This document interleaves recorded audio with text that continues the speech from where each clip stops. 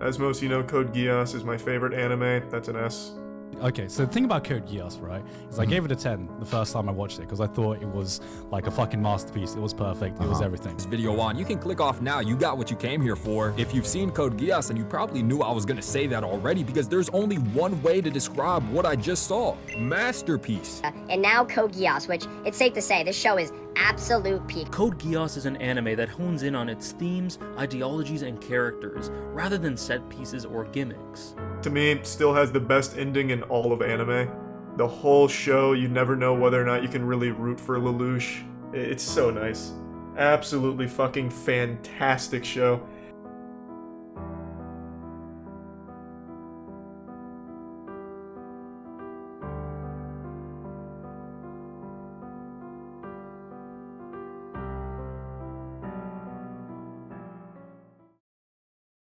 Code Geass Lelouch of the Rebellion is one of the most popular and well-liked anime ever. Created by Studio Sunrise and directed and written by these two names, Code Geass follows Lelouch attempting to overthrow a tyrannical nation known as Britannia with his newfound ability known as Geass. Code Geass follows a political struggle between an oppressed people and corrupt government. Its larger-than-life quality comes with the genius main character leading the charge against Britannia with his battle strategies and nightmare frames. With this considered, Code Geass is the worst thing I have ever seen in my life. No exaggeration, no troll, no joke. Code Geass is a series that should not be classified as media. I have never seen a show dissolve itself into an echo chamber of terrible ideas, contrivances, and tonal discrepancy. Code Geass is a toilet bowl filled with Taco Bell shit stains, Joseph Stalin's semen, and the sweat of all the hungry African children that Kai Cenat didn't feed. The day Code Geass came out, at least 9 different women had miscarriages that day. It's like the Umbrella Academy, but in the worst way ever. Code Geass stands as the fucking titan among the nastiest things ever created in humanity. I would suspect my hate for Code Geass would transfer it into a lethal ass devil.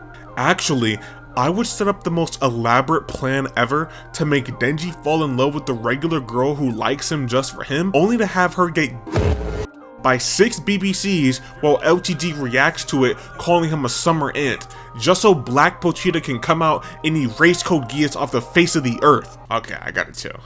I gotta relax, I'm doing too much. With zero exaggeration, Code Geass is the worst piece of media I have ever seen in my life. Ever since I started this YouTube channel, I knew this video was coming. The first time I watched Code Geass was in early 2021. I remember downloading episodes of R2 so I could watch it on a plane. Back in 2021, I was just a jit and didn't know anything though. I watched it all and thought it was good and really liked Lelouch. I started seeing more podcasts and TikToks of people talk about Code Geass, and I hate to say it, but my opinion started to change. Me liking something was then contested with me starting to change that opinion. Next, in mid-2023, I rewatched Code Geass and I was so disappointed. Code Geass at that point in time was the worst thing I've ever seen.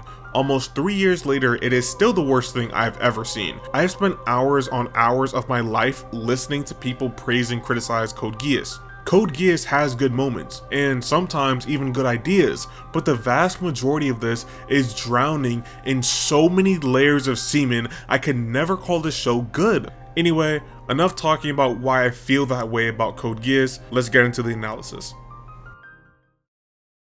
I, Lelouch v. Britannia, command you. Now all of you, die! If I'm going to attack a series loved by many, I have to bring everything I can. This means I have to highlight every single point I can against this series to fund my thesis. I'll tell you guys later what it is, but for now, keep in mind a couple questions. What is the point of Code Geass? What is Code Geass aimed toward? And why is Code Geass so popular and well respected? The first thing we're going to do with Code Geass is actually just review the first 2 episodes. I think the beginning of Code Geass is some of the best the series has to offer, but it also highlights some of the major weaknesses the series has. Almost immediately, Code Geass' first episode has to be the most contentious for me. It easily features some of the weirdest writing and directorial choices I've ever seen. What do I mean? Well, during this preamble, try to compare this first episode to other first episodes you enjoy. The first episode opens up with C2, the narrator, giving us the lore dump with how Japan lost lost the war against Britannia. After losing, Japan was stripped of literally everything and reduced to the number 11. We hear some weak ass music, then we hear young Lelouch say that he will obliterate Britannia. Hearing the main character's motivation is a risky thing to do because it removes any romance or mystery attached to it. It also makes us question why, but I'm asking why in like a sleek, subtle way, but why as in the writers have to give an answer that has to be congruent with what we're hearing, but the execution wouldn't necessarily matter. It wouldn't matter because the payoff of learning the motivation is low priority because the goal was immediately told to us in the most flaccid way ever. This all means you cannot get a big payoff of learning what the main character's motivations are when the goals are spelled out to you in such a benign, matter-of-fact way. The evidence for this? Later this episode. Lelouch is revealed to be royalty and it's not that big of a deal. We open up in the main story with these guys on a chopper following this truck full of stolen cargo. The news reporter says there has been 59 casualties, but I have to believe this is extremely hard to believe. We don't see anything like that, nor do the terrorists allude to it. Lelouch comes into play this nobleman in chess, and this is pretty interesting stuff. Lelouch picks up the Black King and begins his gambit. We cut back and Lelouch has won. The problem here is pretty simple. The writers wanted to show Lelouch being smart and capable, but all the audience knows is that he just being an ELO 800 chess player while being at a disadvantage. The writer's intent does not match what was actually written. You will see this a lot in Code Geass. You will see non sequiturs within the writing constantly. This is a complete testament to how shallow the writing really is. Moving on, we cut to 3 girls gossiping about Lelouch's gambling with his friend Rivals. I think it's very impressive how we can show a terror situation with 59 casualties being mentioned and cut to random chopped high school girls talking about their crushes within the last 5 minutes. Like I said, you will see this a lot in Code Geass. This anime has to be one of the worst pieces of fiction when it comes to tone specifically. It's especially odd because when done right, Code Geass' tone is actually incredibly engaging and very good. However, that's incredibly far and incredibly few between that we rarely see. Lelouch spouts some nonsense about how the nobles are overprivileged parasites and yada yada. We get introduced to Clovis via broadcast and then he goes on this long melodramatic diatribe about how terrorism cannot be sustained and it aches his weeping heart and etc. He says that he accepts the 11s who fights for Britannia, and then we get Colin saying a phrase I want you to keep in mind for later. We're not 11s, we're Japanese! We're not 11s, we're Japanese! We get this weird panning shot with Lelouch lamenting that he can't change the world. Naturally, he's talking about himself, but it reads entirely soap drama when we're hearing about ideals being enough to change the world when we don't know what world we have to change. It is then revealed Clovis was at a party during the broadcast. The writers wanted to show you Clovis is a heartless prick, so they show you he's a heartless prick by showing him being a heartless prick. There's a thing called subtlety and nuance, but whatever, right? Clovis is informed that C2 is a stolen loot, and boom, here's our plot for the first episode. The terrorists crash while on the road conveniently because they didn't want to run over Rivals and Lelouch. Interesting because remember those 59 casualties? Never enough body count for these terrorists. Until it is apparently. This is a weird contrivance, but I find it weird that Colin and the dude can't hear Lelouch or the fact that someone has fallen in. The truck stops in the subway when Suzaku meets up with Lelouch. There are some interesting lines here about how Lelouch tells Suzaku he should obliterate Britannia if it's mindless murder he's sick of. Suzaku, we come to find out, is an idiot and a hypocrite, and the writers forgot they wrote this line of dialogue between these characters. I will say though, some good visual characterization is here when Suzaku puts the mask on Lelouch then ducks down in fear of the poison gas. They could have just ran away, but Suzaku chose this option, which is interesting. Our Britannian commander makes Suzaku execute Lelouch, and when he doesn't, Suzaku gets shot instead. The commander is telling his soldiers what to do next when the truck driver blows up the truck in this huge explosion you can see from kilometers away. Now, I don't know much about bombs, but I do know the intent is to leave somebody charred. Guess what though? Lelouch and every other civilian there that wasn't already dying or immortal did not get the least bit injured. This is only the start of Code Geass being a Michael Bay movie, but I want everyone to realize that there was this huge explosion that happened and nobody got injured. I'm aware of the mini justification for it, that doesn't make any sense either. Lelouch and C2 are running away and Lelouch fake aura farms while he's trying to decompress the situation. Lelouch and C2 are hiding from the soldiers when Lelouch's phone rings and exposes him to the guys. It was the same girl we saw fantasizing about Lelouch that was calling him. Very unnatural, very weird, very uncool, but whatever. I want to acknowledge that this is an anti-feat against Lelouch. Why? Because when Light was in a similar situation, he made sure to turn off his phone so he didn't get screwed. Lelouch is supposed to be a genius and so good at strategy and shit, but forgets or doesn't apply basic shit like this. C2 jumps in front of Lelouch, then gives him Geass. Lelouch uses his Geass to kill the guys, and this is the start of the ass wipe. Instead of getting a passive Geass or something fair, like Bismarck, Lelouch gets the most broken ability ever. It's an ability where if I look at you, then you do whatever I say. There are no limitations or real caveats.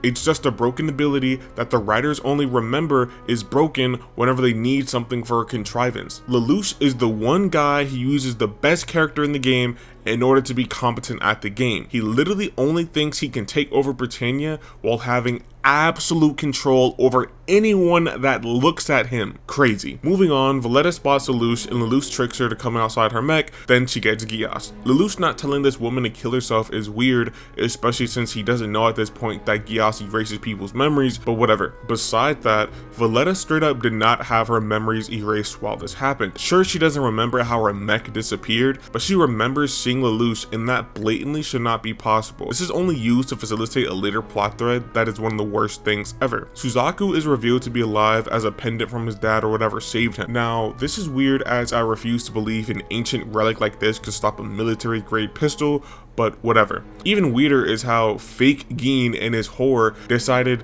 to ask Suzaku if he has experience with a nightmare. This is weird because just last episode, fake Gein was telling his whore about how their guinea pig went off into the front lines. This obviously refers to Suzaku, and if they are unaware of his experience with a nightmare, or is aware he has no experience, how the fuck is he their guinea pig? Suzaku takes a weird simulated test later this episode and passed with flying colors, which only serves to complicate the trichotomy for how these guys even know each other. This is the classic example from Code Geass, with things being weird and stupid for plot shit to happen regardless of plot shit making sense. Now, I'm not joking with you. Code Geass goes from literal terrorists at war with fascists and innocent minorities getting slaughtered to high school guys undressing while eating potato chips. Tone is such an important thing to handle in a story, and Code Geass clearly does not care about that shit. Lelouch randomly finds nightmares and gives them to the terrorists to win. I've gotten into an argument and debate with a friend over this plot point, and while I can see it being in line for Lelouch to get these items, the problem is how. It is never actually explained how he got them,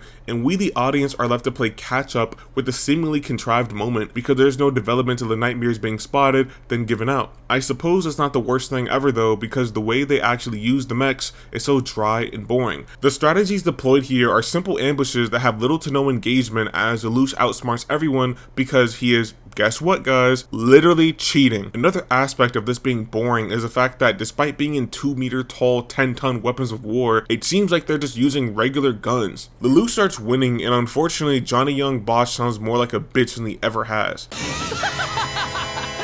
My plan worked, didn't it? I can do it.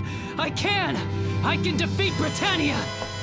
And I can't allow myself to get beaten by someone like you. The Lancelot randomly deflects bullets, and Suzaku starts going on a spree dismantling the Japanese people who want to liberate the Japanese people.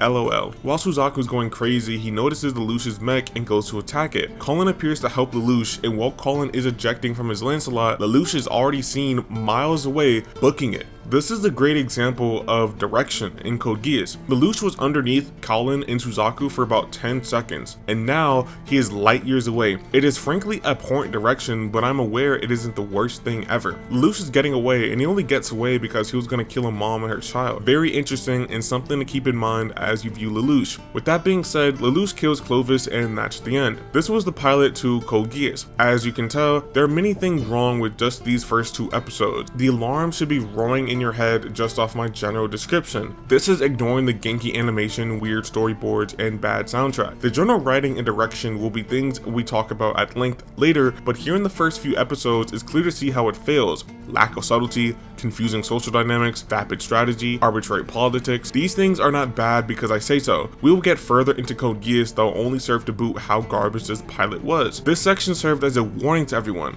There is no turning back. If you like Code Geass or even love it, you might want to click away right right now. This will be me absolutely dunking on Code Geass and tearing it apart in the best way I know how. We will be discussing different story elements in Code Geass, like the characters who move the plot itself, and structure of events, the world building, Geass and more, politics and everything concerning Britannia, the fights and conflicts, themes and big picture ideas Code Geass attempts to bridge, and finally a full analysis of my points to answer my own thesis. This is just Code Geass, and this is really garbage. I don't believe you because you're a liar. I'm not going to deceive you over a pizza. Right now I have a school festival and a coup d'etat to run.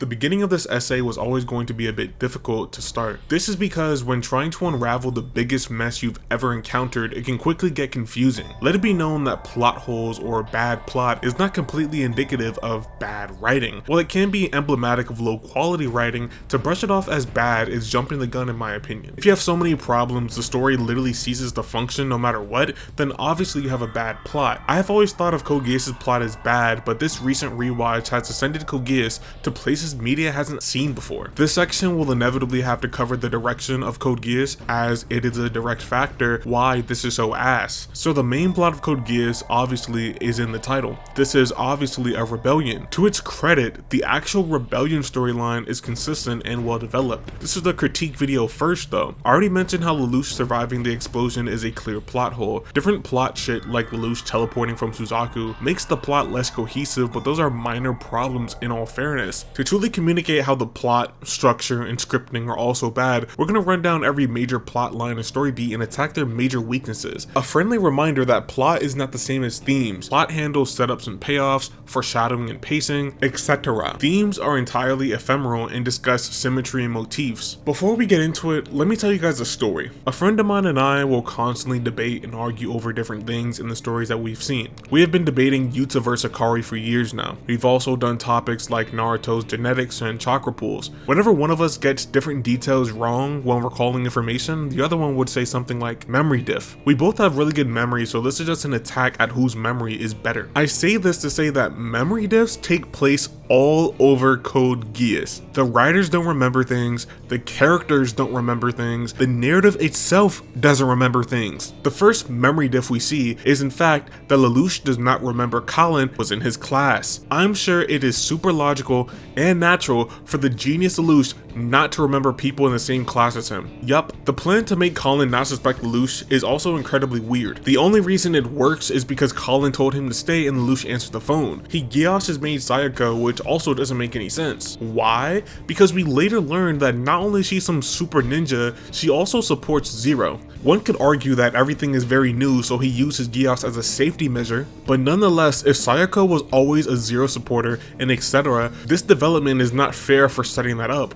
The next big plot point, being Suzaku being executed, is pretty much the start of the rumination. Please pay attention to the multiple layers here. First off, Suzaku is accused of the murder of Clovis. He's a main suspect and he's being tried. His whereabouts are all accounted for. He was shot by an officer, then he was inside the Lancelot actively running down terrorists and saving innocents. All things that can be verified. Fake Geen and his whore's testimony were thrown out the court of law. Wow. Jeremiah goes to personally escort him to the court. Not just personally escorting him, he is going to broadcast the entire thing live. Valletta protests, saying that could be dangerous, and Jeremiah retorts with his own arrogance as a justification for these things taking place. On the day of the event, he allows the car of Prince Clovis to go through so he can meet them head on. Then we come to understand the rest of the orange shit. The problems are pretty obvious. Jeremiah chose to televise the event after being told it could be dangerous. Instead of escorting Suzaku privately or even setting up traps, he chose the most bombastic option. Let me remind you, this entire thing only happened because Jeremiah thought he'll be able to dismantle any threat. This is in spite of the fact that he got dismantled by Colin earlier and needed Suzaku to save him. Pretty obviously, this plot point is revolting. The several unnatural elements all colliding to force an absurdly in for Lelouch is the pinnacle of contrivedism 101, a storytelling technique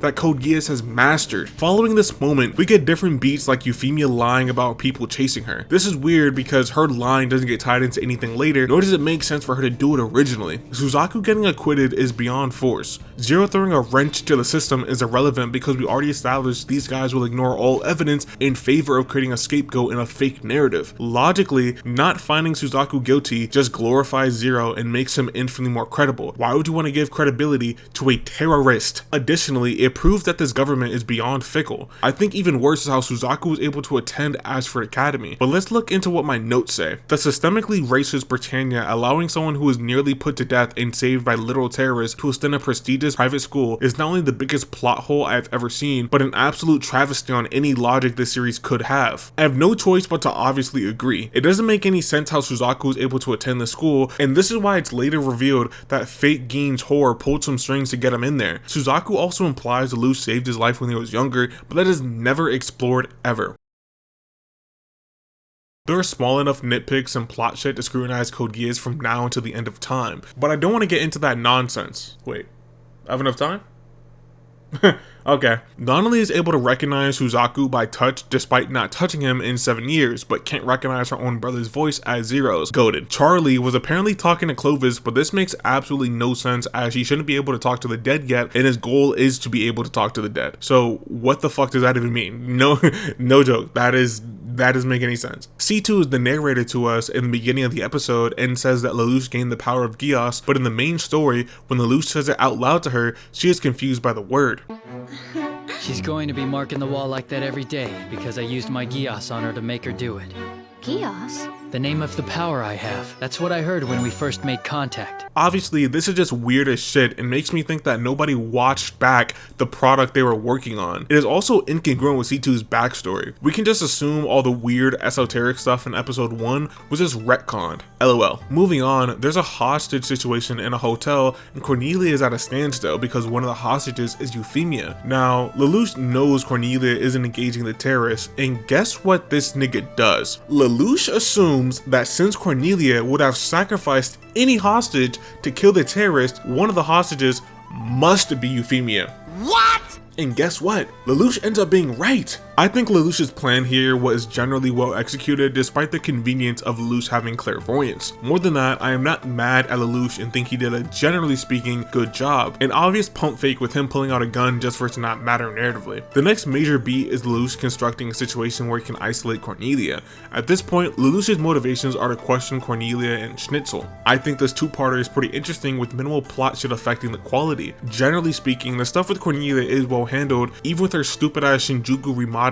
I say it's stupid because she would have won if she used her eyes to identify that this new Zero is 6 inches shorter. Lelouch doing the avalanche and killing Shirley's father is the only plot shit that isn't entirely fulfilled. If this was going to be a major plot point later, we should have seen some old ginger get swallowed by the avalanche. Moving on, let's go to episode 13. This episode is Lelouch using the Japanese Liberation Front as bait, again, to pincer Cornelia. During this conflict, Shirley tracks Lelouch to the battlefield and sees him without his mask on. Shirley ends up shooting Valletta to protect Lelouch. There are several problems just with this that precede the bundle of semen afterwards. One, Lelouch allowing Shirley to track him is the biggest anti-feat of his intelligence ever. It is such an embarrassing event that it should not have happened. It is beyond the realm of believability that neurodivergent Shirley, who was an average spoiled high school idiot, could follow genius Lelouch without ever getting spotted or noticed. What transcends any realm of believability, however, is the idea that Valletta remembers anything about Lelouch. The Geass does not work like that.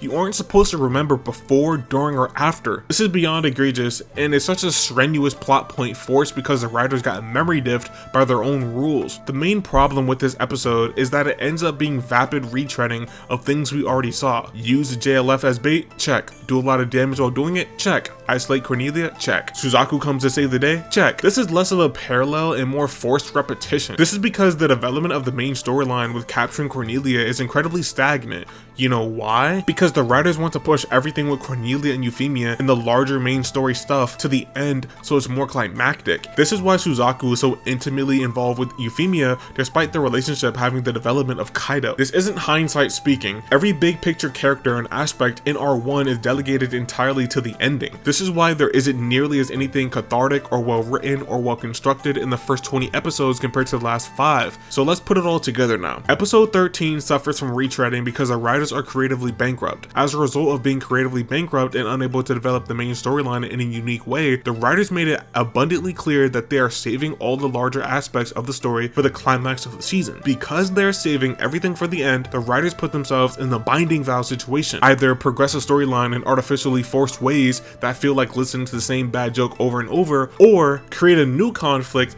that could be pertinent to the climax of the series, all in an ode to stall out episodes and stat pad with the time. What do you think the writers did? The latter? Wrong. It was both. Todo was captured off screen, and the episode is pretty much the same thing, Lelouch pulling back his troops before anything real happens, like capturing Cornelia or killing the Lancelot. A random Japanese person's introduced just so Lelouch and Suzaku could work together. Cornelia and Schnitzel were gonna kill Suzaku and Lelouch, but the writers said no, more on this later by the way. Those right there are 3 episodes of useless, vapid development of the main storyline. However, we also have 3 useless, vapid, non-valuable episodes of Mao. Mao is definitely the most frustrating anime character in history. For all the structuring reasons I just gave, plus the writing here is absolute donkey piss. Let's break it down.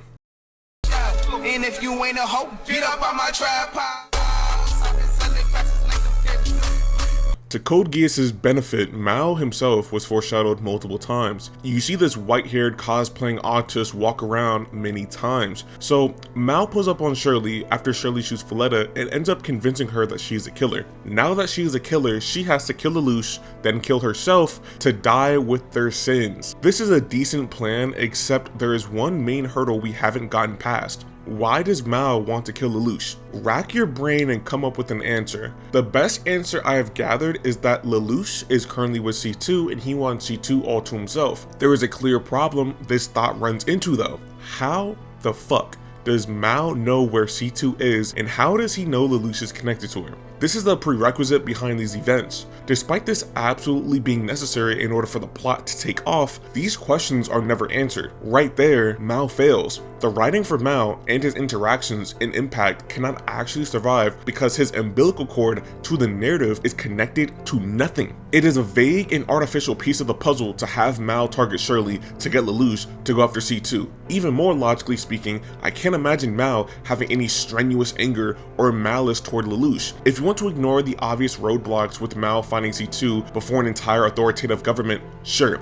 You cannot ignore that Mao doesn't necessarily hate Lelouch or even care about him that much. Lelouch to Mao is just a means to an end with a bit of animosity developing further toward the end. This means the quickest and easiest and simplest way for dealing with Lelouch is fucking obvious. Telling everyone Lelouch is 0. If you told the military that Lelouch is 0 and he said he hates Britannia and that's what he killed Clovis, I think there'll be a logical and reasonable argument. Or if you want to minimize it a little bit, Mao could tell the Black Knights that Lelouch is a prince and has Geass and whatever. We already saw how objectively this convinces those morons to switch sides. To me, those are 2 things Mao could have done before ever meeting Lelouch. And like I said, why wouldn't he do these options? He obviously does not care about Lelouch, he just wants C2. We also later see that he will expose Lelouch's identity if he's pushed to that point.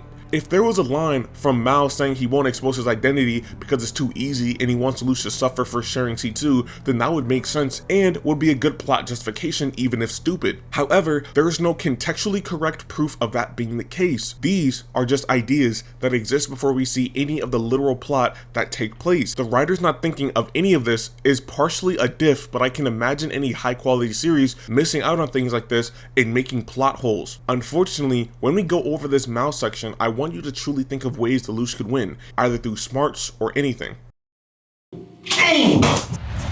So after getting knocked out and his chain snatched, Lelouch realized somebody saw his face and another person was shot. Now, Lelouch saw Shirley around the area before he got knocked out, so while this isn't a negative feat against him, it's still a memory diff. Mao goes to take Lelouch and Shirley to the top of this gondola thing and convinces her that she needs to kill Lelouch and die with their sins. In all fairness, Mao did leave in order to not get shot by Shirley and blow their heads off at the same time, but holy shit. The writers wrote Lelouch being Eiffel Towered by 2 different green pistols, and the only way they thought of to save Lelouch's bitch ass was the antagonist just leaving the situation. This is just a fact. It is incredibly lazy conflict resolution, primarily because the conflict wasn't actually resolved. It was delayed for, guess what? more arbitrary reasons. Why? Because C2 is right there with the purple pistol in her hand. She decides not to kill Mao, however. Please keep this in mind for later. This is just another diff by the writers, but I'm gonna let you figure that out on your own. Lelouch ends up Geassing Shirley, and she forgets everything about Lelouch. People have argued why doesn't Lelouch just make her forget everything about Zero specifically, but that's missing the point. Not only does Lelouch feel guilty for dragging her into this world full of lies and bloodshed, he also wanted to alleviate the death of her father and the fact that she killed a woman for him. I don't like defending Code Geass, but the only thing I dislike more than that are bad arguments to strip the show away from its potential quality. Moving on.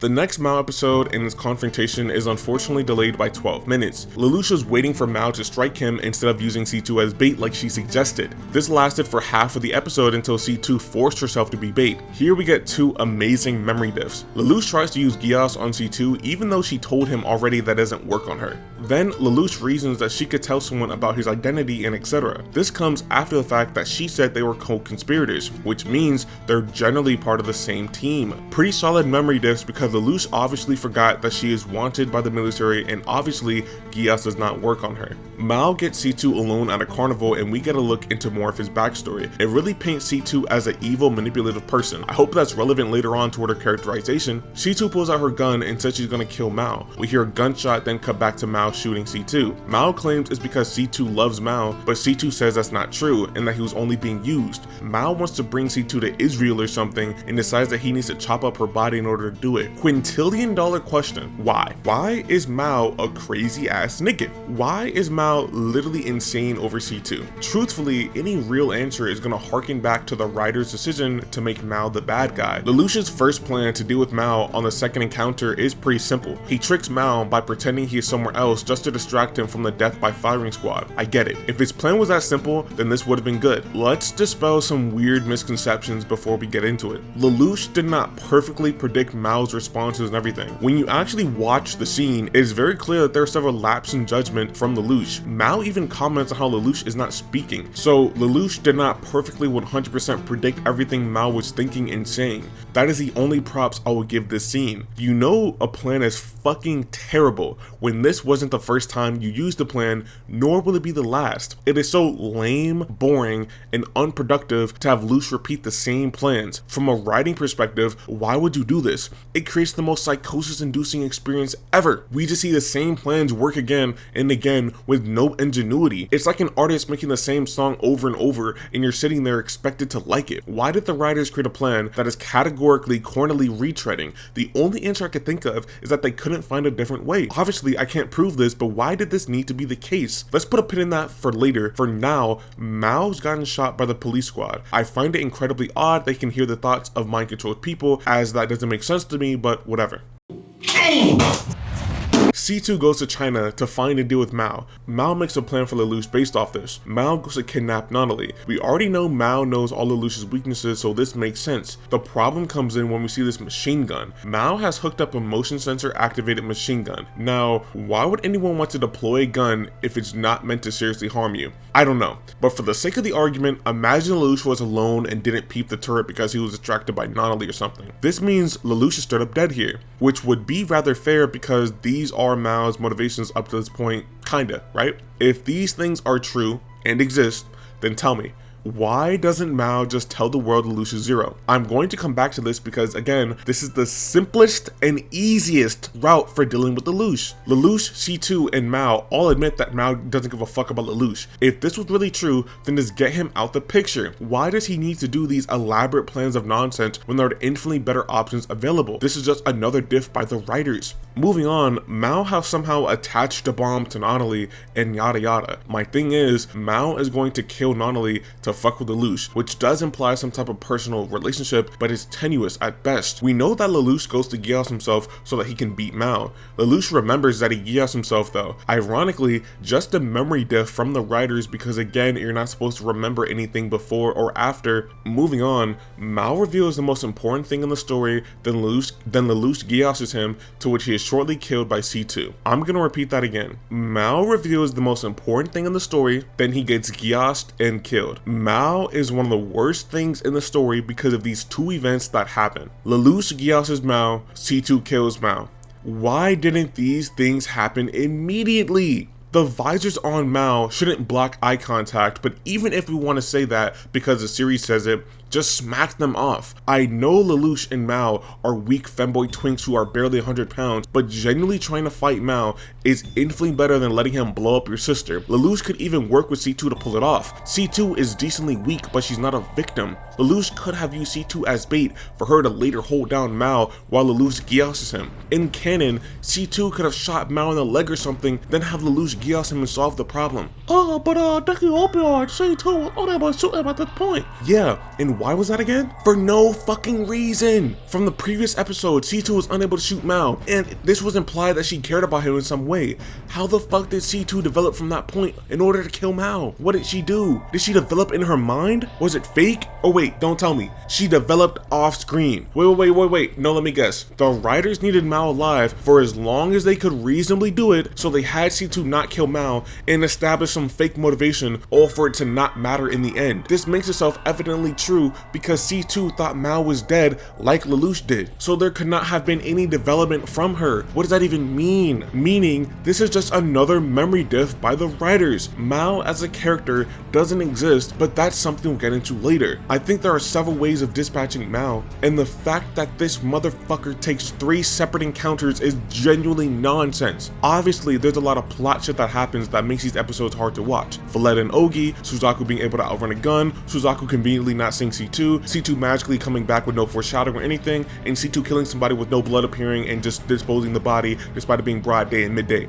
Mao also conveniently did not hear Suzaku's thoughts despite him bush camping waiting for the sound cues. The justification for this is obviously weak as shit because Lelouch wasn't trying to keep him focused, nor was Lelouch doing anything weird or odd. Mao's ability deadass just stopped working while Suzaku was waiting for the green light. There was so much bullshit wrong with Mao and everything here to call this anything but nonsensical. Again, Lelouch should have Geassed him earlier, C2 should have killed him earlier, and above all else, Mao should have told everyone about Zero. These 3 things not happening is incredibly bad writing simply because the writers couldn't be bothered to cover their asses. Shut up! Alright, that's enough of Mao for now.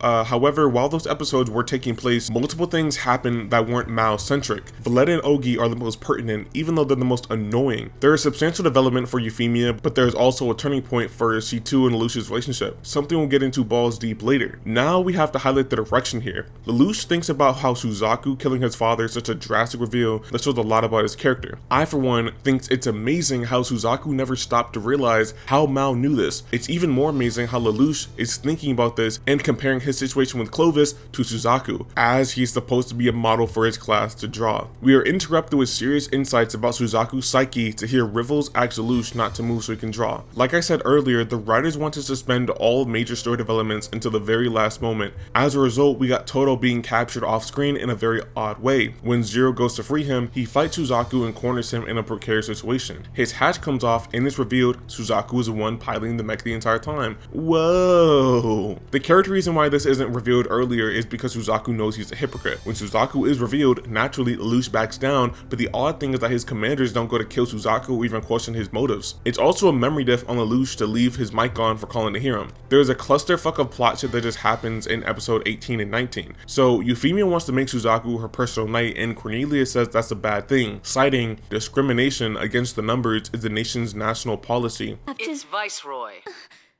Viceroy, even you must know that he's deserving. Discrimination against the numbers is our national policy. Then it's time I tried to change that. Now it's time. Now, this means that Code Geass has categorically implemented systemic racism, meaning Charles and almost all the Britannian forces believe that racism is a good thing. Despite this, Suzaku's fighting with them. W character, am I right? Detard also sends Colin to go kill Suzaku to make sure Zero's plans go well. What's especially weird is that no one questions the fact that Lelouch knew that Colin was trying to assassinate him. This obviously links back to Lelouch's identity and Ashford Academy. This is likely a diff on the writers, but we can disregard this. Lelouch surrounds Suzaku and goes to talk with him. Lelouch wants Suzaku to join him. I really don't know why Lelouch thinks this would work. Suzaku already said in episode 4 that he would rather die than break the rules. So, after knowing about Genbu, why would Lelouch think think this plan would have worked. After this, Suzaku gets an order to keep Zero there while they blow up everyone in the vicinity. This is weird for character reasons we'll get into, but it's especially odd that Colin runs in there instead of blowing up the Geass disturber. In order to avoid getting nuked, Lelouch Geasses Suzaku to live. This one action will be the ultimate assassination of any character, but we'll get into it later. Just when I thought they couldn't get any stupider. Despite using this to save himself, it ends up being V2 that sends everyone to Kamine Island and saves them. This has not been actually explained, however. V2 having this ability is completely random and does not make sense. Teleporting people miles away to a distinct island with no explanation is just arbitrary plot armor for no reason. Then, why would V2 send these guys to Kamine Island where many important things are there? Nothing about this plot point makes any sense, especially when Lelouch is in the main area and he just steals a nightmare and leaves without anyone shooting or putting up any contention. They all turned into stormtroopers while having their nation's biggest terrorist steal their most prized possession. So magically, with the aid of the plot, Lelouch has an overpowered weapon. In the following episode, some old Japanese relic appears to fight Britannia. This guy was apparently there 7 years ago when Japan was at war, but at the end he fled to China or something. Too many rice balls or some shit. This episode is the worst episode in the series for me. This conflict is completely arbitrary. This Sakazuki guy didn't exist before we saw this episode and didn't need to either. This episode has corny and forced repetition. We already saw Lelouch and Suzaku work really well as a duo. We saw that within the cat episode and with the Mao episode as well. In typical Code Geass fashion, they have to beat us over the head with some John we already know about. The final arc also hammers us home. So we know what this means, right? It means the point of this episode is worthless. If we already know a certain event is true and this truth is reinforced with the climax of the story, it is functionally pointless to have an additional full-length episode dedicated to this idea. I believe there are more character beats with Suzaku and Euphemia, but those are bad too and we'll get into it later. Let's read my notes for this episode. Episode 20, The Battle for Kyushu, is likely the worst episode in the series right now. Arbitrary conflict that served to show the two main characters working together, even though it's super forced and super contrived and lazy tonally, with Euphemia admitting she loves Suzaku even though this romance was practically all off screen and nonsensical because guess what? She fell from a building like a fucking idiot and she can't speak on politics because she's an idiot. This episode is terrible, but Code Geass is going for a triple double because the next episode is an expo for ED Twitter and r/autism. Episode 21 is a high school episode of nonsense. There's an actual tonal STD in these last two episodes. Euphemia and Nonali reminisce about an argument they had when they were younger. This argument was about who was going to marry Lelouch. Honestly, it's a perfect metaphor for the women in the series. They only exist to entice Lelouch's penis. Moving on, Colin goes back to school in an effort to kill Suzaku. This is another memory diff by the writers. Episode 19 had the fakest debate ever between Suzaku and Colin. I'm saving all character related things for their own section, but this conversation served for these characters to understand one another better while being steadily at odds. Suzaku was taking Colin hostage on the island, but here at school he wants to change her mind and convince her to stop being a terrorist. See, now Suzaku is a retard, but that's to a fault, and I'm sorry for saying that, but I really do need to. He is bending the rules in order to convince her to follow the rules like him. Obviously a circular non-argument that only complicates his fake complex character as well as makes no sense with any critical thought. Suzaku is being a hypocrite here, but not only that, after this episode he makes no attempt to actually change her mind. But by showing the scene, it removes everything we knew about the past scenes in episode 19. So again, another diff by the writers. Suzaku not reporting Colin and getting her captured is so insidiously terrible, it's one of the many instances of plot armor Colin has. Moving on, we get a great line from Lelouch that sums up the absurdity of this entire situation. I'm not going to deceive you over a pizza. The military and the press are here. What if they see you? I'll wear a disguise. I don't like cold pizza. Right now I have a school festival and a coup d'etat to run.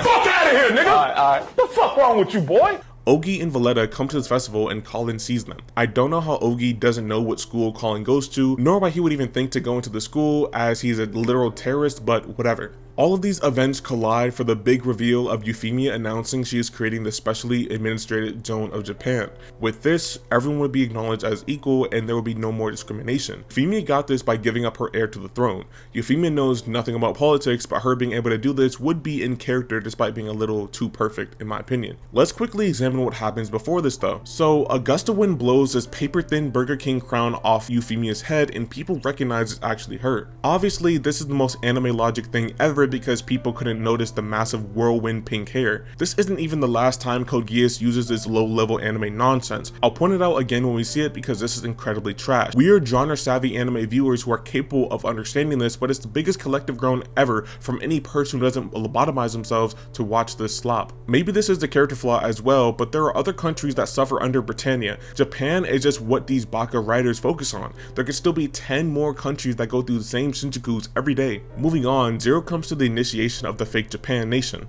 Lelouch's intentions are to have Euphemia shoot him and become a martyr against her. There are some things that make this weird as a preliminary thing. We get to see multiple forms of fake politics. Fake because these guys only exist when the writers remember they do. They are beyond uninvolved and narratively irrelevant. The guards there were also told to eliminate Zero if he does anything fishy. I suppose pulling up with a Gen 5 with a binary trigger with a switch on the back of it isn't fishy to these guys. Suzaku sees C2 for some reason. This was never explained. C2 alludes to something bigger, but this was just another memory diff. Their connection is linked entirely to the mechanics of the series, but those aren't explained either, nor elucidated upon. Lelouch meets with Euphemia, tells her his plan, she retorts, and Lelouch concedes. He cites that he has an unusual ability to make anyone obey him. Now, this is definitely the most contrived moment in fiction, and let's actually get into it. Just as the conflict is finished and concluded, Lelouch spawns a new conflict where there wasn't one. The first time out of 3 he does this, by the way. It's probably one of the craziest things ever that this was done in general. Now, it's pretty simple why this is silly, and it's just weird and artificial semantics. This scene confirms that Geass doesn't work off intent. Any basic look at etymology confirms that words change meaning and words change pronunciation over time. Words are created and enter the global lexicon of people's vocabulary all the time. Riz didn't exist 5 years ago. If I Geassed Megan Fox telling her to give me a flight to Boston, what do you think that means? She wouldn't literally get me a flight. This is because slang exists and will forever exist. Even in Code Geass, the term 11 could be referring to the Japanese or just the number. This is why Lelouch says kill the Japanese. Even still, it doesn't make sense. The Geass not responding to intent means the writers could literally contrive anything they want to at the drop of a dime. Words are simply vessels for people to convey a message. In order to have this 12 gauge to the frontal lobe twist, we need to forget everything there is related to words, etymology, and linguistics. Moving on, we get another memory diff from Lelouch. He looks away from C2, afraid he'll Geass her too. Idiot. He tries to take over Tokyo and fight Cornelia. He uses Ashford Academy as a base to make sure his friends and sister are alright. He uses Guilford's butt buddy to win against Cornelia. Jeremiah gets revived from some reason and hunts down Zero. Meanwhile, V2 comes to Ashford Academy to kidnap Nonnally. This plot point raises so many questions, I don't think I can stomach it. How did V2 even come to Tokyo? Unexplained but mildly plausible. Better question is, how did V2 know Zero was Lelouch? The only way this could logically be explained is because of Charles. A couple episodes ago, Charles seemed to imply he knew Lelouch strengthened his Geass. Again, how the fuck does he know this? Why do characters get vague esoteric scripts information? Who knows?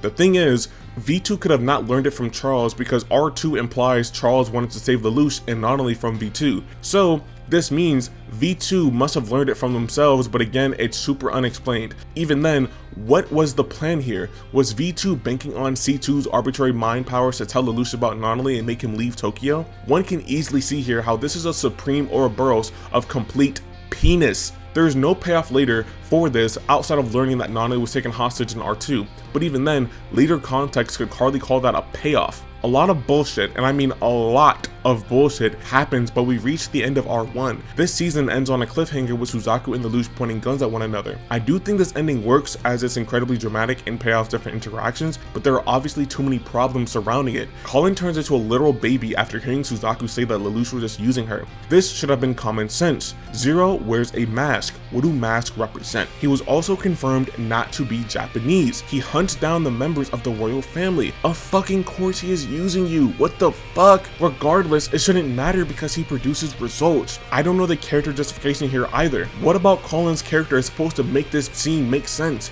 The fact that she trusted Zero, but Zero was just Lelouch? Give me a break, huh? Before this, C2 also commits suicide to get Jeremiah off Lelouch, except she is perfectly fine afterward and is never explained how she survived or what actually happened. We also don't have a character reason why C2 would kiss Lelouch or kill herself for him. C2 surviving this while being immortal doesn't make sense and is just random plot shit to make R2 work. So, if you don't mind my asking, why do you keep checking your watch? Oh, well, I guess it's because I'm Kira. off script for a couple minutes. There's a couple problems within this R1 in general. So Euphemia was able to fight off the Geass just with her own love or whatever. Euphemia also she died surrounded by doctors after getting shot one time, while Mao got shot a gazillion times and survived. Nina with the whole mech thing that she got from Lady Marianne, silly stupid stuff.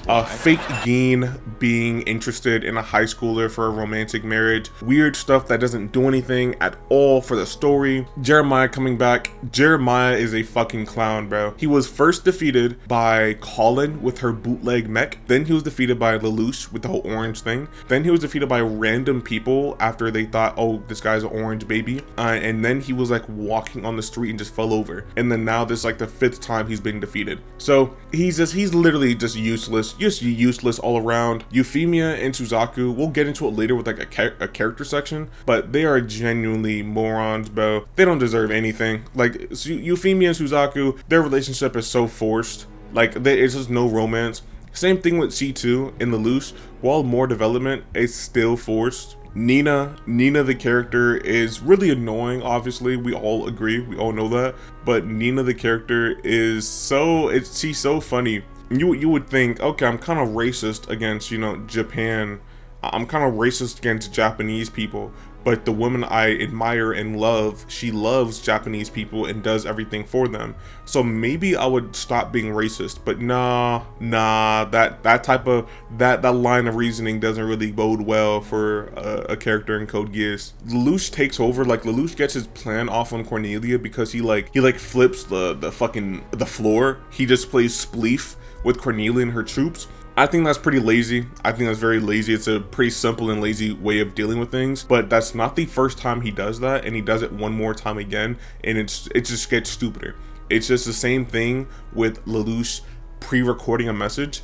It's just so stupid, bro. Like it's so stupid. It's the same idea trying to fit in multiple slots where it's just corny and forced repetition times 3, bro. Another thing I'm surprised I didn't say was that Charles implied in R2 that he sent Lelouch and Nonali away because they could have been targets for V2. V2 knows that Lelouch is 0, and he also knows about Nonali, but why aren't they dead? Like, I mean, why is Nonali still alive? If Charles suspected that Nonali and Lelouch would become victims of V2 the same way Marianne was, and V2 walks upon Nonali, why isn't Nonali dead? You know what I mean? Like, why is Nonali not dead? That makes no sense to me. Makes no sense times 3 to me. I guess that's it for this little intermission. I was like, man, this is like kind of good. I ain't gonna lie. Well, fine with me. By the way, are you ever going to change out of those clothes? Don't look at me, you pervert! Oh, is that the way you talk to Zero now? I'm saying it to you, Lelouch. Keen viewers might notice how during the end section of R1, I started picking up the pace. This came as a result of me coming to the conclusion that R1 is simply a building block into R2. R1 just sets up later plot and reveals in R2. Basically, R2 is infinitely more important as it continues the foundation and elements established in R1. The end and climax to any story is more important than the actual setup. R2 comes to be the most insulting, convoluted, confusing, discombobulating, ostentatiously neurodivergent piece of media ever.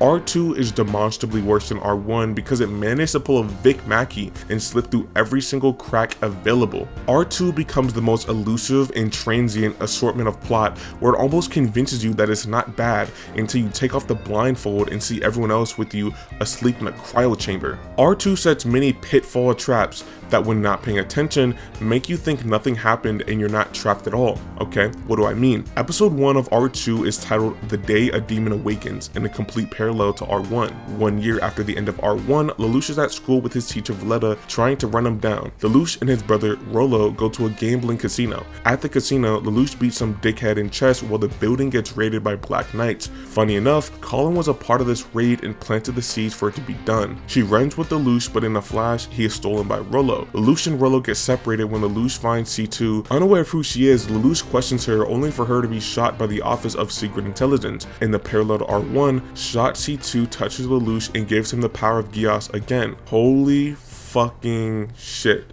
Who wrote this? Ichiro Okochu?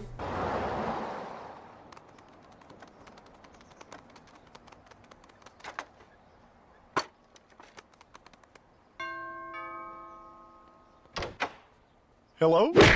That's not funny! There are so many things wrong with this individual plotline, let alone episode. I cannot exaggerate how egregious this shit is. First off, why do the whole chess scene again? The first chess scene tried to characterize Lelouch as a genius or impressive, but the problem was it wasn't believable to the audience if you don't actually show it. We already know Lelouch is smart from his feats in R1, so why the fuck are you forcing this? Are you forcing it just to have another contrived parallel to episode 1? Okay, that makes sense. So the quality or intent or direction doesn't matter, it's just forced repetition. It's not like I said this earlier or anything. Okay, so when Lelouch and Rollo enter the building, they see Colin in a bunny suit. Lelouch not knowing about Colin is fine because they wouldn't be in the same class, but Rollo not knowing is beyond a stretch. Colin was a known member of the Black Knights, and this fact was not forgotten by anyone. Colin not being recognized by Rollo is just one huge contrivance. It is all in all ridiculous stuff from the writers here. The OSI agents hunting Lelouch monitored him all to get C2. When C2 makes herself known, they shoot her and plan to shoot Lelouch. These agents have their information limited so much they're unaware of C2's immortality, unaware of the power of Geass likely, and unaware of why they're doing anything at all. Because all of that information was lost on them, their motivation being to just kill the woman, then kill the bait, cannot be called anything but stupid. Whoever told these guys their jobs was obviously leaving out important context. I also find the kiss C2 does on Lelouch to be lazy and forced. These two people have the opposite of a romantic relationship, and forcing romantic moments without any development or setup is just a lazy way of tricking the audience into thinking it is better than what it actually is. In the next episode, we get into crazy hijinks. Not only are the Black Knights fighting some dickheads in their building, we get a flashback to when Lelouch was captured. We see Suzaku dragging Lelouch in front of Charlie. Suzaku requests that he becomes the Knight of the Round because he has now captured Zero. Now, how much better would it have been if we heard this Knight of the Round nonsense in R1? It would not only perfectly slot into Suzaku's fake motivations to make them a Pinocchio type of realism,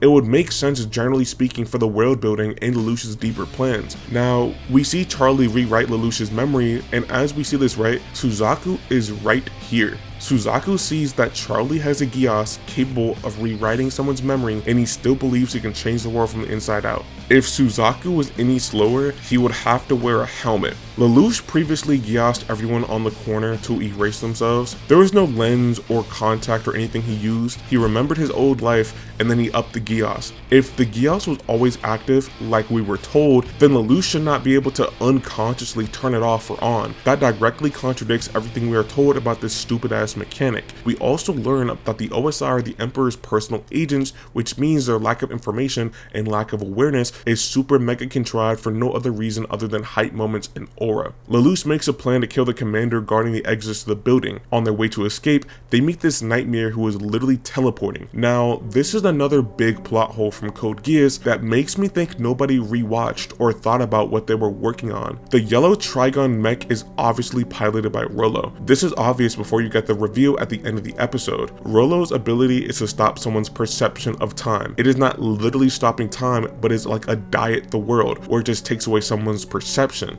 But guess what? It is not literally the world. Rollo is not stopping time and he is not moving any faster than anyone. Narratively, right? Suzaku and Colin are both at the top of their verse. There's no way Colin can lose track of anyone not named Suzaku or Jinkei. The dickhead with Lelouch and Colin is saying that he is too fast and he is quote unquote teleporting. When Rollo is trying to save Lelouch from the Black Knights in Schneisel's scheme, he uses his Geass. When Rollo uses his Geass, the mechs fall into the water, as they should, because guess what? He is just erasing your perception of time. He's not stopping anything. Rollo uses his ability to steal Lelouch before getting shot, and Colin comments on how it's just like what we see right here in episode 2. This is incredibly important because that is how the ability works. It only takes away your ability to perceive time.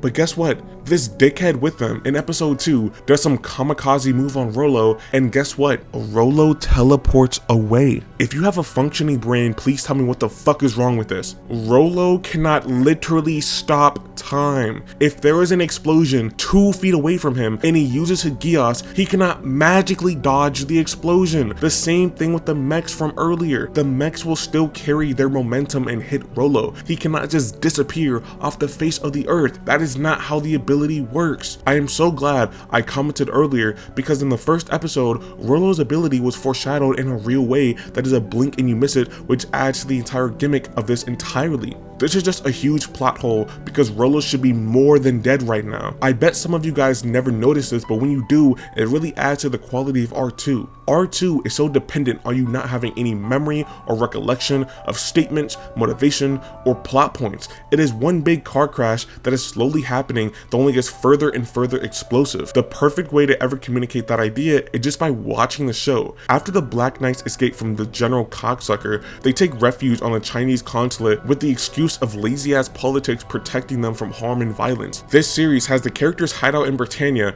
in broad daylight, but put them in a proverbial bubble that magically can't be pricked. It is incredibly corny and uninteresting just as a concept for the story. These Chinamen will only be used for plot loopholes and arbitrary gimmicks instead of any real writing. Moving on, we see Lelouch in a Slenderman build. I don't know about you guys, but I'll paint the dude on the ground and scream, "Take his butt!"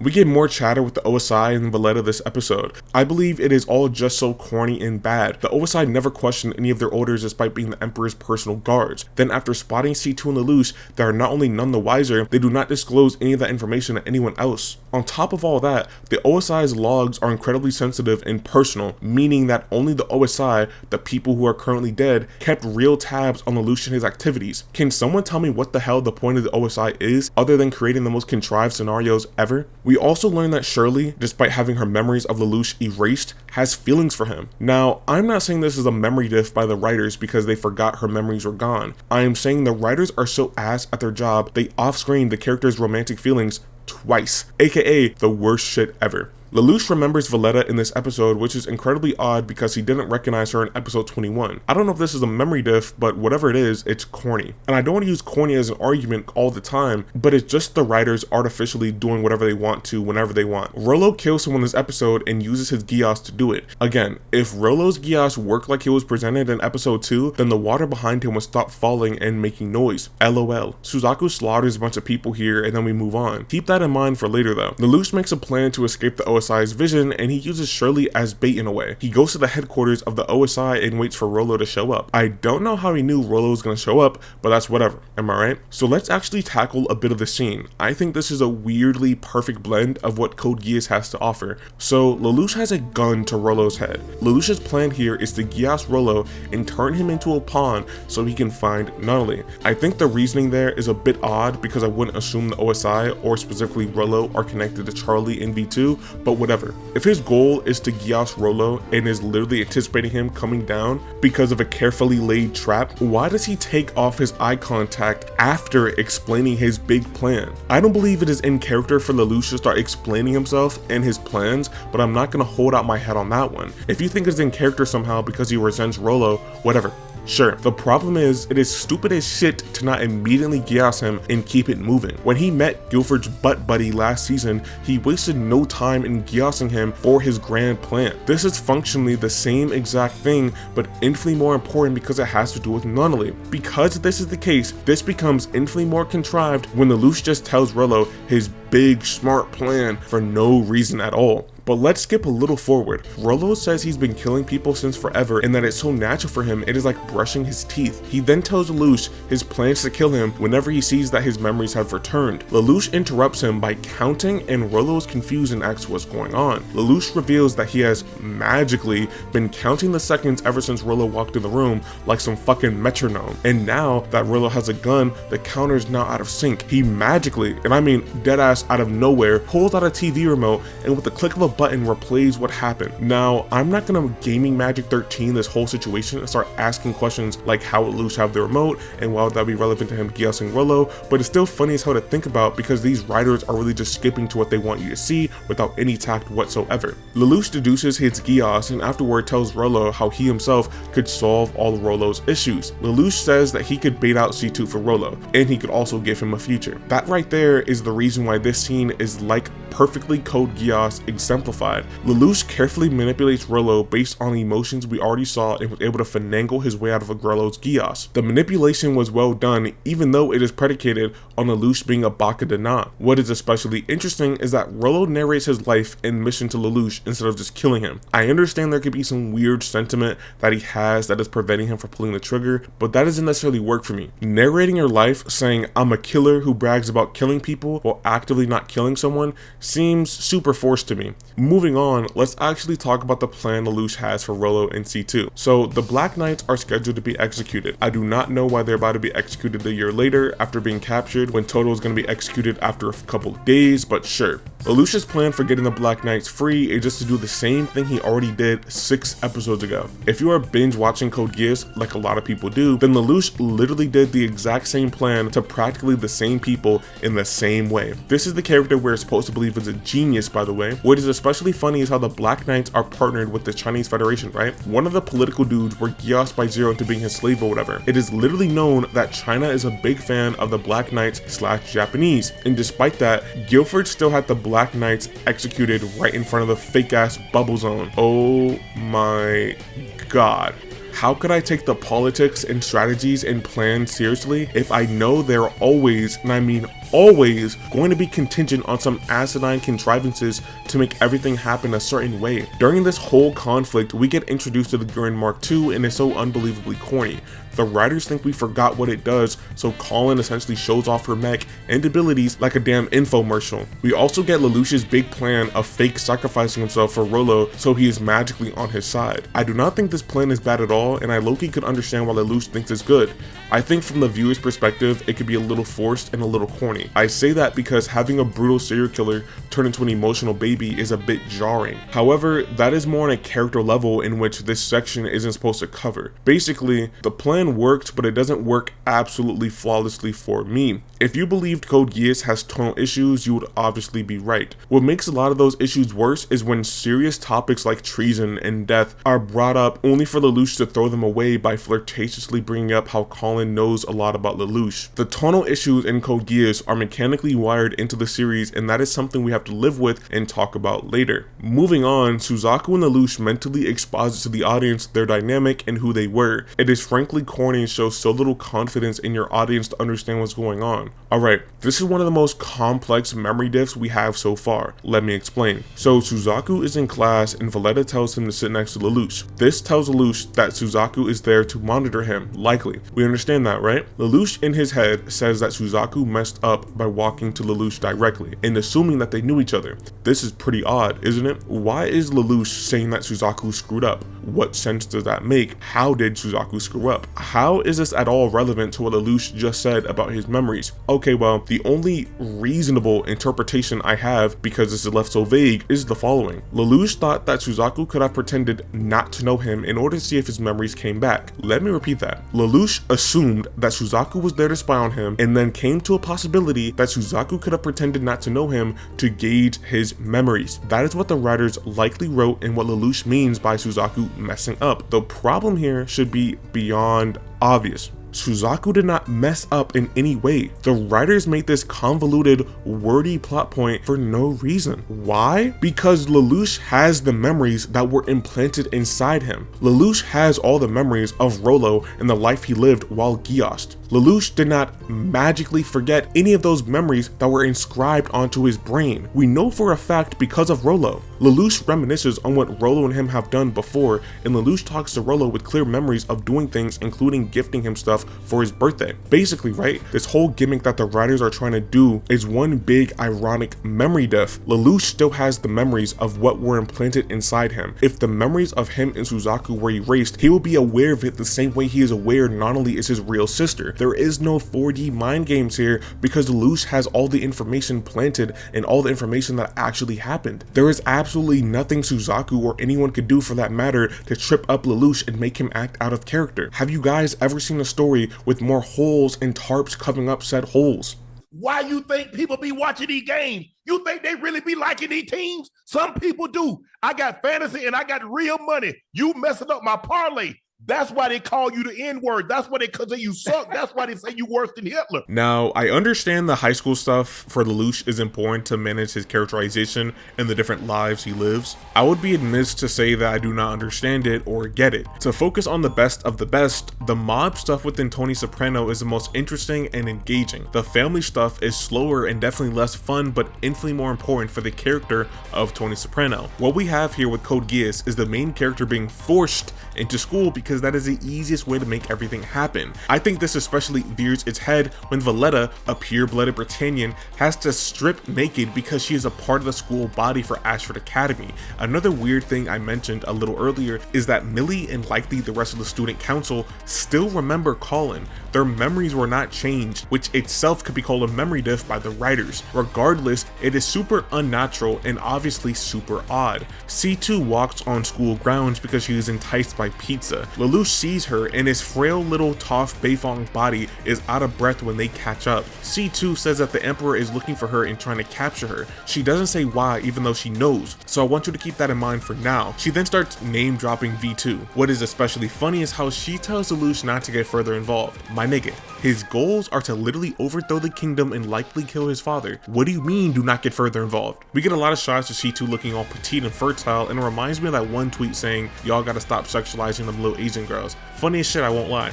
This high school episode reveals major plot stuff with V2, but immediately before and after, we get these lewd shots that just motivate your brain to act like Brian Griffin. Somebody help me! I'm sinking! Hurry! I can't hold it! Okay, let me just unstrap my baby. Oh, slipping, sorry. If you like this, I understand that, but for one, I think it's incredibly unserious and ridiculously comical. We are using the real stakes of terrorism and freedom against oppression for random goofs with a woman's fat ass booty and triple D's. It rings the biggest narrative dissonance ever. More bullshit happens and Millie gives the perfect summation of the things we just saw. Well, sometimes you just get these little filler incidents in life. And that's fine. Somebody like you deserves to be hit in the street by a fucking moving bus. Valletta takes a look at Colin and is genuinely none the wiser. Again, how people not knowing Colin is a known terrorist is beyond me. It is just a weird contrivance. Lelouch uses Valletta's relationship with Ogi to blackmail her into joining his side. He also gives her this wine and tells her happy birthday. Like, when I first saw this, I think I dropped my phone and was genuinely confused because it was also my birth. Nah, I'm lying. I generally don't know what the writers were doing though, because that shit is did they think that was tough or was that cool or something? Like, oh gotcha, oh happy birthday. No, what does that even mean? Is that did it get lost in translation somehow? Was that like a pun? Was that a joke? I don't know what that is, but isn't that weird? Actually go watch the episode. Hey, fuck it. Moving on, Lelouch is talking with Jin K and he says how he owes him another debt. Jin K responds saying he simply used his diplomatic immunity all the while C2 and Colin are in his limo. Lelouch called up Jin K to pick up C2 and Colin without causing a fuss because he is untouchable. Reasons why this wouldn't work. C2 is being manhunted by the government, Suzaku is hunting down C2, and I think C2 is being hunted down by Emperor Charles and his government. So yeah.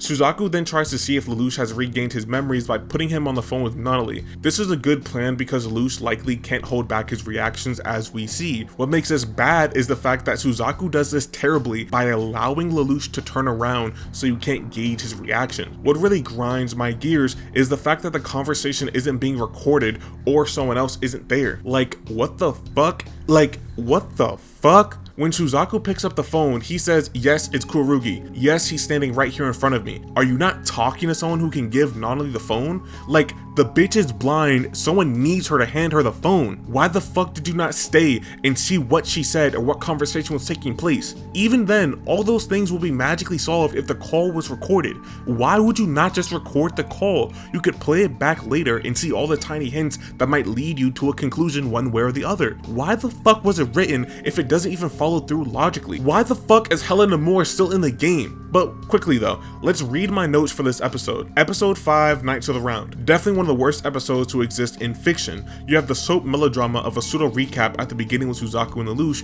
rehashing of high school nonsense, Colin ass shots, then garbage like Valletta not knowing about Colin, and Millie directly lampshading the fact that this entire thing was filler. Holy fucking shit, this is Terry. I like to give you guys these insights into my notes because what I'm saying right now in the script were things that I've been saying for the last 3 years. This is nothing new. I've always been saying this. And it's important to recognize this because Code Geass is one of the most highly rated and highly praised anime, but it's always been ass. It's always been this way. It's not like revisionism. It's always been ass. So my notes are a direct window into this series has always been ass. You just didn't realize it. In this next episode, we see how the fights and mech battles have turned a lot more into battle shonen nonsense. It isn't a fun Bleach or Naruto battle shonen with cool abilities or strategies. It is genuinely just random people being nerfed by the writers but then buffed by the plot. What do I mean? Colin gets hit by a random laser beam attack from Suzaku and starts falling into the ocean awaiting her death, until random Indian woman decides to pimp her ride, to which she just lasers 3 people at the same time with no sweat at all. Do you see what I mean? These skirmishes can be reduced to arbitrary laser blasters hitting one another. They are not cool, they're not fun, and they're stupid as all living shit. The next episode, we see Lelouch all depressed because he can't fight against Nonali or some shit. We get this explicit tongue-in-cheek reminder that Colin, C2, and every other woman in the series is only there to make Lelouch's blood go to his groin. We see C2 on this boat tossing the Zero helmet, talking to a certain person, but there's nobody there. We'll get into that later. Just remember, I'm laying the groundwork here, and you should remember the scene later. Maybe. The end of this episode has Lelouch save the Black Knights by releasing random bubbles to ruin the buoyancy. How Lelouch knew about this? Who the hell knows? Is capsizing their fleet then saying, I want peace, a dickhead move? Who knows? The point is, Lelouch was in his funk for a bit, wanted to exploit Colin's hypergamy, then chose to be a Shotokan. Honestly, most of these episodes and plot gimmicks we have already touched on before. I've dived deep as shit into majority of Code Geass' terrible writing. I don't think me covering it all again will be productive. You guys already know that the writers have Lelouch repeat plans over and over. You guys already know the writers have Lelouch say and do whatever just to make the plot work. You guys already know the character actions are arbitrary. The 1 million zeros plan is stupid. Everyone knows that. It is incredibly illogical and beyond stupid, and it working is just the writers playing in your face. The OSI is trying to find C2, but not noticing her on the campus of their HQ is stupid. They are playing in your face. Zero being able to magically capsize an entire fleet of ships without any prior knowledge or know-how and just showing up on the scene and waving his arms is stupid. You guys already know this. I can talk about the illogical fallacies displayed by the characters, all the plot incongruities, all the major weaknesses of the writing all I want. It makes me no difference. The random plot shit in this following episode is to be expected. Some random cocksucker does a Sokka type of sneak attack that allows Suzaku to easily defeat him. All the while, Suzaku's having memories of Lelouch Geassing him. Again, you cannot remember anything before or after the Geass. What the fuck is this series? There's this funny line we get regarding how people view the Japanese. If we break it, the people will never trust us again. The people? These are 11s. Only you speak of them as people because you are one of them. This has nothing to do with that.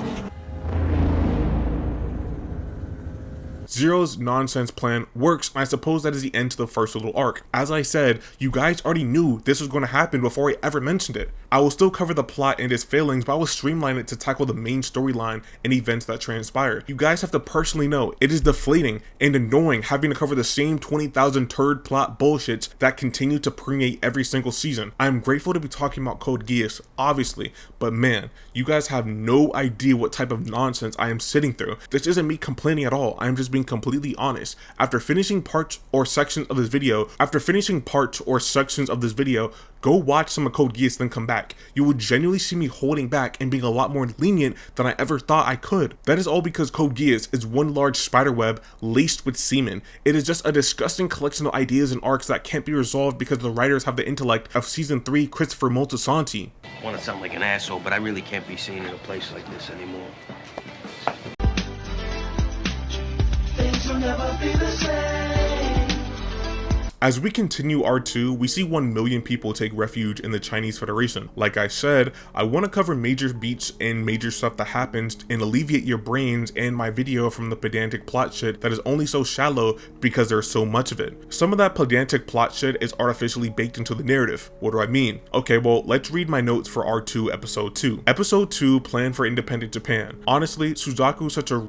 it's crazy. Imagine giving up the person who's made the most change and liberation for an oppressed people you also want to help to literal Hitler. Colin running away because Lucius Zero is also right? Like, I mean, sake of argument, imagine Zero was a nigga she never met. What changes? She left the battle because she needed to help Zero and she just gave up. Colin is deadass like anti-brain power. So Rolo was the one nightmare going crazy and everything. That was apparently teleporting. The thing is, that's not how Rolo's Geass works. It just erases your perception abilities to where you don't react to things. With how Rolo's Geass actually works, he wouldn't be teleporting. He would still be getting hit and blowing up because the actions are still happening.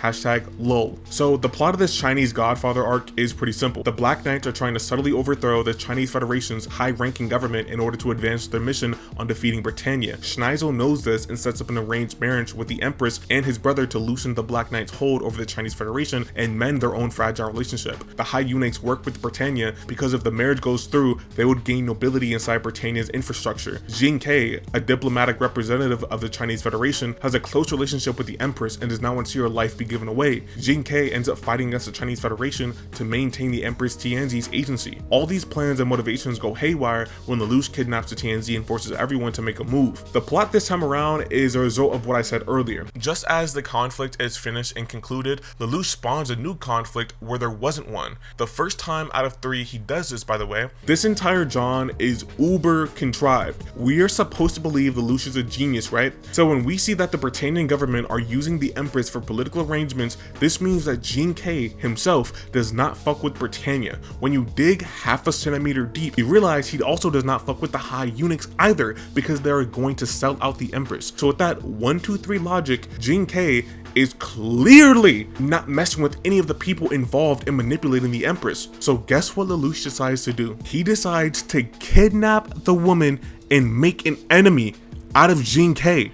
Lelouch, you are so fucking stupid, bro. It is entirely pointless to do this just because it only convolutes the plot and makes things so much worse. The easiest way for dealing with this current conflict is just to turn Jin Kei into your subordinate and have you and him deal with the politics inside Britannia and the Chinese Federation and subtly manipulate the government into helping you with your plans against Britannia. You know, the thing you're already fucking doing? The huge ball dropping problems here are the fact that Lelouch takes the most convoluted and strenuous method of accomplishing his goals. The writers could have made this infinitely simpler, and by making it simpler, it would have made it better. Why would it have been better? Because you could have turned it into a rescue arc or something, and we could have learned how talented and skilled Jin Kei was, all the while rooting for him to save the Empress like we want to, instead of turning him into an antagonist when the initial goal is to make him an ally. It's just stupid. Nothing more, nothing less. Furthermore, we have massively stupid plot shit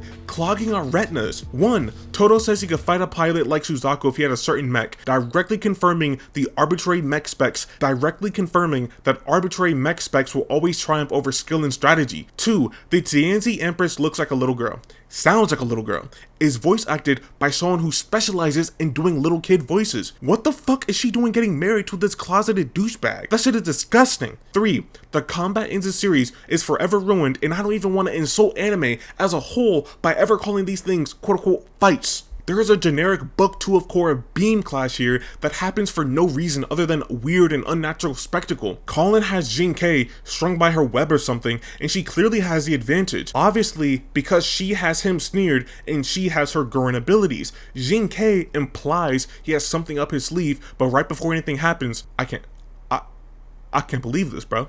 Just watch this clip. Let's see you try! My power supply! Colin! I said that she should have recharged first! Say that one more time. Let's see you try! My power supply! Colin! I said that she should have recharged first!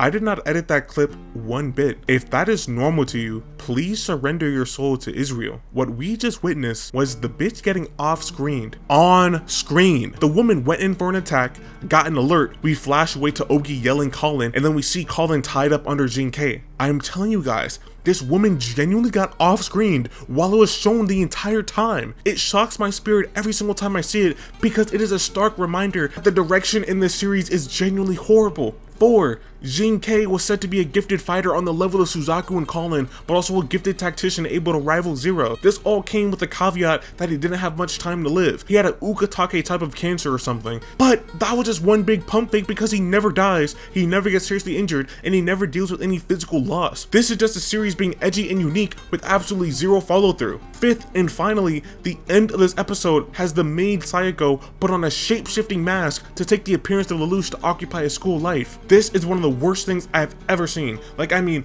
words can truly not explain how asinine and trite this quote-unquote plot point really is. We'll talk about it later when it's more relevant, but yeah, this storyline behind this whole arc makes my brain hurt so bad I almost had to start playing gacha games. This goofy ass plot shit I mentioned and haven't mentioned only hurts the integrity this series could have. It is genuinely embarrassing as fuck to see any of this. While Colin was captured and given to Britannia as a prisoner of war, the person who captured her is just chilling in front of them. All the while, they talk about matters of the heart and love and boobies. Like, wow, I love Code Geass. What makes me especially conflicted is when C2 and Lelouch talk about their next stage of plans. They're trying to take out the order to cut off Charlie's flow of Geass users, and while they talk about this, I want to start licking my screen. Like, I don't know if their plan is good or if I'm being gaslit into thinking their plan is good because I'm not gonna read that, bro. I'm not gonna read that. Keep that freaky shit on your page on my uncle. Don't come this way. Don't come this way with that freaky ass shit, nigga. This next arc consists of 3 major story beats that transpire across the most frail and tepid thread of plot ever. Because these story beats are so heavy, skip to this timestamp if you want to avoid spoilers.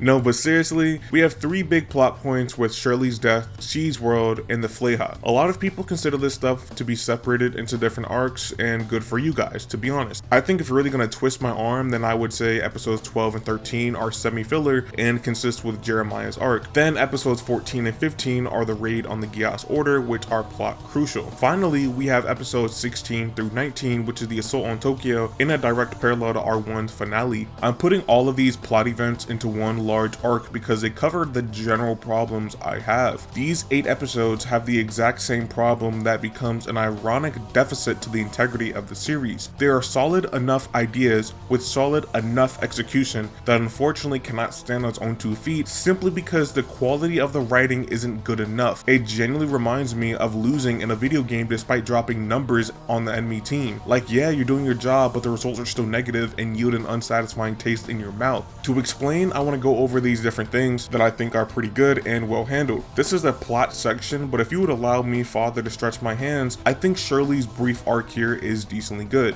While it does have a fuck ton of issues from every place the story could go, I think the intent and idea works here. Shirley as a character is one that represents the simple and pure life Lelouch could have. Lelouch is constantly characterized through his duality of being Zero, and I think it was a good step of keeping that up. The core of every anti-hero / morally upset villain is that they were at odds with one another. You cannot have both things in your life. You cannot have purity mixed with their intrinsic darkness. Shirley's death was this reminder, and I believe on a character level it works for Lelouch, and on a plot level there are several gimmicks we can theoretically forgive. More on this later. Cornelia's introduction and motivation. Again, more plot shit that doesn't work when you engage with it logically, but I think this was a natural and well done step for her character. Again, more issues later, but I think it only makes sense that she'll dedicate her life to proving Euphemia was an intrinsically kind and noble person. I think one of the last things said when Cornelia was on screen was, think of Princess Euphemia's honor. So it makes a lot of sense, at least to me. I think having her briefly as an ally during this section of the story works a little bit well. I want to talk about this a little later, but only for like a second or two. Basically, right here, I admire this decision as an idea, even though there are several of many issues we run into. I really like 2 more things, again, as concepts that are generally fighting inside the story of Code Geass.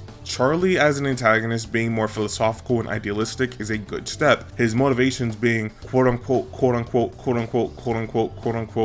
nuanced was a good decision because almost everyone in this series is that. Charlie and Lelouch confront each other on a more conceptual level, and that being materialized in their universal equivalent to every single thought and emotion being materialized is just really cool. Once more, we will get into this later. Finally, the decision for the Black Knights to turn on Lelouch is probably the perfect example for what I mean. That is a well-fitting idea for the series and one I can expect to happen to Lelouch. We all know the antihero has to be alone due to his decisions. I love this idea in a series like Code Geass for protagonists like Lelouch. Someone cooked here. When we get to this moment in the episode, we'll dive deeper than Johnny Sins into why it doesn't work on a plot level, but I want to share more feelings than just the negative. We are over an hour deep into this video, and even though Code Geass is the worst thing ever, we have to really sit back and understand why. Code Geass having semi-good ideas that are only ruined because everything else sucks is sort of just the house style. Anyway, let's get started covering the story.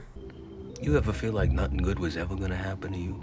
So when we reach episode 12, we are greeted by Sayako telling us that Lelouch has a million dates with everyone at school. This only happened because she was afraid their secret office would be discovered. You understand that, right? The nasty romance and love nonsense is only done because of arbitrary, stupid bullshit. This whole episode is virtually filler because of that. The tone issues are weird and bizarre here as well. How does anyone feel good from watching high school nonsense that permeates real character work and real conflict writing? It feels a little stale talking about majority of this stuff, not gonna lie. Like, look at this dude running away from his hordes of women like his name was Lelouch Skylark. It perfects the wish fulfillment for Lelouch. Smart ass genius who can never be outsmarted, handsome Chad Light who can lie and manipulate others, and hypergamy god who can have any girl he wants at the drop of a dime. Okay, the thematic purpose behind this episode is to show how nothing lasts forever and stress the ephemeralness behind every relationship and stage of life. I admire that thematic idea, but be so serial, dog. Communicating that with random government agents, plot contrivances,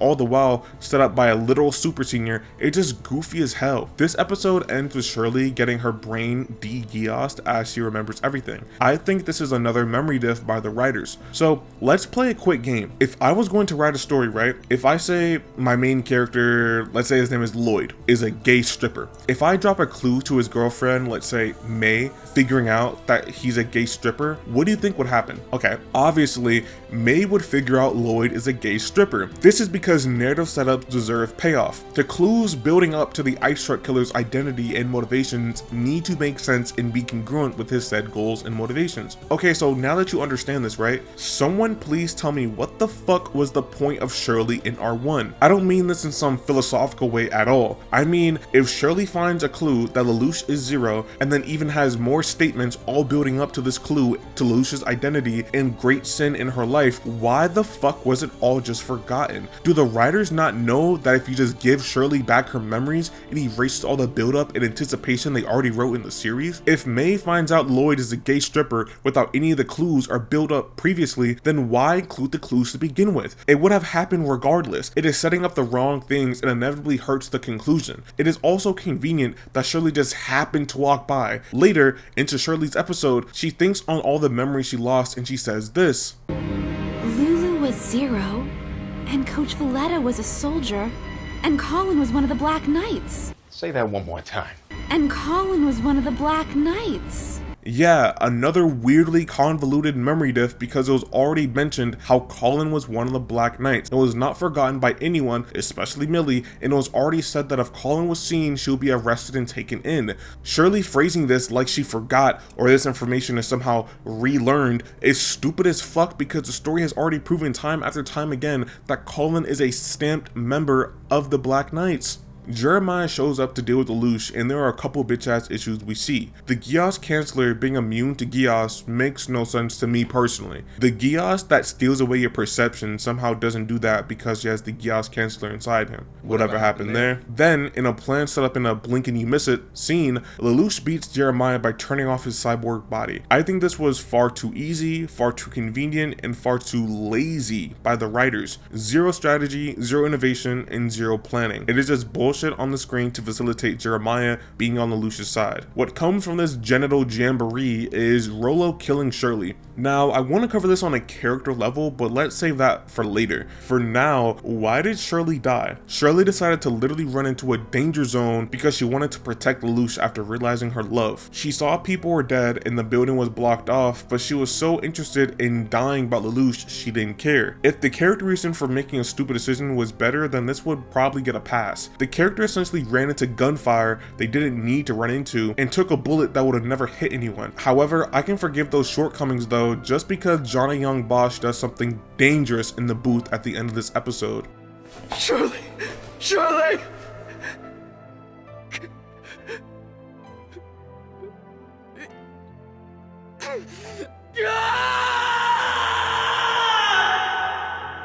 By the way, I decided midway through this essay that we're gonna ignore Jeremiah. We're not gonna talk about that guy. The writers don't care about him, and neither should I. So after episodes on episodes of Lelouch carefully crafting a plan to find V2 in his headquarters, Lelouch finds it off screen and then teleports there to start off the conflict. We already said how the action in the series is fake battle-shonen nonsense. Stuff like characters taking forever to talk, stuff like characters finishing each other's lines before using their attack, and stuff like arbitrary gunshots doing arbitrary damage. You already know how this shit goes. What is more imperative, in my mind at least, is the character actions of V2. V2 was set up since episode 5 as one of our primary antagonists, similar to a Cornelia figure like how R1 had it. I want to ask you 3 questions and I want you to say the correct answer each time I finish asking. Number 1, why did V2 send Lelouch to Kamine Island?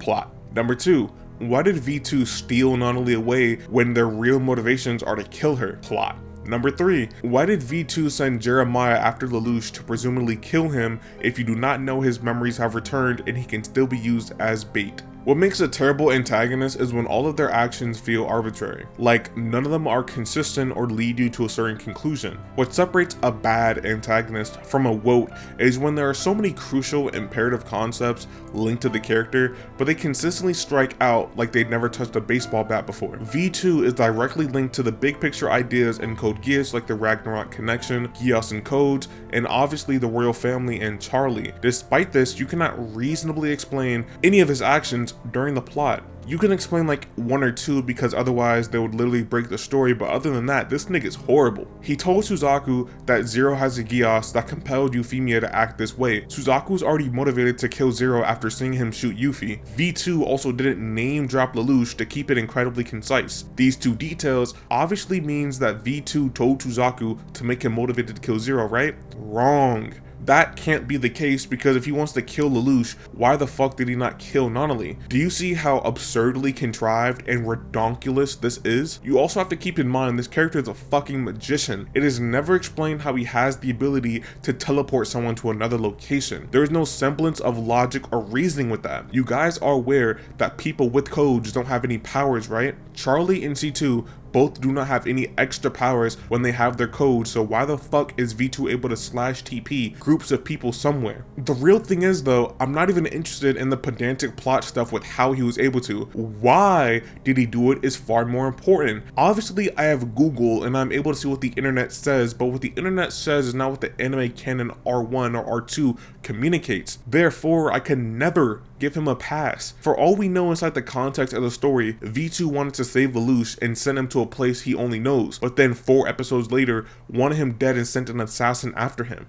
I'm asking you to do this for me. Sorry, no. Well then fuck you! I think it's time to get into episode 15, C's World. The word pretentious is used so heavily with Code Geass criticism, so I tried to omit any usage of it for this video. I think if I was going to break that rule, it would be when covering this episode specifically. There are a myriad of spiritual ideas and concepts that congress into the events of this episode, but when you peel back a couple layers, you really only get semen on your face, no homo. It becomes difficult to articulate why these ideas are so bad without you hearing them for yourself, but if I play too much of it, this video will sit in copyright gulag. I'm going to assume you guys have all seen Code Geass or have watched enough of it. Within the last 40 episodes we have covered, has there ever been discussion about life and death? Has there been commentary on, without death, all we have is random events, accumulation, you can't call that life? Commentary on, your lies serve no purpose because you are me and I am you.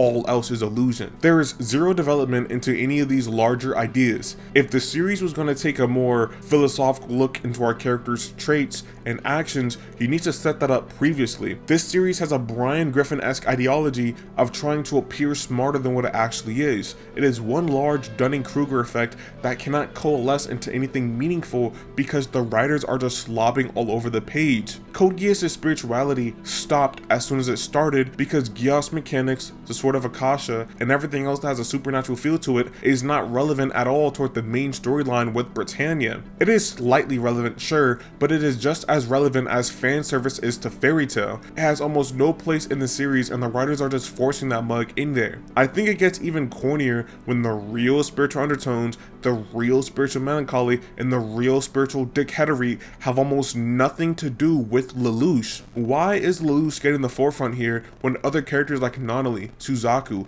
even Cornelia are way more invested and involved? Lelouch has this because he is the main character and it'll be cool to see him debate and argue about lies and ethics. Nothing more, but forever corny. C2 as a character has never shown these high-octane spiritual ideas despite being a great gateway into that side of the story. That right there shows you how anti-planned all of this was, but perhaps I'm getting a little ahead of myself. One thing you can never forget with Code Geass is that it never stops at bad ideas. It always complicates things with dookie plot balls. Lelouch uses glass to reflect his Geass into Charlie's eyes. This is weird, but we already knew that this was the case because of the Mao-John. Can someone quickly tell me what are the requirements for Lelouch's Geass? Eye contact? Good answer, nephew. Okay, now, if you stared into my eyes like we were gonna plan a passionate kiss on one another, would you or would you not be able to see yourself? Obviously, you would see yourself because eyes have a reflection. How did Lelouch not Geass himself when using the Geass for the first time? When I first saw this when I was in high school, I just assumed it was because of the intent, the same way the Death Note only works with the intention of the person's face. But we already proved how the intention does not matter with Code Geass. Otherwise, Euphemia would have never been under the influence. Again, plot dookie balls that just make no sense whatsoever. What is actually weirder is that Charlie actually follows the Geass command supposedly. If Charlie has a code, then this means that the Geass no longer works on him. For one, if it didn't work on him, but he was just pretending, then good larps, I guess. The presentation of the anime makes me think otherwise, but I'm willing to drop it all, to be honest. Suzaku also just now joins the story as a plot important member. After 14 episodes of waffling, he randomly finds out Lelouch got his memory back. Nice. Whenever Code Geass wants to focus on something else that isn't the immediate rebellion, this series has to go out of its way to force characters out of the story. Suzaku conveniently stops interrogating Lelouch, so he is just absent from the story. There's also this weirdly autistic moment I'm not sure if I mentioned. Suzaku is looking over the pictures from episode 5 filler moments, and look at this shit, bro. You can't keep getting away with it!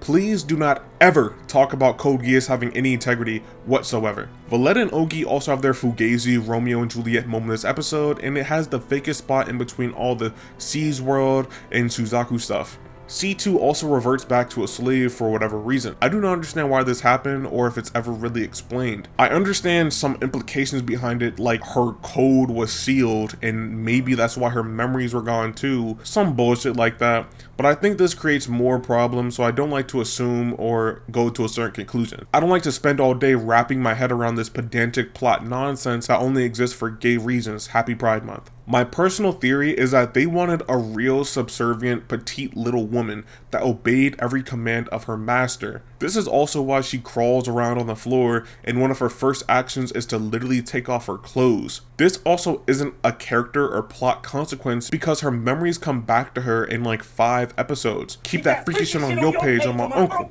This following episode has a lot of fake politics and bureaucratic nonsense. The main thing in this episode is that a bunch of nations allied together against Britannia and their first mission is to liberate Japan. In response, Britannia stations a bunch of people in Japan and Suzaku gets armed with the Fleha device. Before all of this happens, Charlie gets on the intercom and asks Lelouch to come to the principal's office. Lelouch, scared to go, calls Suzaku and asks him for advice on how to avoid getting sent home early.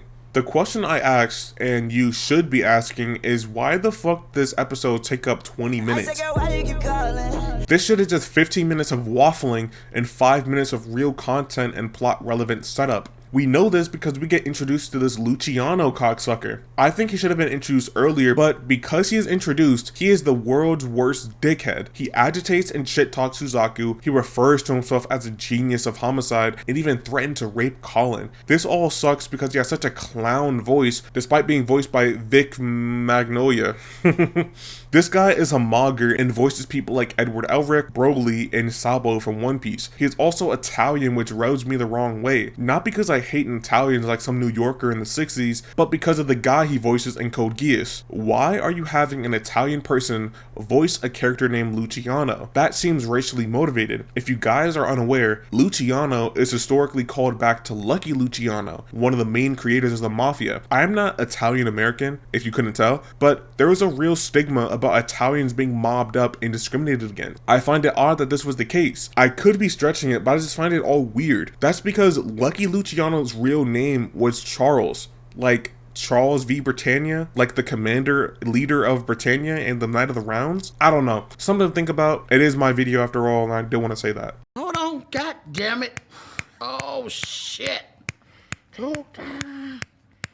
Oh, it's 2,000. God damn. This next episode, The Taste of Humiliation, is a good episode. I know we are deep as hell into the video, and this is my first time praising Code Geass, but this episode is not bad. It is as good as Code Geass can get, meaning it's still barely touching a 6, but it's better than the rest of the slop. The conversation with Lelouch and Suzaku is good, Lelouch's plans are well done here, and it all sets up the Tokyo battle really well. There is plot bullshit with Schnitzel tracking Suzaku and monitoring Lelouch off screen with no setup, but whatever. There are random fights that tap into more nonsense, but again, whatever. This episode is very solid and I think I like it, but I think the following episode is a bit weaker for what it intends to do. It's very bold and crazy good in isolation. However, what it actually does is nothing at all. It is Fugazi drama and Fugazi character writing. Nanali's fake out death is corny, Suzaku being Geass to use the Fleha is corny, and Luciano's death is great, actually. In a weird, oxymoronic, ironically trite way, I like when Luciano dies. Fuck that guy. He says the same line 4 different times before he dies, which makes me laugh like, wow.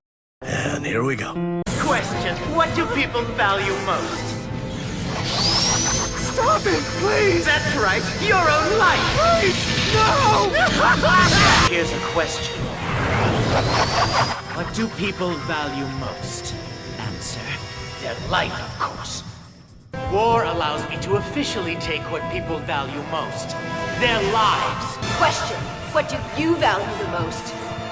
Your own pitiful life. You think an 11 can threaten me?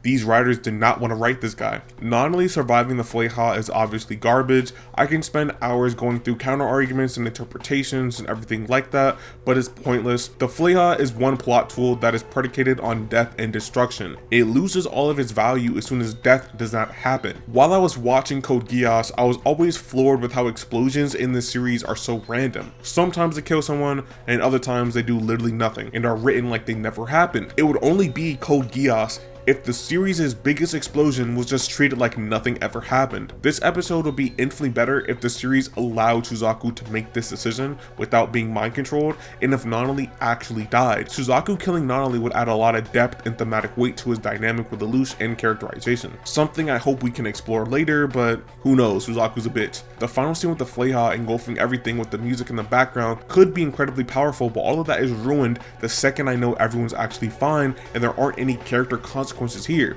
The following episode, Betrayal, sits at the most divisive episode for me in the entire show. I want to quickly gloss over why I consider it good. Lelouch at his lowest point directs all his anger onto his father. He is like an angry child crying over milk he spilled, and he can only lash out against his father because he knows no better. It is a clever writing choice to characterize Lelouch this way simply because he's the flawed person. I also think it was a necessary writing decision to have the Black Knights turn on Lelouch. From the jump, they never saw eye to eye, and Ogi has already had substantial development to question Zero. Not to make false parallels here, but it's like Aizawa, who was never 100% on Light's side. I think Rolo's conclusion and sacrifice kind of redeems him in a way. He was gonna kill Nonali and already did kill Shirley, but honestly, giving his life to save the only person who brought him happiness is not that bad. You know what I mean? Like, there are things that work here decently well and I'd like to see. The problem comes in with that scene. The Black Knights betraying Zero fills me with so much cancer, there is genuinely not enough chemo in the world to get it out of me. Let me play a clip of pre-retcon Human Torch before we get into it, because voila, we gotta get into it.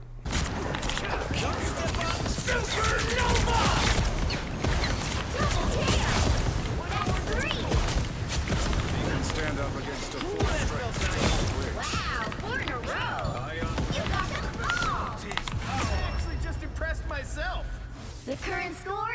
Someone cooked here.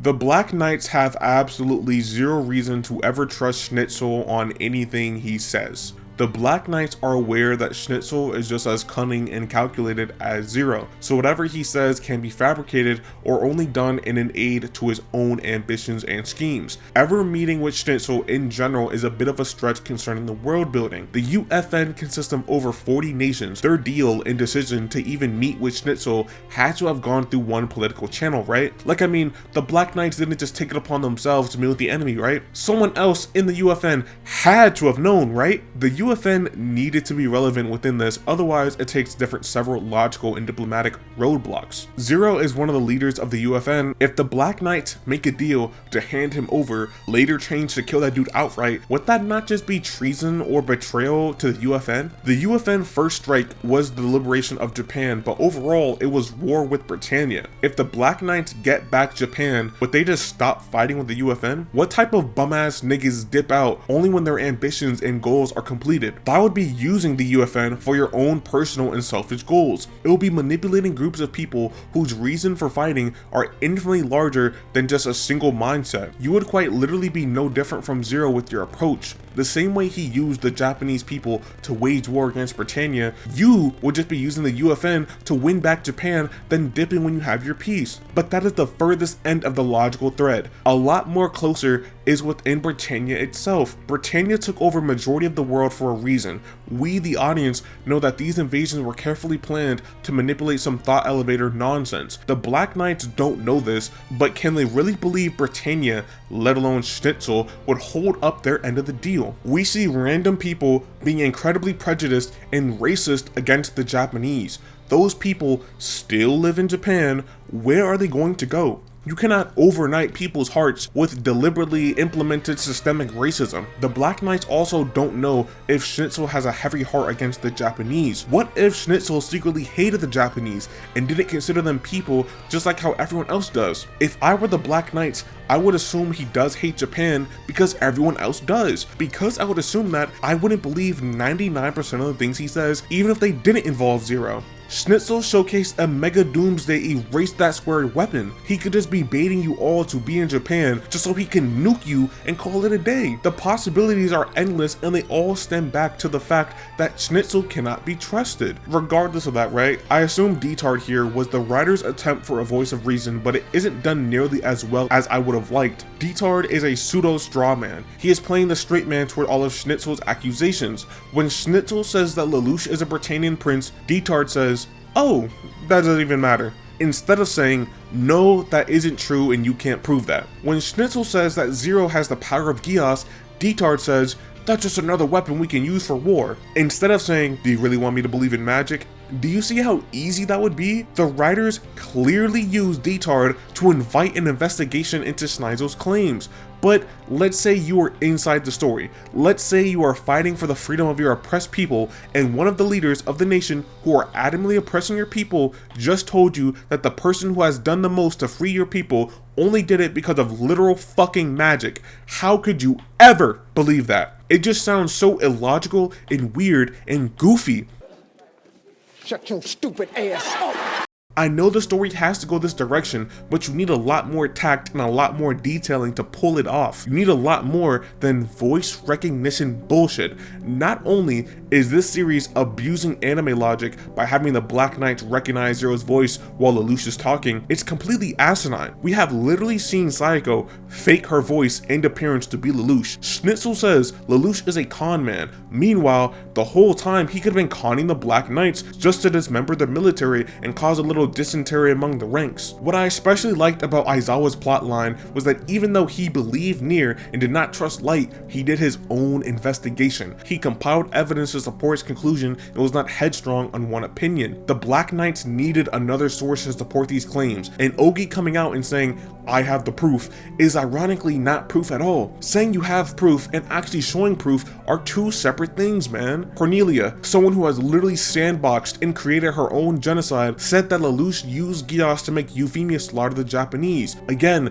no proof at all, just random asinine claims coming from a person who has literally slaughtered the Japanese before. Schneizel needed to discover and find a third-party person to confirm all these Geass claims for it to make sense. Like, imagine if it was that one girl that was writing on the wall all those times and Jeremiah just happened to un-Geass her when she was walking by and it was like a detail. It needed to have happened. But put in your thinking caps really quick. Let's discover debate etiquette. If me and someone else were in a debate and I say 80% of teachers are women, it is now on my behalf to prove such a thing is true. I have to prove it with whatever statistic, evidence, or argument I could use. It is called the burden of proof.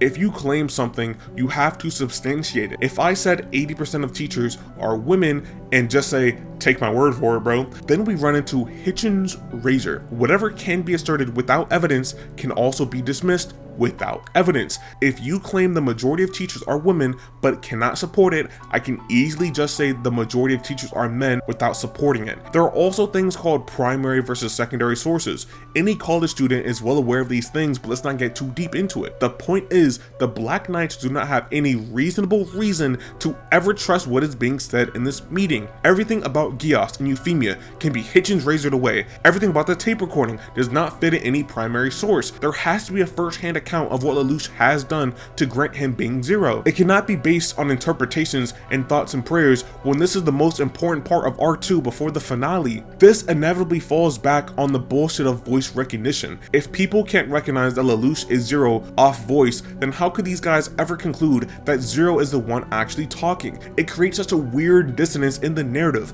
Again, how the fuck could Nanali recognize Suzaku off touch when they haven't seen each other in 7 years, while she couldn't recognize Lelouch was Zero until 22 episodes later, maybe? Schneizel also never gave the Black Knights a motive for Zero. He never once said that Zero was doing everything as a game or a scheme or just for jokes. Because he never gave the Black Knights a motive, this means the Black Knights can still assume Zero's motivations are the same. Zero started off in Japan. He recruited the Japanese. He was allied with Kirihara. He wanted Suzaku to join him. He fights with and for the Japanese people, even if his motivations technically don't stop there. The Black Knights have zero reason to believe that Zero doesn't want to help Japan and is indifferent. We, the audience, can surmise differently, but the Black Knights have a preponderance of evidence to conclude that Zero is still their ally. Considering Lelouch's actual goals are to obliterate Britannia and create a world where Nanali can be happy, their goals still align about 90% of the way. Ironically, Tamaki, or whatever the fuck his name is, said the recording was fake and they should have ran with that.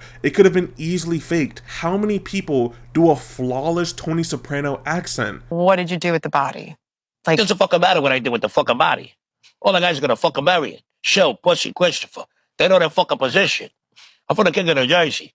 I run a fucking underbush. Uncle June and Johnny fucking Shack. Man, you can bury it behind a fucking bottom big, it doesn't matter. It goes where the fucking saying goes. A huge issue I have with this scene is just the memory diffs by the writers. Can you guys tell me what was one of Lelouch's first things he did as Zero? Let's think, let's think, let's think. My dude put a fucking bullet inside of Clovis. Something they were explicitly reminded of during this meeting. If Lelouch was really against them and used them for his own pawns and schemes and whatever else, there would be no reason to kill Clovis. To the Black Knights, Clovis ordered a complete genocide and Zero was the one who gave him karmic retribution. Does that not sound like a nice guy? Does that not sound like a soldier for justice? Even more, right? Kirihara saw Zero's face. If a nigga who was more OG than the Electric Light gave Zero a pass despite knowing he was a Britannian prince, why can't the Black Knights do the same? Especially when Kirihara especially told these dudes that Zero is a true mortal enemy of Britannia. Why did the writers forget this? Wait. Why did the writers make the characters forget this? All of Zero's plans have been against Britannia. Who was it that magically saved you guys from being Titanic? It was Zero. Zero got 1 million people refuge. Zero got the UFN started. It is completely nonsensical to give him up to the enemy, especially since, in Schnitzel's mind, he wants you guys to give up Zero for nothing! Schnitzel asked for the Black Knights to deliver Zero to him, but he never had any intention of negotiation. In another world, the Black Knights would have handed Schnitzel Zero and they would still be at war with him. What the fuck? Schnitzel's boyfriend tells the Black Knights that they told Zero about the Flayhop before it was fired. The thing is,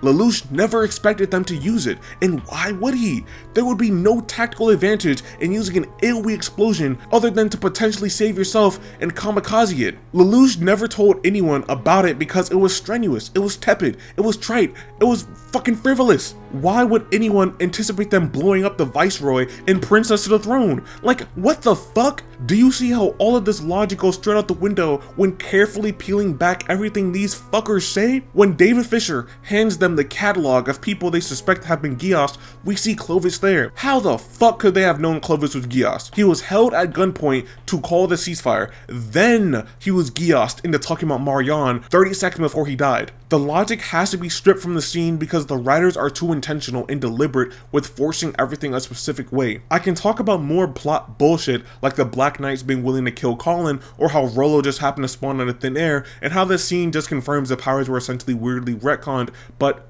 whatever. If I'm able to poke so many holes into this layer of plot, then maybe the script needs another draft. I don't know. Also, I don't know if I said this, but Schnitzel killed around 25 million people with the Flayha device in Tokyo too.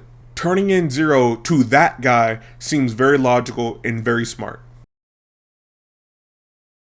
A bomber clap batty boy, me smell it in me sleep. Me I take a AK-45 and blow your brain out. Are you a batty boy? No, I'm not a batty boy. I'm a soldier. I'm a Marine. Bomber clap, can be. Here we have come to the final arc in Code Geass. Ironically, I have a lot to praise about this arc. A lot of the stuff we see here in these final 6 episodes are character related, and which I have to get into later. There is still a lot of plot shit that happens naturally, but I think this arc is still pretty good eats for whatever Code Geass has to offer. We will dive into this chronologically and as concise as possible. Lelouch concludes that Charles must be headed to Kamine Island because he's apparently Perry Mason. C2 also makes contact with Marianne, Lelouch's mother. Now if you're asking how the fuck is she alive, we'll get into that. Lelouch takes over this place and listens to what he says right here.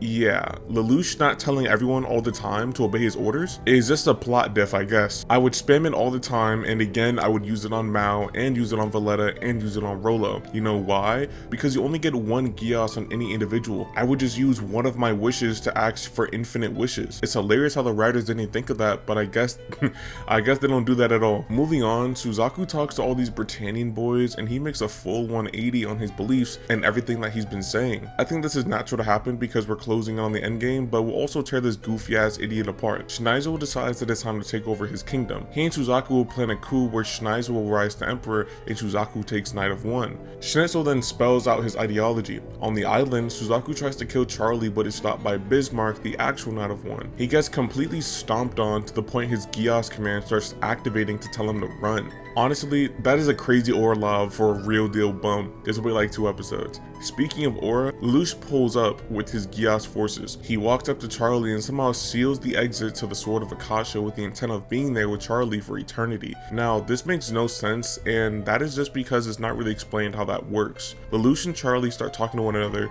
and Charlie literally just repeats the same line he told Lelouch in episode 15. To their credit, they quickly jump into a real conversation about how lies and masks are ironically thin veneers that need to be stripped from humans as a whole. Meanwhile, Schnitzel and the Black Knights head to Kamine Island with the intent of killing Zero and finishing their coup d'etat. Inside C's world, Charles and Marianne narrate their backstory. They all worked for their plan for Ragnarok, but V2 was worried Charles might change plans because of his infatuation with Marianne. Therefore, V2, the same guy who magically saved Lelouch, Colin, and Suzaku, also killed Marianne, at least physically. Marianne ended up using her dormant Geass to transfer her consciousness into Anya's body, which does pull down the Chekhov's gun from the wall, with Anya presumably being Geassed and having a bad memory. C2 ended up leaving after finding out the truth, and nobody knows where she went. We also see like hundreds of children be experimented on. We then learn Nonali's blindness is due to Charlie's Geass and why C2 was so necessary for their plan. Charlie then used his own code to use C2's code to start the Ragnarok connection.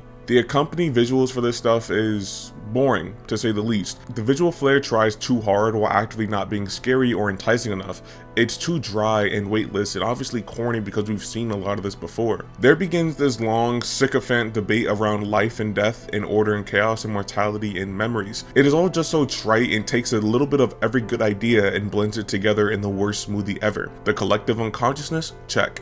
People being kinder and gentler under an infinite paradise? Check. The value of life only being there because of mortality? Check. Code Geass just pours literally everything it can into this big set piece known as the Ragnarok connection and expects you to buy it, when in actuality, there is little weight to this as a grand idea. This is barely a conflict. It is all wrapped up too easily with minimal resistance. I say this because Lelouch uses his Geass to ask the god to not stop the flow of time. We have lost the fucking plot. I genuinely do not understand this, and at best I can just assume Lelouch's Geass is so powerful it can interact with gods. Charlie and Marianne start magically being digested by C's world. Lord does not know why this happens as the mechanics are fake as shit, but whatever. C2, the person who has made contracts with people across the entire world with the selfish desire to erase her existence, tells this duo they only love themselves. For sure. Johnny Young Bosch carries the hell out of this final scene, and it shows me why, again, one great dub actor in your language is better than 10 good sub actors. So Lelouch, Suzaku, and C2 are chilling together, and we get the most immediate,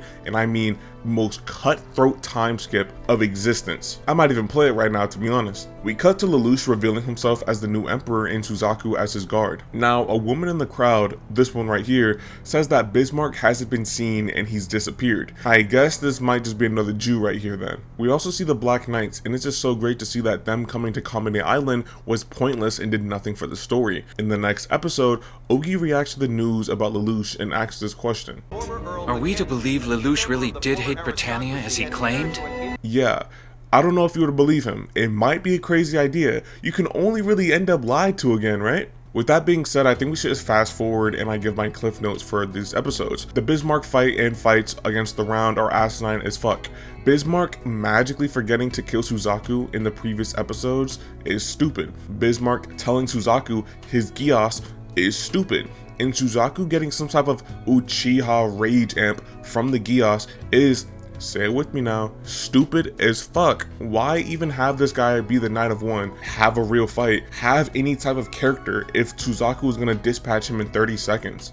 The same thing with Luciano. They didn't need to exist. Why is the writer writing it? Lelouch's plan for this episode is pretty good. Colin kisses him for whatever reason, and Nonali is revealed to be alive. Again, plot shit that hurts the series, but since we're in the most dramatic and climactic part, I can mildly forgive some of these grievances. Not all of them though. Nonali being alive is stupid beyond belief, obviously. One thing I have to give credit to is Schneisel. His motivations and ideology being communicated here are really refreshing. It is real, intangible stuff that actually integrates into the world building and conflicts of the series. They aren't random buzzwords stemming from I'm too self-aware and it's ruining my life. Cornelius says Schneisel is trying to do only what a god can do, and he just says, I think it looks much cooler on me. It's really good stuff. He's a lot more similar to Light than Lelouch is, and I want to get into that later. It really makes me excited to see the rest of his character.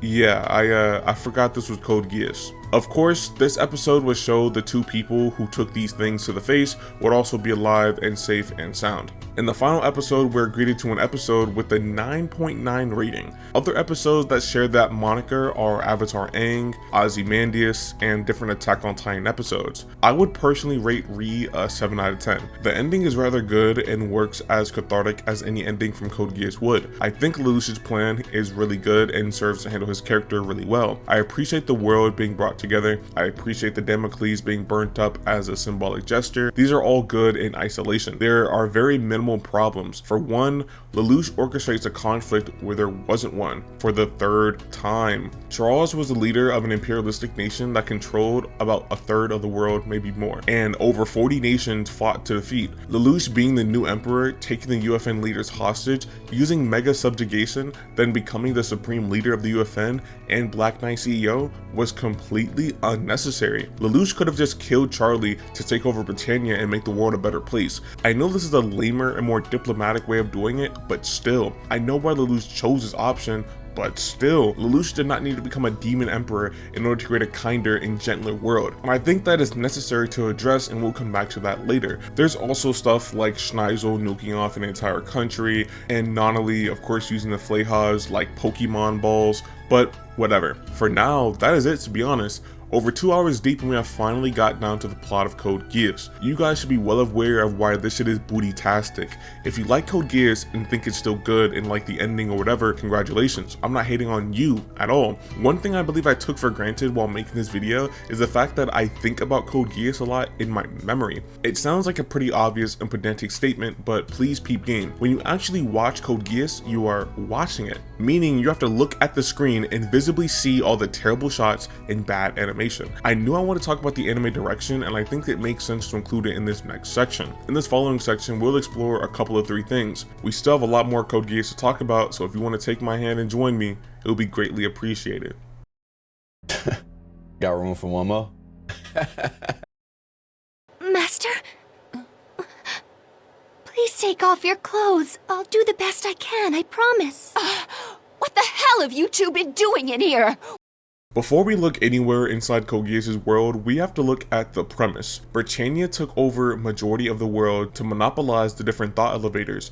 Beyond that, Britannia took over Japan to have hold over the Sakuradite. Now, if you don't know what that is, I do not blame you. Sakuradite is essentially a fossil fuel that is roid raging. In canon, it is described as a philosopher's stone. Yeah, like Full Metal Alchemist. How it differs is that not only is Sakuradite natural, it is able to be an everlasting battery type of thing. Slightly hyperbolic, but beyond its natural radioactive material, when harvested, it can power things for a very long time. It can blow up a boat while also powering the Flehas and Nightmare frames. It is not ridiculous to say that without Sakuradite, we will not have the super futuristic and large technological progressions in the series, which pains me to say that this is buns. Sakuradite being so fundamentally important to the series but not having an adequate amount of development is what we can expect from a series like Code Geass. Sakuradite in the series is something we know is important, but we never feel like it. It has never felt like, oh damn, this is what the entire series began over. It feels entirely random and deflating, like it could have been literally anything. It didn't have to be Sakuradite. Let's compare that to the actual Philosopher's Stone. It started off as the MacGuffin the two brothers were looking for to repair their bodies. They searched for Dr. Marco, the creator, only to be led to his research. The research put the boys in a moral bind where they feel like they cannot use the Philosopher's Stone anymore. They seriously struggle with that usage and feel immense guilt and empathy that further characterizes them. Through their experiences with the Philosopher's Stone, they became better and smarter people, able to defeat the different antagonists. The usage of the Philosopher's Stone was directly connected to the lore and world building and was only accentuated by many characters' moral conflicts and thematic readings with said item. There's nothing like that with Code Geass. Now, Code Geass can be its own series without being dragged into comparison, but it's just the first step of the anti-world building. A nation perpetuates its imperialism due to resources found in Japan, but these resources are never important to the story of R1 or R2. There isn't a plot line or big plot event regarding Sakuradite or any of Britannia's politics. Speaking of those politics, there were 2 different times that Britannia was said to be at war domestically. Charles said his backstory consisted of constant betrayals and assassinations. Lelouch also detests his father for making all children fight for supremacy over the throne. We can see that the royal family in Britannia truly struggles with its political arrangements with cover-ups and schemes and lies. That right there though is a lie. We do not see any of it. People like Schneisel, Cornelia, Euphemia, and even Odysseus are never shown to be struggling with any political stuff or having to fight off anything. Hunter x Hunter's Succession War current arc is way more politically engaging than anything we see inside Code Geass. We did not need high school bullshit when we know for a fact there are real succession wars taking place right now. Even the Ashford family, this is off script. I just realized this while reading. The Ashford family took in Lelouch to have a bigger political background when Lelouch would be stored into fame. The Ashford family also planned to have Millie marry Lelouch, but then stopped that and had Millie marry, or try to have Millie marry fake Gein because he's a noble. So the Ashford family right there is connected to the world building of Britannia and the politics, and they actually have like real stuff that isn't relevant, but real stuff inside the actual material. We don't see any of that within any other branch. We don't see that from Schneisel, Cornelia, Euphemia, Odysseus, nobody. Schneisel worked with the Black Knights to run a coup d'etat on Charlie. This went literally nowhere and was treated like it never happened. Cornelia talks about a coup like it's beyond the realm of believability. Clovis talks to Lelouch like killing one another is completely foreign. Where's the consistency between the royals fighting each other while actively being shocked and surprised when they actually do fight each other? Charlie perpetuates this cycle of lies and conflict and bloodshed from war, schemes, and gimmicks, all for his own goals. I'm not new to the antagonist being a hypocrite, it happens all the time, but this time around, I feel like the Ragnarok connection could have and should have been connected to other parts of the series. Instead of this happening, it just lazily snapped together with Elmer's glue. Alright, what do I mean? The Ragnarok connection was a plan hatched by Charlie to join all of human consciousness into the collective unconscious in order to remove all the masks and create a world without lies. He thought of God as the collective unconsciousness and wanted to kill it in a metaphorical way, bringing all humans together. That motivation itself would be and could be really good, but the world building is so weak it isn't really believable. Charlie trying to leave mundane affairs to other people would be felt a lot more if we only got real developments and real writing within Britannia. Ragnarok is closely related to the human instrumentality plan from Ava.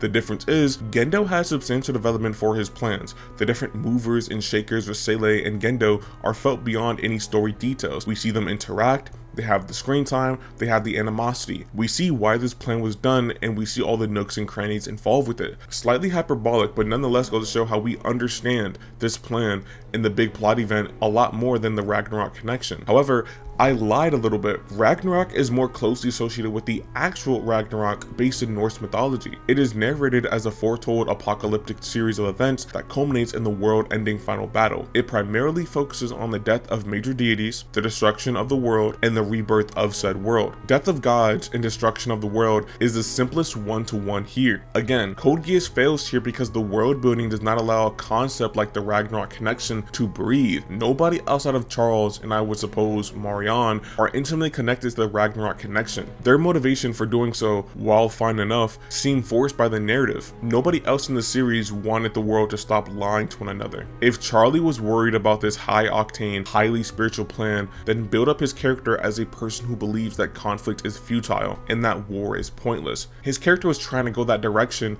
in the end, but that was after we got his entire mantra that the strong get to survive and the weak must abide by the strong. Simply put, it isn't congruent to the character we see. If you wanted a character like Charles to be above the politics and games and be a spiritually involved character that directly opposes several ideas in the story, then you have to go back to 7th grade algebra. You have to show your work. You have to show us a lot more for this stuff to work. You cannot have a political coup d'etat, then 5 minutes later have the cataclysmic Ragnarok connection and expect both of them to jive well together, because in actuality, none of them work well together. This all stems back to the main problem that is permanently permeating Code Geass whenever it's prepping popular writing practices. The entire premise of the world is built upon imperialism. Because of this imperialism, people are more separated than ever. Tension between groups of people are only getting worse as war continues. When we look at the nation that propagates this, let's look at what one of the princesses has to say. Viceroy, even you must know that he's deserving. Discrimination against the numbers is our national policy. Code Geass ended with zero take on racism and zero message to abide by it.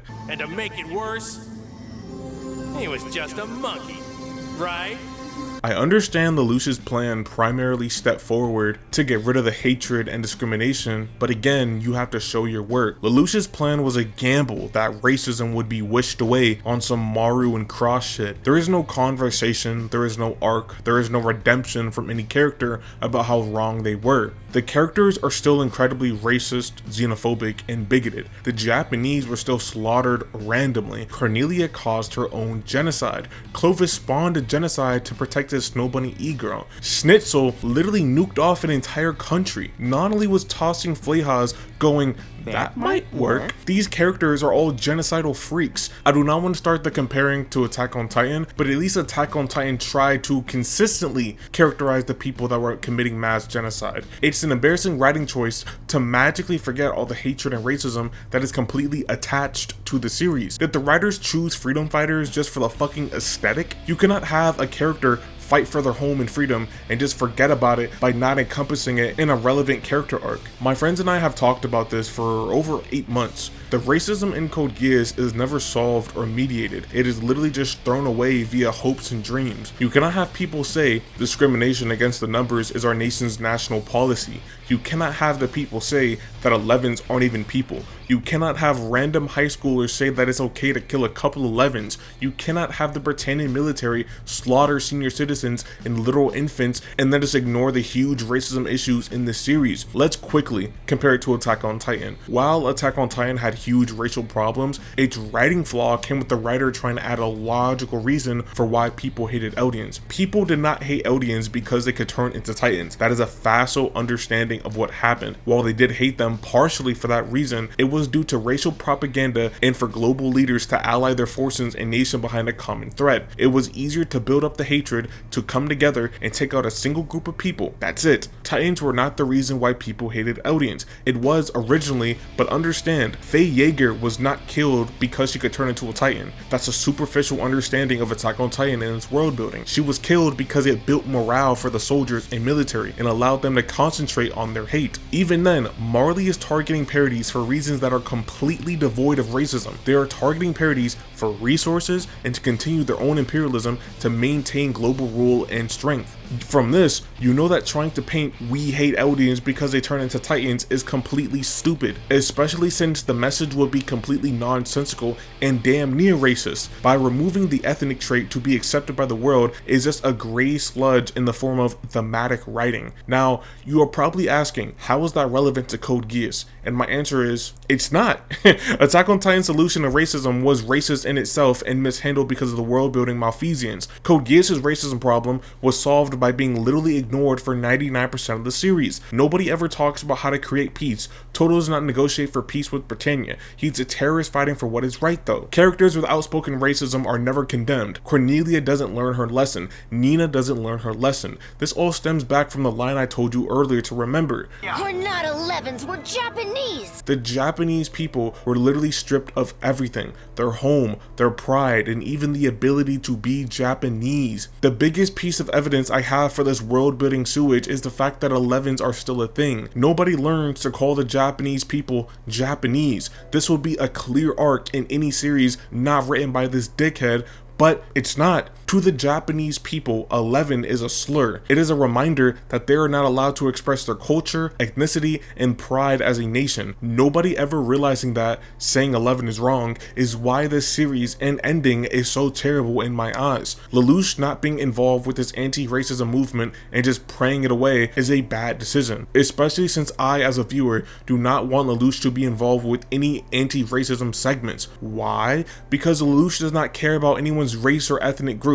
Lelouch is Britannian, but he casts away that side of himself in order to make a better world for Nunnally. Lelouch does not care specifically about the Japanese cause, not at all about Britannian nobility either. He toys with Valletta and Jeremiah and blows up the JLF for his own game, and he took the TNZ hostage. Lelouch does not care about any of the politics of the world. He only abuses them for his own goals. Lelouch does not care about the Japanese as much as a person like Toto or Ogi does. He wasn't concerned about Ogi's gunshot wound. He also doesn't care about Britannia as much as someone like Schneizel. If it wasn't for Shirley's father, he wouldn't have cared who died one bit in Narita. Lelouch is a person who is amoral as fuck with his actions. Not to be confused with immoral, as I don't believe he is some evil demon. He is not concerned with the death of innocents or the strenuous methods behind his actions. He doesn't care about the people of the Chinese Federation as long as he can find the Geass Order. He doesn't care about the researchers and people in the Geass Order as long as he can stop Charlie's flow of Geass users. He doesn't care about the innocent Britannians and school faculty and even his own men caught in the Fleha as long as Nonali is alive. Why the fuck would any message about racism be compelling or well written if it's done by that man? The man who used everyone for his own goals, completely unbothered by their motivations or reasons. This would probably extend to the dynamic of Lelouch and Suzaku.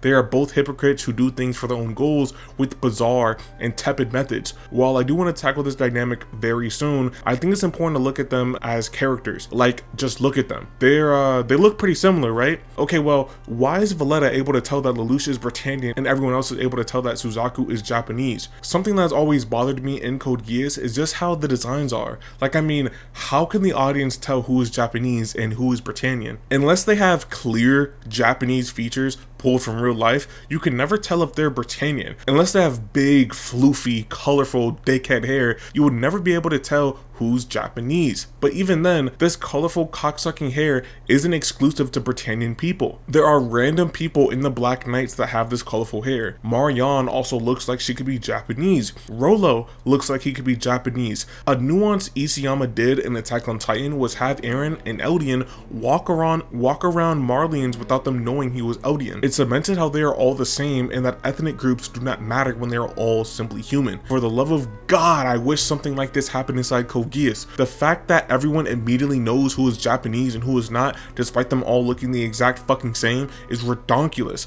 They do not have any real ethnic differences. Again, if you do not look like Toto, then I don't know how anyone would assume you're Japanese. The Black Knights react to Lucius' face like what Schneisel said was true, like he was a Britannian prince. What makes all of this especially worse is Colin's whore existence. Sorry for the tough words, but this woman is literally a half-breed of Britannian and Japanese. Nobody could tell that this woman is one or the other though. She looks exactly like Millie and exactly like this dickhead over here. It is pointless stuff overall. This being in the anime is just one huge knock at the direction. The direction in the anime is some of the worst shit I've ever seen. For this video, I decided to record myself rewatching an episode randomly spun just to highlight all the direction issues. It was episode 30. Suzaku Kururugi is here now.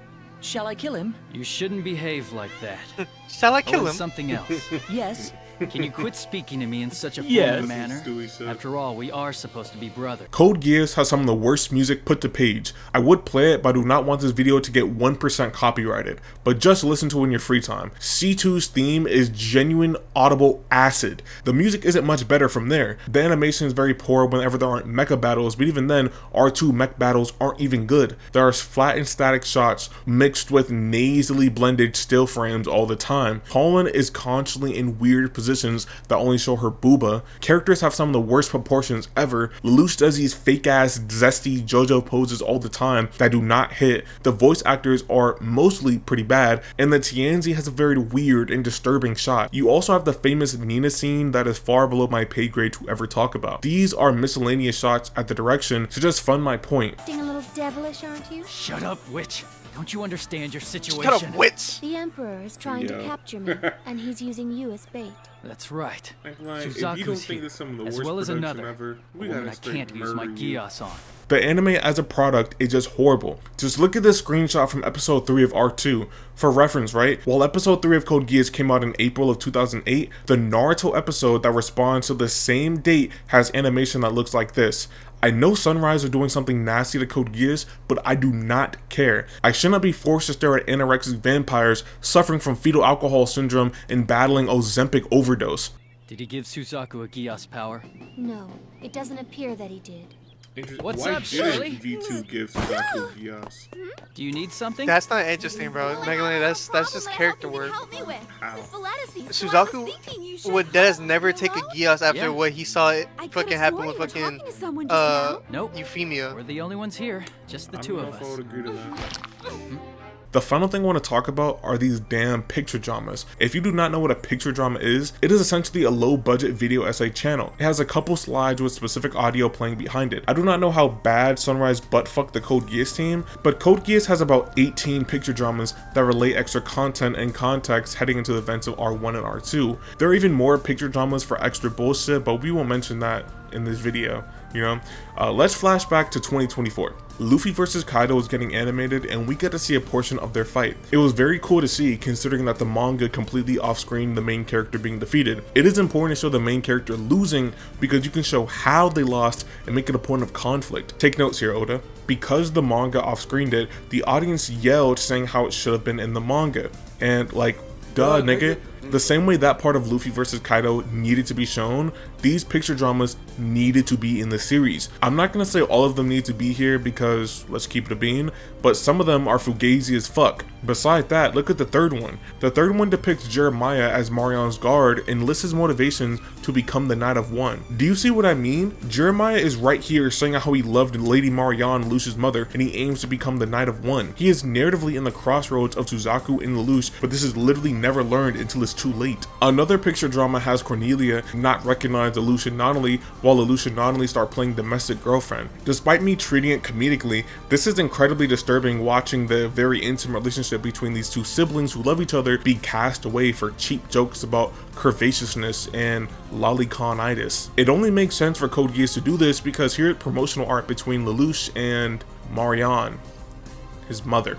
Anyway, there's another drama where Millie says Lelouch is in love with Nonnally, all the while the girls are literally naked. This picture drama culminates in the girls holding down Colin to measure her body. Yeah, alright. There is another one that has femboy Lelouch, no troll. Another picture drama has Euphemia, Lelouch, and Nonnally as children. It would have perfectly slotted into Art 1. I guess they cut this really great moment that perfectly characterizes Euphemia to make room for a fake Japanese guy we have never seen before, just to get 2v1 by characters we already know work together.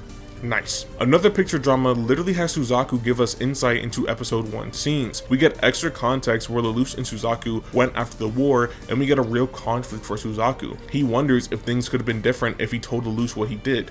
And yes, they would have been different. That's the entire point of his character, and that's really good stuff to add to the story. That's real defining character work. Why the hell isn't it included inside the main story? More stuff like Colin and C2 talking about getting back Lelouch, Rolo accounting his first time meeting Lelouch, and one final scene with Nonnally finally seeing the faces of all the guys from Ashford Academy. These are moments you would probably want in your series, right? Why the fuck are they not there? Why are you off-screening the main character losing? You cannot just do that. What respect for your audience or integrity could you have to begin with? You are nothing but a Durburger if you admit things that could better your story in favor of nonsense and flehas. I also do not know why Nina is there with them. Bitch, you're a serial killer. I'm sorry if this section was a little scattershot or even shallow in some parts. I think about this shit all the time and it's weird to like put the thoughts outward. But this series is such a bloated wet sausage, it is hard to seriously engage with the majority of these topics. The main character literally wished away racism, bro. Like, it doesn't get worse than that.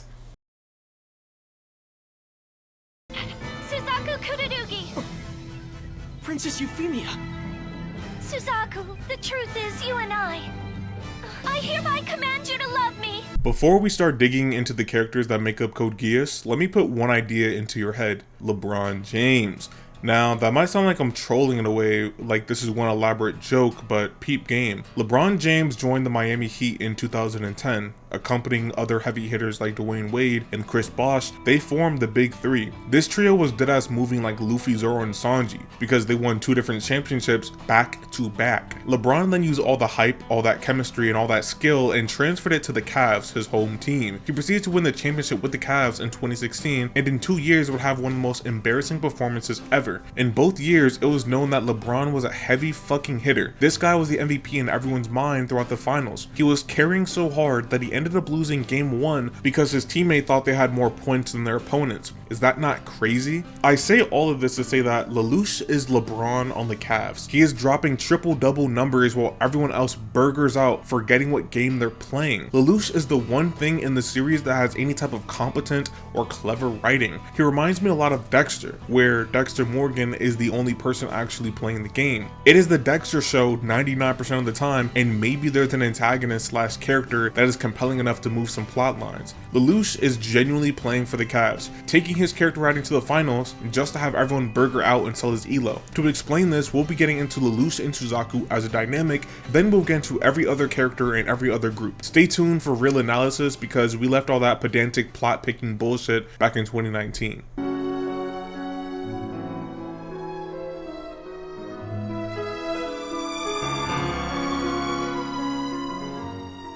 Lelouch and Suzaku are the protagonists and deuteragonists of the anime. These characters are opposing forces that make up the narrative we see inside Code Geass. I like to give Suzaku that title of deuteragonist because of his parallel story of trying to liberate Japan. Suzaku is a character that drives half of the series forward simply off his several mistakes and false dichotomies. Suzaku and Lelouch are both characters that have killed their fathers. There are many parallels that exist between the two, but they are only enhanced because of their individual characters. Outside of their Fugazi recap in R2 episode 5, they actually have a lot of depth together. I don't want to use the picture dramas as evidence, but since it fits so well into their stories, let's get into it. Suzaku and Lelouch met each other in their youth in Japan. Suzaku's empathy and Lelouch's call to action for his sister is shown here. It reflects their core character traits that would only be developed later. This is ironically the setup for their characters in which we see in R1. Before we get that, it is important to recognize the compelling nature of Lelouch. The day a demon was born, that is his story. It is the beginning of the narrative known as the Demon Emperor Lelouch. This comes from his extremely powerful motivations, his main motivation being revenge against his mother's killer, and a compounding motivation to create a kinder world for his sister. To the writer's credit, this works really well. A sibling story is one that bodes sympathy even if they drag it by making not only blind and disabled. The point is, his motivations work. They are integral to the actual rebellion plot of the series. As he uses the Japanese people to defeat Britannia, it's all in an ode to find out who killed his mother and destabilize the nation. It's actually pretty interesting how there are microcosms of his motivations built into his characterization. In this way, he's kind of like a hairy bar of soap. Looks disgusting, but it's still kind of clean. Probably. Ashford Academy, while definitely the series' major creative malfeasance, acts as the peaceful world that Lelouch wants to create. In this way, Lelouch holds Ashford Academy incredibly dear to him. These several dickhead moments serve to move this motivation to the forefront of the narrative, even though it is a bit poorly handled. So yes, Femboy Lelouch was important to just show how connected he is to Ashford Academy. This leads into episode 7 of R2's conversation, and their scenes. Lelouch shoots fireworks or some shit and is incredibly appreciative. I believe he starts tearing up too. It reminds me of Toshiro's birthday in his exclusive chapter. It shows how pieces of a person are found in other people. It is pretty poetic in a way. It is not a coincidence that Lelouch thinks of the physical form of happiness while with Ashford Academy. Whether we like it or not, and Lord knows how much we dislike it, Ashford Academy accomplishes a lot of primary facets for Lelouch and his goals. You see that, right? All the ideas are there. It makes sense and is well developed enough for Lelouch's individual character. I think it's a little better when you get into his first and more interesting motivation. The revenge plotline isn't one that is well handled on a plot level. Clovis tells Lelouch to ask Cornelia and Schnitzel about his mother. It took 22 episodes just for him to ask Cornelia, and he ended up never asking Schnitzel. Not that he needed to, the real answer was given to him after he spent 45 full episodes trying to figure it out. And surprise, surprise, the real answer and resolution isn't narratively cathartic either. I say narratively cathartic because it makes no sense to give the character the answer after they've been searching for it. It also makes no sense for the answer to be V2 if he was going to die by Charles, just for this not to be implemented into their fake ass dynamic. The entire series, Lelouch is looking for the killer of his mother. This person is also responsible for sending multiple assassins after Lelouch and even kidnapping his sister. This runs into the most logical problem. The character actions don't fit into a real dynamic resulting from consequences. If someone else sent assassins after Lelouch and if someone else killed Marianne, it would change nothing about the story of Code Geass and Lelouch himself. This is just a classic diff from the writers. The character motivation doesn't reach a satisfying arc because V2 is a horribly written character. This obviously extends the horrible direction and plot development. If the series was handled better, then it wouldn't treat this motivation as a mystery and instead make it a riddle or something. Like Lelouch already knows the answer, but he has to work backwards or something. Think of Dexter season 1. The reason why we're spending time talking about these motivations is because they complement each other in ironic ways. Making that kinder world is fulfilled thematically time after time again, while the revenge plot isn't fulfilled in a literal plot sense. They complement each other on a thematic level, but is kind of similar to other anti-heroes. I can give Lelouch that grace because, again, nothing is perfect. I even find it endearing when a character is weirdly mishandled. My friends compare it to that goofy ass wabi sabi shit, but I'm kind of being serious. A character having flaws is more interesting than a character being ideally written by the writer, and this is why Lelouch dynamics are so interesting to me. The main one we'll get into during this specific section is C2. I said it multiple times during the video, but I believe C2 and Lelouch have a fake relationship. What I mean is that them sharing a kiss at the end of R1 is entirely unfounded, and by the time it happens again at the beginning of of R2, it's also nonsensical at best. To explain, let's take a step back and look at Lelouch and C2. C2 will have her own section entirely, but C2 in relation to Lelouch is a different character. How Lelouch and C2 meet up is due to arbitrary magic that isn't really explained to begin with. C2 then assumes Lelouch is some kingly dominant figure and he has some conqueror's hockey, and he makes a contract with him. If this was something better handled, like in a Bleach, then this would be better, pretty obviously, right? Like, the reason why Shanks bet his arm on Luffy is because he ate the special gum gum fruit. That's a character reason. The reason why Rukia gave Ichigo her powers was because he was exactly like Kai and Shiba, which goes to characterize them both. The reason why C2 chose Lelouch was because he was the only one there.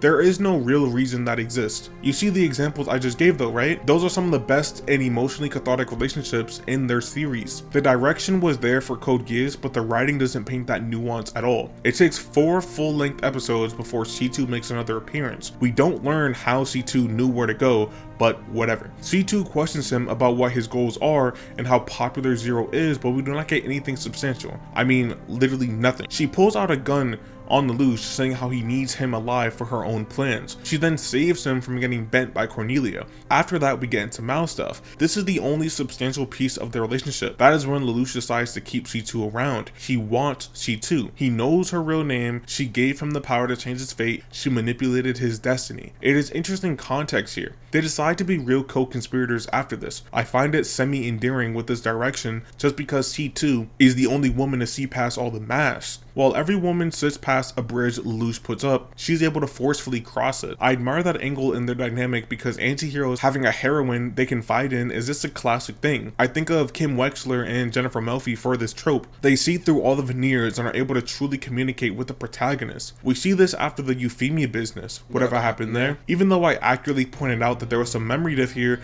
the fact that Lelouch is looking away is kind of characterization for his relationship with C2. He doesn't want to control her when he was more than willing to do it before. He values her, and we see that unfold right here. Interesting stuff. It really is. This extends to them having a supernatural type of bond, to the point where C2 is aware that Nanali has been kidnapped and tells Lelouch. She plans on kamikazing herself to help Lelouch and kisses him before doing that. My biggest issue with this kiss is that it feels all too forced. If you want a more romantic relationship with these two, you need real chemistry. You need more than bait and lure with kawaii moments and intimate scenes. You need a reason. You have to communicate in some way why C2 would kiss Lelouch. What does he do for her? It is ever confusing because the series attempts to keep it vague, but since the context and quality of the series is so muddled, it just seems anti-written. I can recognize the intent and direction, but I need the writers to show me something. At the very least, tell me. Chronologically, her arc goes in an entirely different direction, and we'll tackle that during her section. For now,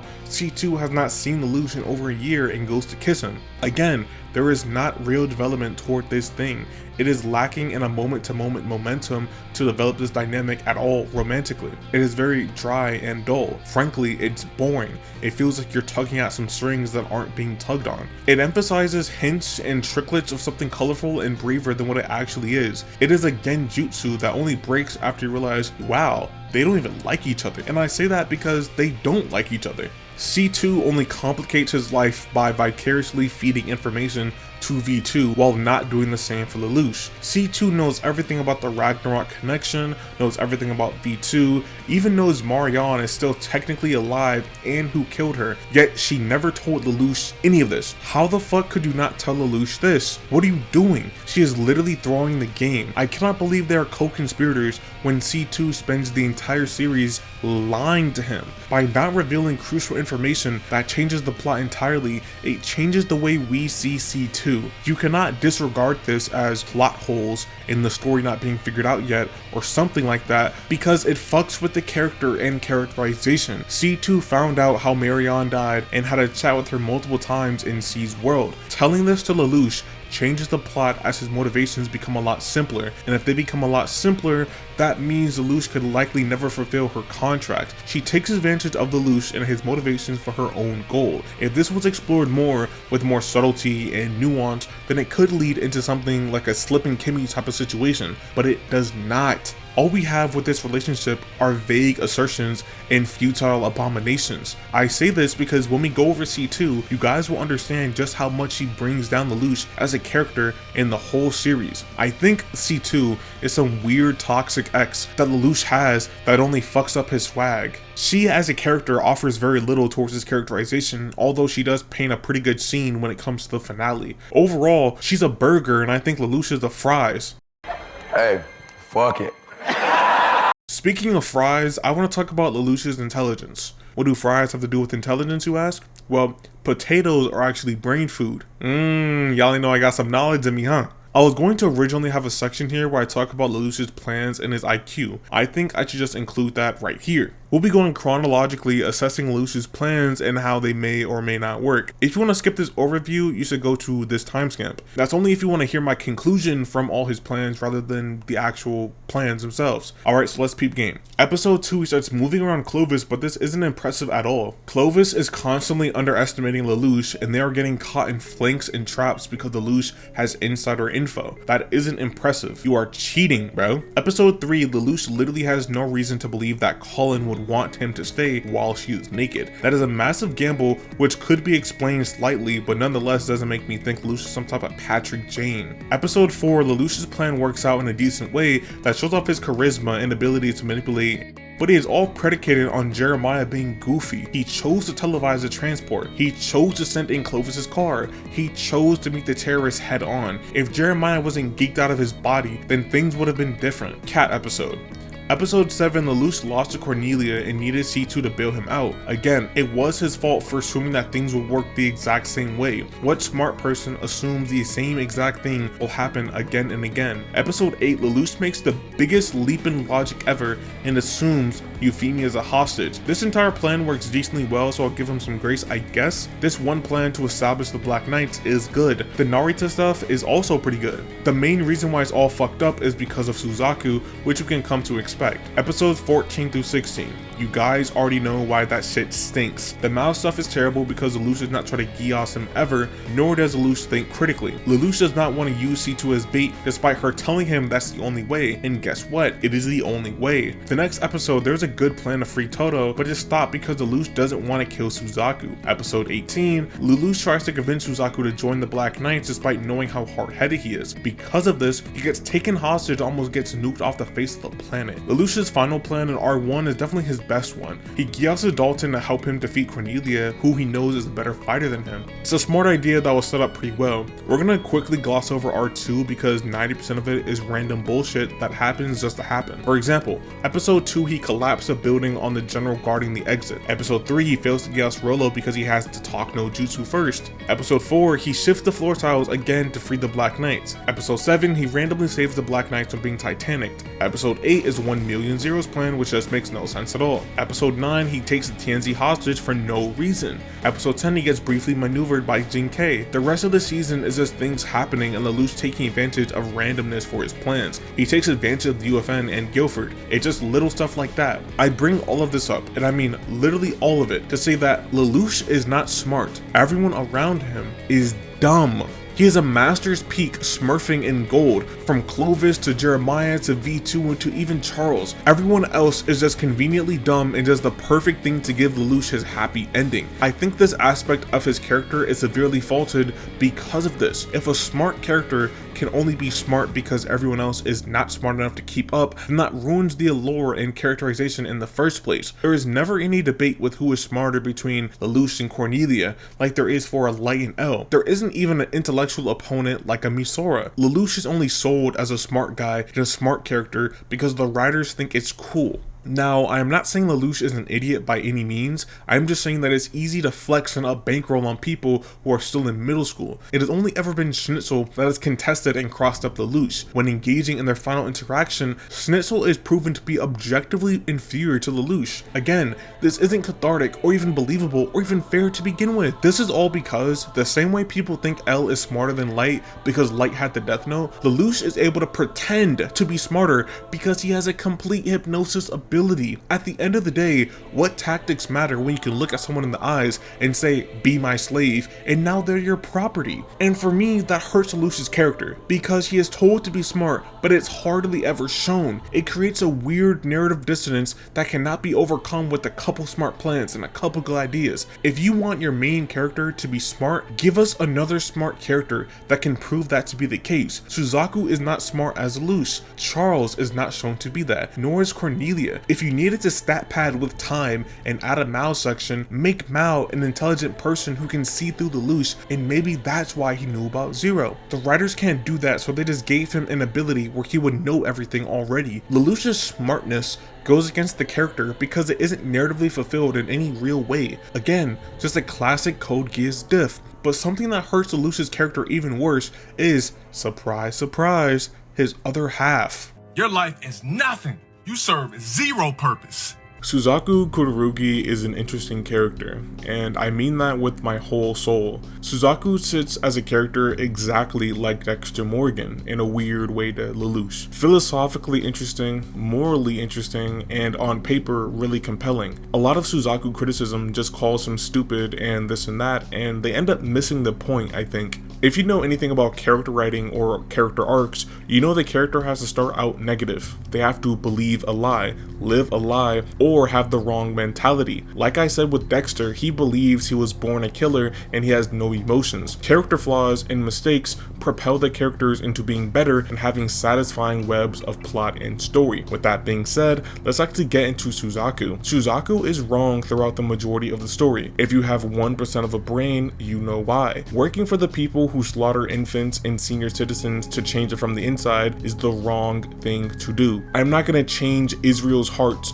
by working for the IDF. That sounds ridiculous. That is Suzaku's flaw and burden though. He does not want to shed any more blood, so he joins the enemy in an ode to hopefully avoid all that one day. On the surface, Suzaku refuses to shed any blood, yet he joins the military, which is essentially a dog for Britannia. By joining the military, he is required to shed blood and carry out missions. That contradictory mindset is called out and is exactly why Suzaku is flawed. Like I said, on the surface, it is very stupid for Suzaku. The nuance and clever writing comes with the fact that Suzaku is lying to himself in a way. He does want to liberate Japan and he does not want any more bloodshed, but he wants this at the cost of himself. He wants to be a martyr and atone for his sins by dying. He proceeds to hate himself and side with his oppressors, looking for the chance to die. That single motivation, resulting from him killing his father, is incredibly interesting. When a character's real motivations come out and they stem from an insecurity or deeply rooted event in their past, it is fun to see how the series can deconstruct or address that characterization. Because Suzaku actually wanted to die the whole time, it makes sense why he didn't join the Black Knights in episode 4. It actually makes super sense why he would say some bullshit like what he said. Suzaku went back to his court-martial hoping he would die as his motivation first, at least in my opinion. He did claim that also the military didn't crack down on 11s, but I'm not sure how much stock I want to put into that,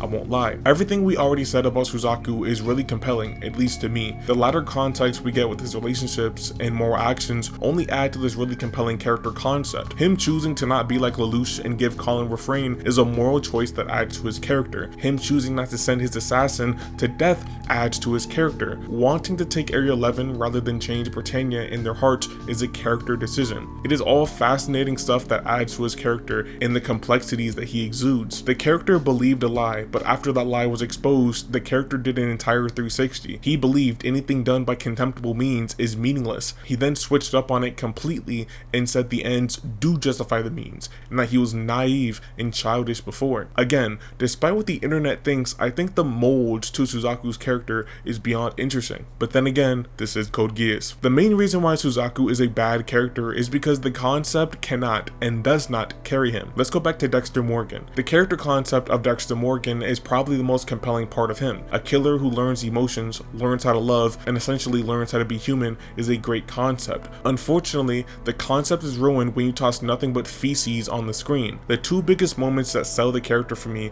are Exhibit A and Exhibit B. In the first, we have Suzaku leaving Zero and the Black Knights to go work for them people at best or die at worst. I understand the direction of Suzaku's character, I understand the nuances that paint this decision, I even understand what the writers were going for. However, all of that is immediately thrown out the window as soon as the audience is made aware that the character is retarded. And excuse my French, I'm sorry, but you cannot show us that Britannia would kill literal infants and then try to make one of the main characters join them under several different excuses. No! You cannot do that. The character can be wrong and they can do wrong things under the wrong guise. However, it becomes impossible for the audience to ride with the character and support their overall journey when they cross irredeemable status. Off script, imagine Zuko were to kill the moon spirit, indirectly killing Yue, or if he fucked up Katara badly, like burned her and she like had a real scar. It would cross him into irredeemable status. You can't really redeem that character at that point. So him being wrong and him learning he was wrong doesn't matter if the audience is no longer with that character. And that's what we have with Suzaku. Suzaku crossed irredeemable status the second he said no to Knights of Justice and yes to imperialism and genocide. I cannot buy into the character arc and the character flaws when they become completely lost and feral to me. This idea has been relevant since ever. The Sopranos struggled with showing the main character killing someone because they were scared it would make Tony quote-unquote irredeemable. They even struggled with his relationship with his mother, going as far to say that it might ruin the character for the audience forever. Now, the second exhibit is infinitely worse than the other, at least in my opinion. Suzaku being Geass to live is the worst thing to ever exist in this story. Likely worse than the anime logic. Likely worse than the Black Knight's betrayal and even the Mao episodes. Suzaku himself wanted to die and did multiple things to facilitate his own death. I even find it slightly ironic that it was his father's pendant that saved his life. It was like a clever nod from the writers that he cannot die so easily, as his father is like watching over him in some weird ethereal way. The character wanting to die, hating himself, and looking for punishment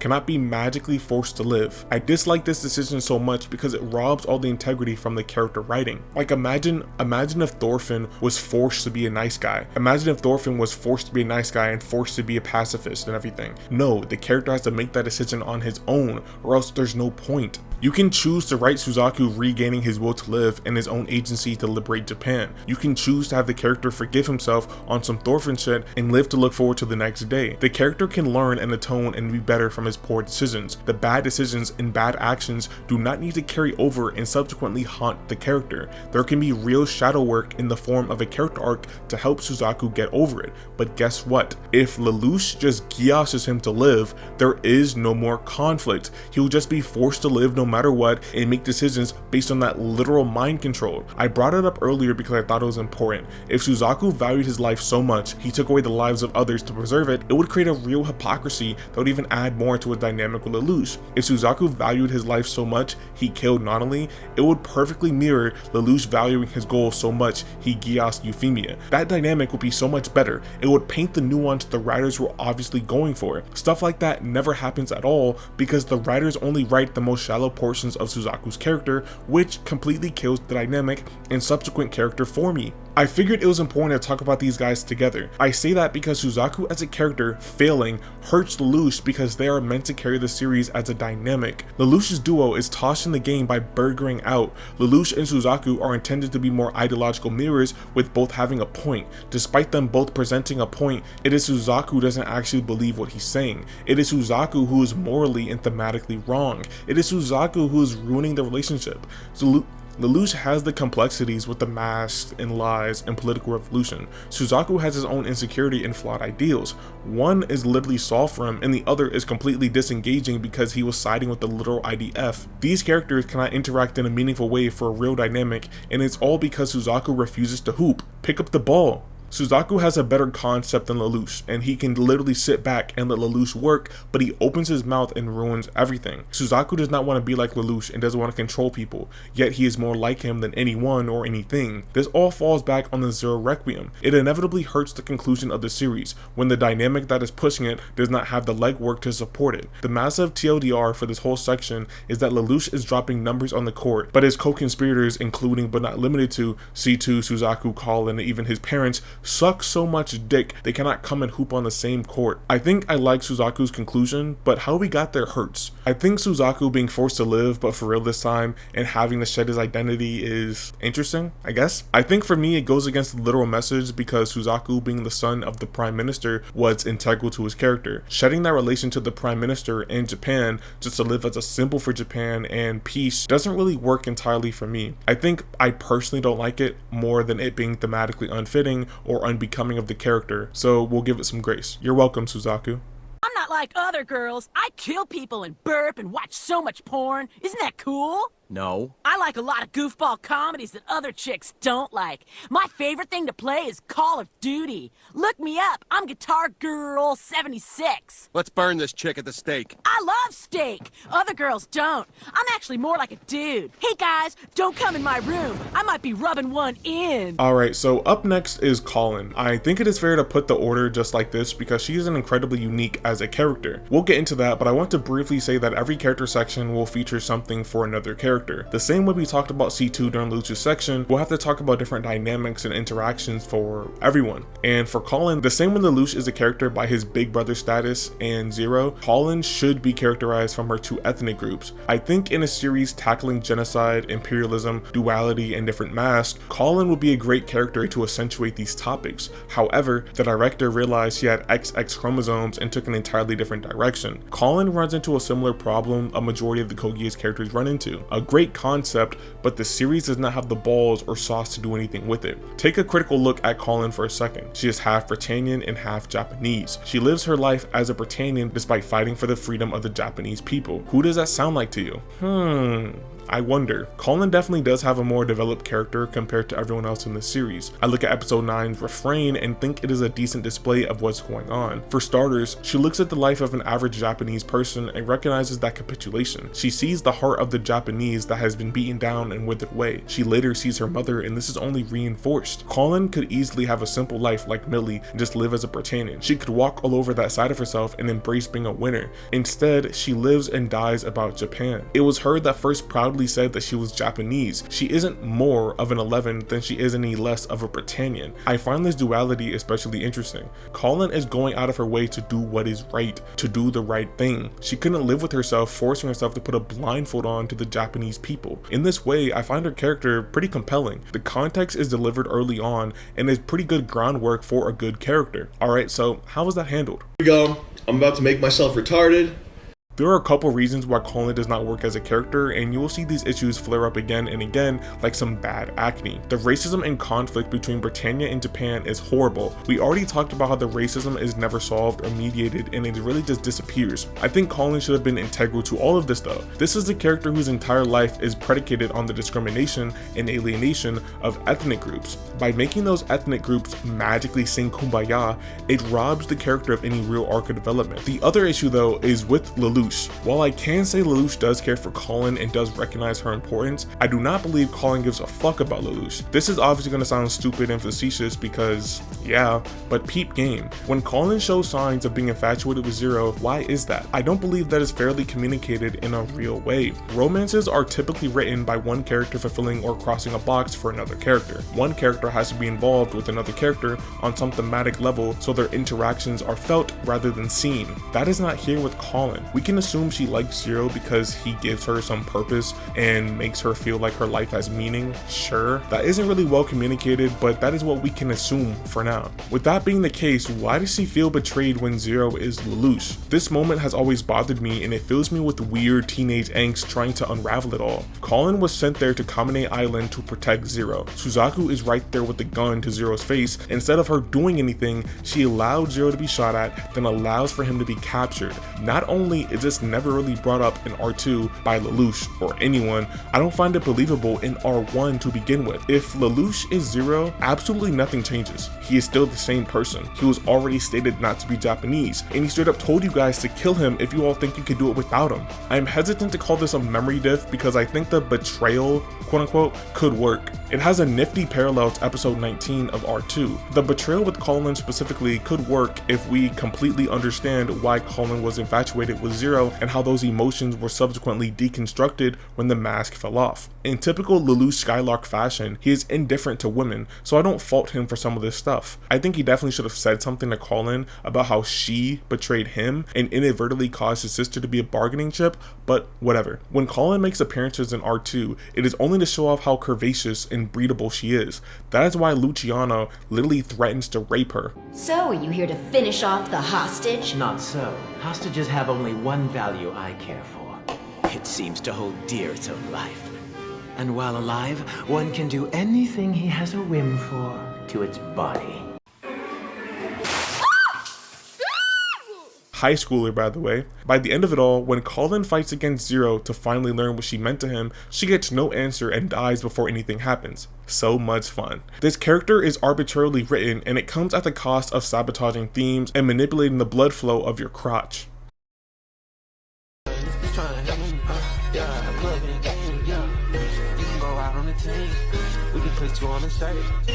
Charlie is one of the weirdest characters I've ever seen in my life. I do not want to come out the gate saying that I hate this character. I think the design is good, the motivations are grand and okay, and his VAs are really nice. He's obviously plagued by the bad writing in the series, but we can move on. Charlie as a character is supposed to be more of a spiritual and thematically involved foil than a plot important mover and shaker. I get that. I even respect it. Not to get into comparisons, but it's like Death Note where Mello is more involved in the plot, but Nier is the real antagonist. It is a pretty good structure to have it that way. Lelouch's biggest obstacle was never his father, it was just what he represents, and Lelouch tackles that directly. Don't ever let me say that Charles did not have clever writing. Every antagonist has to be wrong. That is sort of the point of the antagonist. If the antagonist was not thematically or morally wrong, they would just be another guy.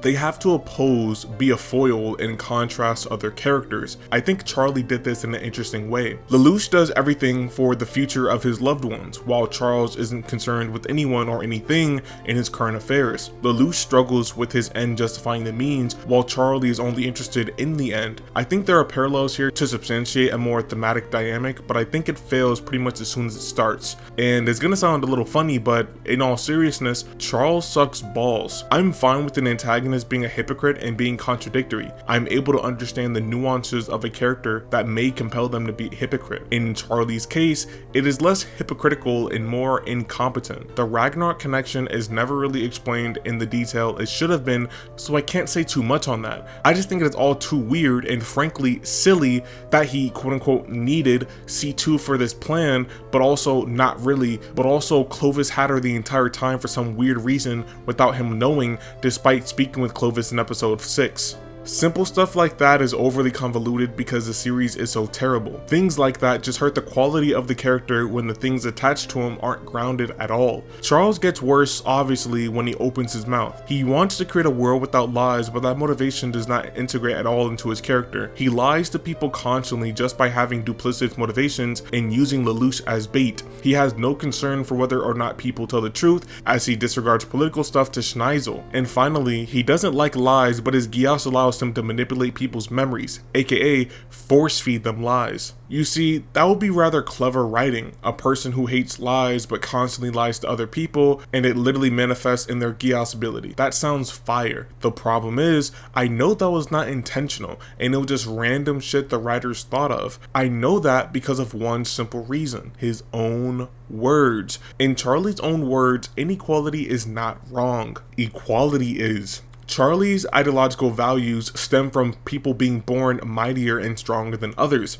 If you are born into richness and health, then you have the right to discriminate against those born into poverty and aid. It is essentially just a beefed up version of might makes right. He believes he has the right to do everything he has done because he is a winner. You know what this means, right? It means Charles's ideology is completely divorced from his motivations and goals. Nothing about men being unequal or unfair relates at all towards stopping the flow of time. You have to be a mental gymnast to ever make those things connect, especially since Charlie is still a bad guy during all of this. Marion claimed he loved his children, but he still did nothing about the war, did nothing about Nonali, and used Lelouch as a literal bait while others tried to kill him. Charlie fails as an antagonist because the writing is not there at all. The logical thread for his character arc does not follow any logic, nor consistency, and damn sure not any themes that were set up and established. It is just embarrassing as fuck to have any character like this in your series. The same guy who implemented a national policy to discriminate against minorities is the same guy we're also supposed to think maybe had a point and something to say regarding his motivations. Nigga, fuck you.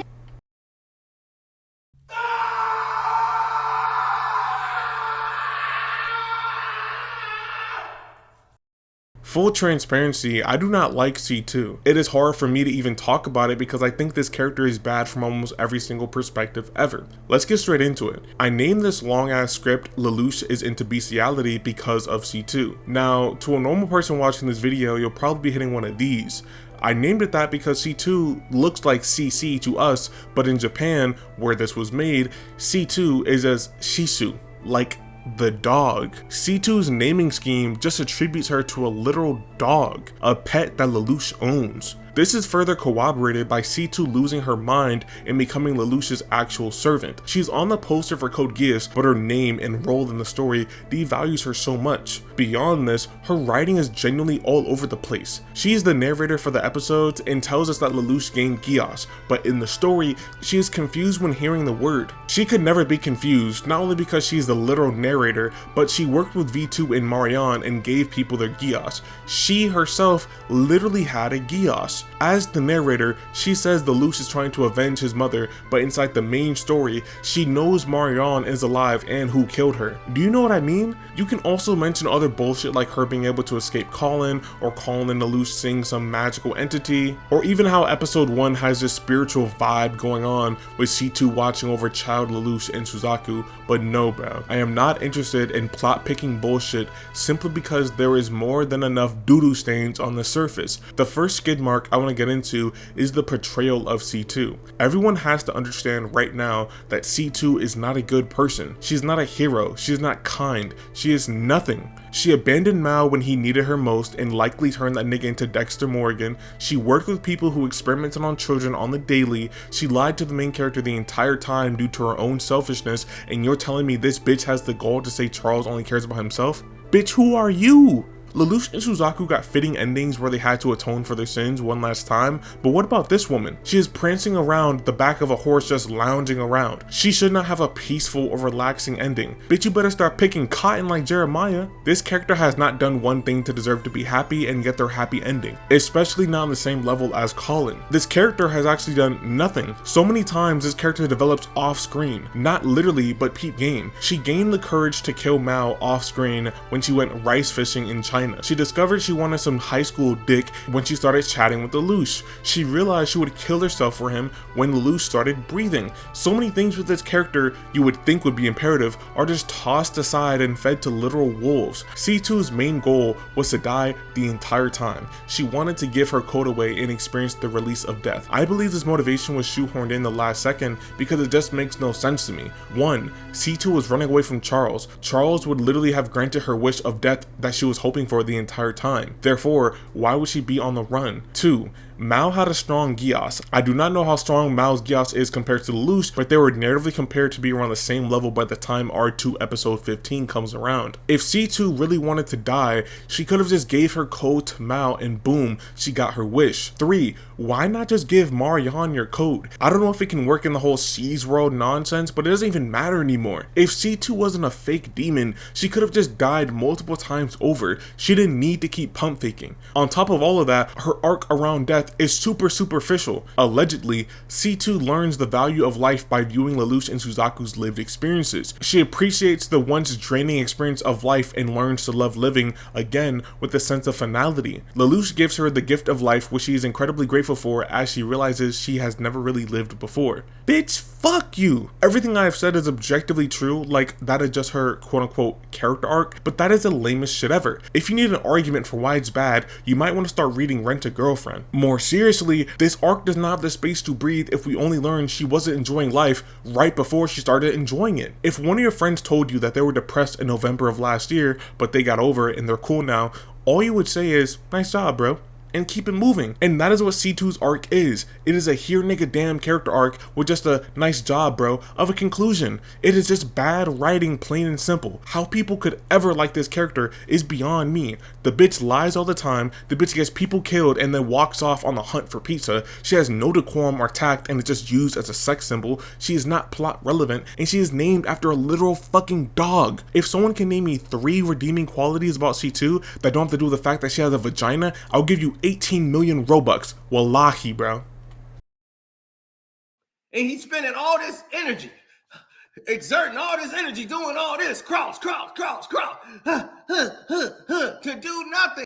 In line with my hard misogyny, let's go over Cornelia. I don't really know how to feel about this quote-unquote character. She doesn't bother me as much as someone like Euphemia, while I'm also not as invested in her character writing like a Schneisel. I think we should go over her chronologically to help assess whether or not she's a burger character. Cornelia shows up on the scene slaughtering a bunch of Arabs. She then becomes Viceroy of Area 11 with the intent of bringing Zero to his knees. I think this direction was pretty cool. We know Lelouch has to eventually interact with Cornelia to find out about his mother, so Cornelia bringing the fight to him is nice. It's a neat thing that puts our crosshairs on her for the direction of this season. I think she gets better characterization in episode 7 when she baits Lelouch into a conflict by understanding he has a flair for the theatrical. It could have been executed a little better, but that type of intelligence and analysis is appreciated. Unfortunately, it is not really kept up at all. This is Cornelia's best feat, and I think it sets the wrong expectation, because getting later into the story, she isn't very smart and she doesn't do very smart things. You obviously have the phlegm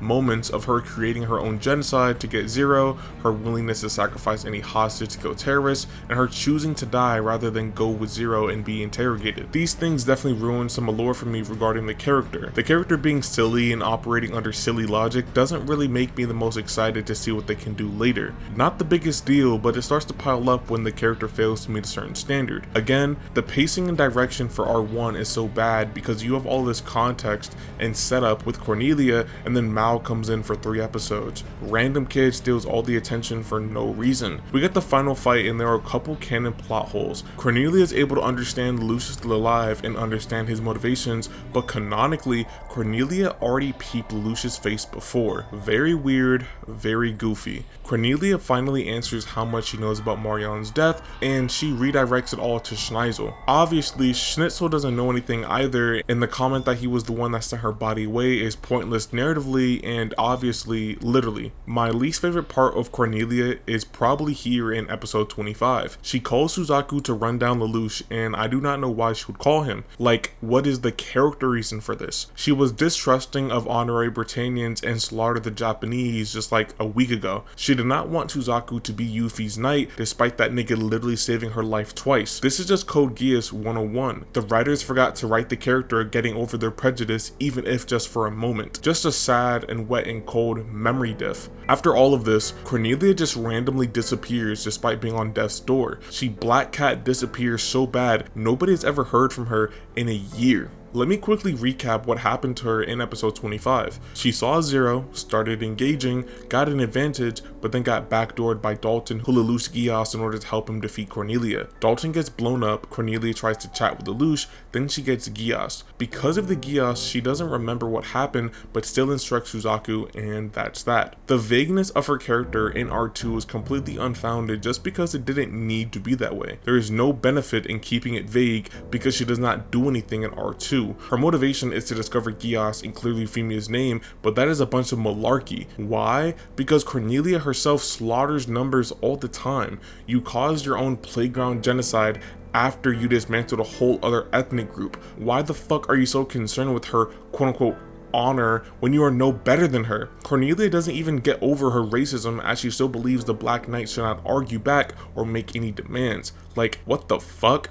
Who even is this character, bro? I think it would have been obvious to obviously make Lelouch kill this woman. Can someone tell me why Lelouch killed Clovis after asking about his mother, but did not do the same thing for Cornelia? Answer: you cannot. It would make more sense to kill Cornelia than Clovis because she hunted you down and was actively preying on your downfall. It would even make more sense because Lelouch could have just killed the Viceroy, then kill Dalton, the lieutenant or some shit, and then make the military stand down and say, GG, I win. I know he got interrupted and maybe those weren't exactly his motivations, but I don't really care. Ever since I first watched Code Geass, I was always disappointed that Lelouch never really killed more of his siblings. Episode 2 and 3 set that up, but it rarely ever happens organically. It reminds me a lot of the 7 Deadly Sins, where you find out the group were some anti-hero villains who did bad things, all for that illusion to be dispelled because they were either framed or didn't actually do half of the things they were said to do. It is ironically pretty similar. The same way you learn Meliodas genuinely nuked off a country is the same way you see Lelouch blast Clovis's brain away. You would only naturally expect this thing to continue, but voila.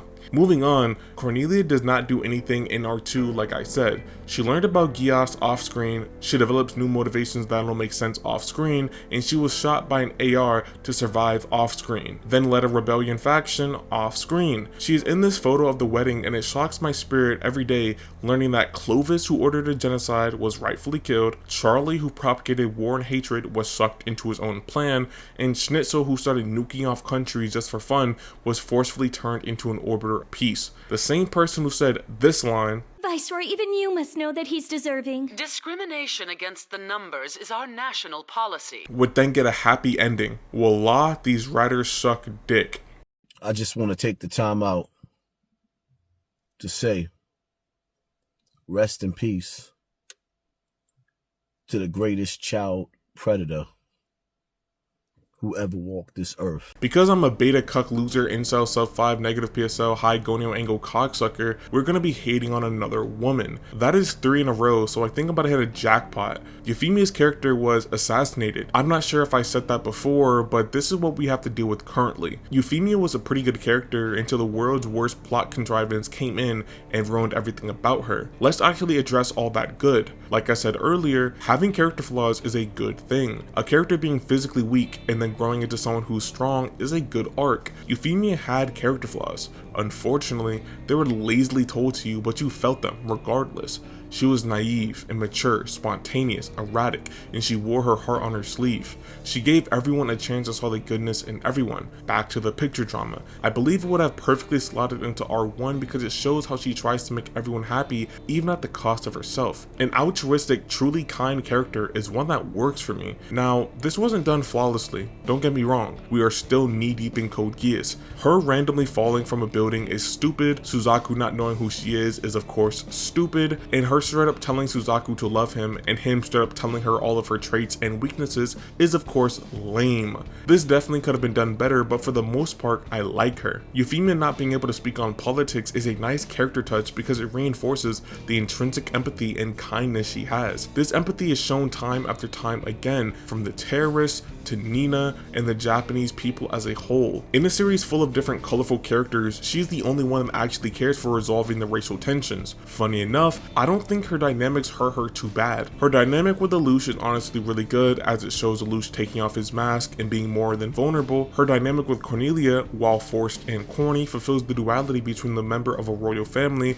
and just the person inside the world. And of course her dynamic with Suzaku is definitely the worst, but doesn't hurt too much. If they had a realer dynamic to substantiate their love, then obviously her character will be much better. But it's not like Colin where we can't reasonably understand why one likes the other. All of this writing and development with her wanting to do what's right, changing the status quo, and bringing the new world onto a wave of kindness was cut short by Lelouch. The writer choosing to write the Geass working here is obviously one of the stupidest things ever. I already explained how it doesn't really work with words and linguistics, but that is beside the point. Euphemia's entire gimmick of kindness and empathy was forced out of her with hatred and vitriol replacing it. Forcing a character's character traits to be the exact opposite of what they are is just an objective assassination. I don't really want to appeal to any type of moral writing relativism either. I do not care if the point was that Lelouch corrupted her innocence or if the irony of kindness got her killed.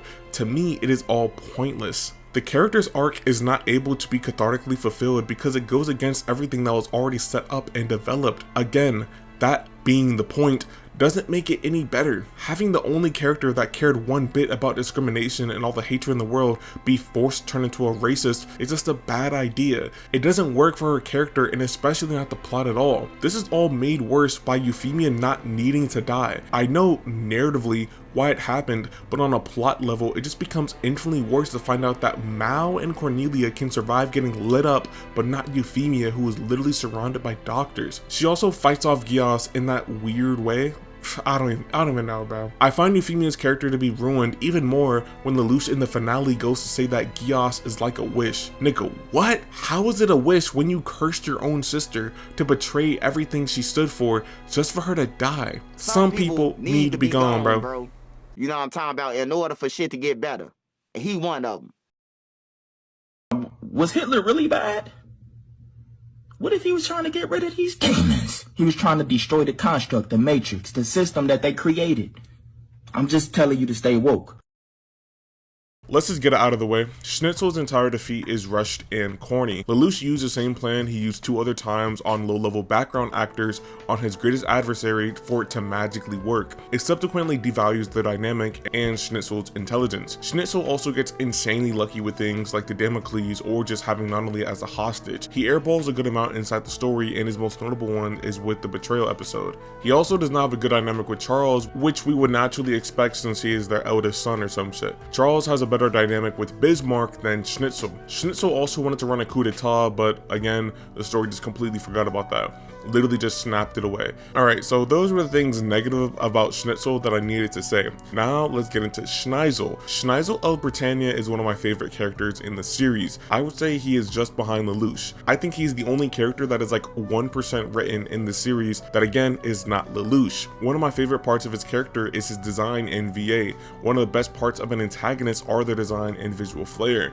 Would the Trinity Killer really be that memorable and iconic if not for John Lithgow's performance? Schnizel's Chad-like design of blonde hair and light eyes and being tall as shit low-key makes him a eugenics propaganda ad. That design definitely adds to the allure, especially since he is built up constantly throughout the series. He is first seen in episode 6 and he has a couple cameos throughout R1, but we first meet him in episode 18. He immediately pops out and usurps the chain of command to kill Suzaku in Zero. Pretty nice foreshadowing here for how he would handle them later in the climax. The same way Lelouch and Schneisel have quote-unquote parallels, it's a weird meta-textual commentary on how Lelouch and Schneisel are really the only characters. I say that because they are hurt by being inside of Code Geass. You guys already know what I'm talking about. Schneisel can never be this intelligent demigod that the narrative wants to prop him up to be as long as he's putting his own king into check. Lelouch is not some new age genius that the series claims he is as long as he is actively sabotaging his own plans. I think Schneisel should have dropped being a politician and maybe picked up a basketball. Do you guys know how many pump fakes this character does? Let's just go over them. He tries to blow up Suzaku in Zero, but when he sees them in his house, he just allows them to walk away with minimal resistance. He is actively shocked and surprised by Euphemia's genocide, making this facial expression, but in a year's time, he would nuke off 35 million people.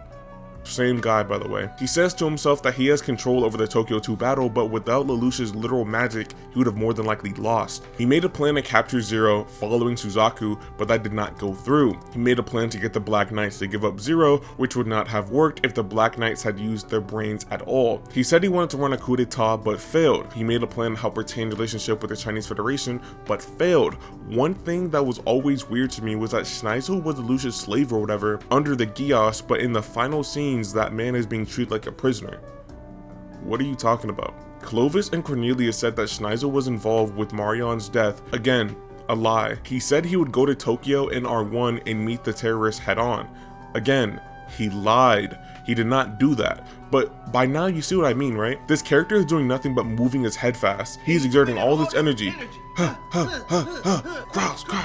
Cross, to do nothing. Luckily, I can forgive a lot of these things because, hey, that's the cost of being inside Code Geass. I can forgive it because Schneisel is actually a pretty interesting character. I admire the concept of him more than the execution. It ends up being super refreshing and beguiling in a way. We know that Schneisel is more politically involved than any of his siblings. Because of this, him having a philosophy that is predicated on the different politics and vices of human nature is a natural conclusion I would never expect Code Geass to cross. He believes as long as humans are animals in which are driven by their instincts, there needs to be a hardened discipline. He wants there to be a perpetual stagnancy for peace and plans to essentially dog collar every single country to maintain this. This is what Code Geass was missing. A clearly evil nigga with nuanced goals and motivations that manifest because of the world around him. That is what we actually needed, not no damn Ragnarok connection. I especially admire these motivations for Schneisel because unlike other royals, he holds no harm toward any race or gender or whatever. He has no legitimate history of being racist. His motivations characterize him as a misanthrope, if anything. That thematic weight acts as the shield and spear as it can defend him from the toxic waste of Code Geass quote-unquote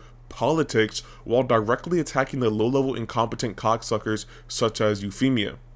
I meant to say Cornelia. Overall, this character is low-key the best we can hope for in this series. Schneisel is like the cleanest plastic bottle at the top of the recycling bin. He's like the tastiest TV dinner in the back of a refrigerated section of a Dollar General. And most we can do for this character is clap and admire the concept and cringe while trying to ignore all the bullshit. He fucking sucks, nigga. That nigga is trash. He's fucking garbage. Get that nigga the fuck off the team, out the fucking league. That nigga's a fucking bum, nigga. He sucks, nigga. He fucking sucks. That nigga sucks. He sucks. He sucks. He sucks, nigga. He fucking sucks.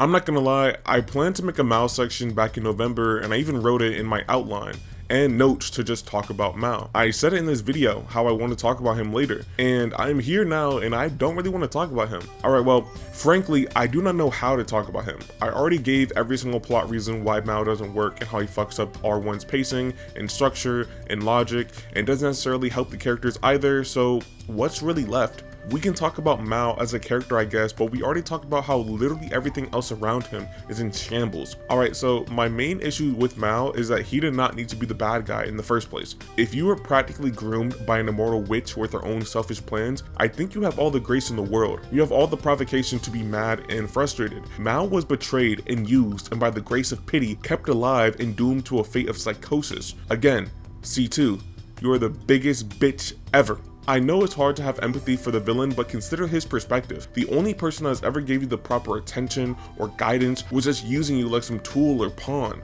My main thing is that if Mao approached the conflict from this angle, it would make everything a lot more nuanced and enhance his character. I do not believe Mao is entirely wrong. Obviously, he is wrong for trying to kill Shirley and manipulating her in order to kill Lelouch, but that's a facile understanding in my opinion. Mao is only the villain because C2 is the apparent good guy. Mao did not need to target Lelouch. The only justification we have for Mao targeting Lelouch is because Mao is a crazy ass nigga, which again, does not work here because Mao is only crazy because of C2. For all intents and purposes, C2 turned him crazy. We just have an Ouroboros for this character where he didn't need to exist. He didn't need to be the villain. He didn't need to target Lelouch, and he didn't need to be crazy. All of these things are the case because the writers inorganically wanted to slow down the whole story and prop up C2 as a more involved character just for her to burger out when it mattered. Mao as a character is the definition of a nothing burger. Mao offers nothing and does nothing. Mao does nothing for the story, and Mao does Nathaniel when it comes to developing any character or theme.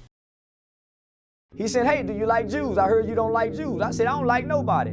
Jews, niggas, Asians, blacks, whites, Mexicans, Puerto Ricans, Cubans, dogs, horses, fish, roaches, worms, butterflies, ants. Nigga, I don't like nothing. Nigga.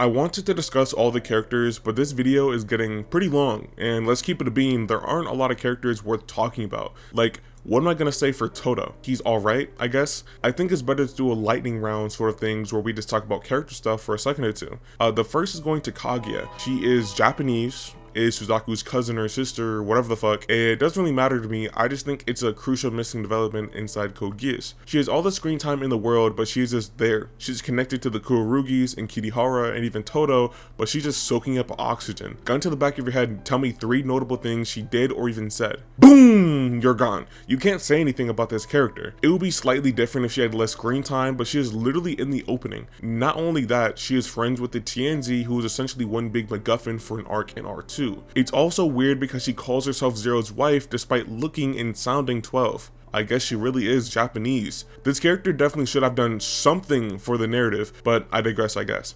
Next, we can go over Ashford Academy. I already said it in Lelouch's character section, but they serve a pretty well done thematic role. Millie, I feel like, is pretty underrated, but rightfully so. She sucks inside the story 1,000,000,000%, but outside the story, into more canon material, I think there's enough subtext to paint her as a real character. Now, I'm not gonna do that, but I appreciate the mold for that character. Obviously, the fake game stuff with her is just filler, every conversation with Nina is also a filler, and her being a super senior then moving on to reporting for the weather or some shit is just lame and filler. Nina is not a character I want to talk about. She doesn't have flaws that move her decisions or even arcs. She is just a person. She is clearly racist and in love with Euphemia. Everything about her is just superficial to the max. Anything she says about Shirley is lazy, and anything she says with Millie is fake. Rivals is not a character, but that's sort of the point. He's just a random guy with random characteristics that are used for other characters. His interactions with Lelouch late into R2 are not that bad. He's a nice background character. Shirley does not work for me as a character, obviously. There are too many diffs regarding her character, and it just sucks that every single line she has in the story is about Lelouch. Even lines that aren't about Lelouch, like her father,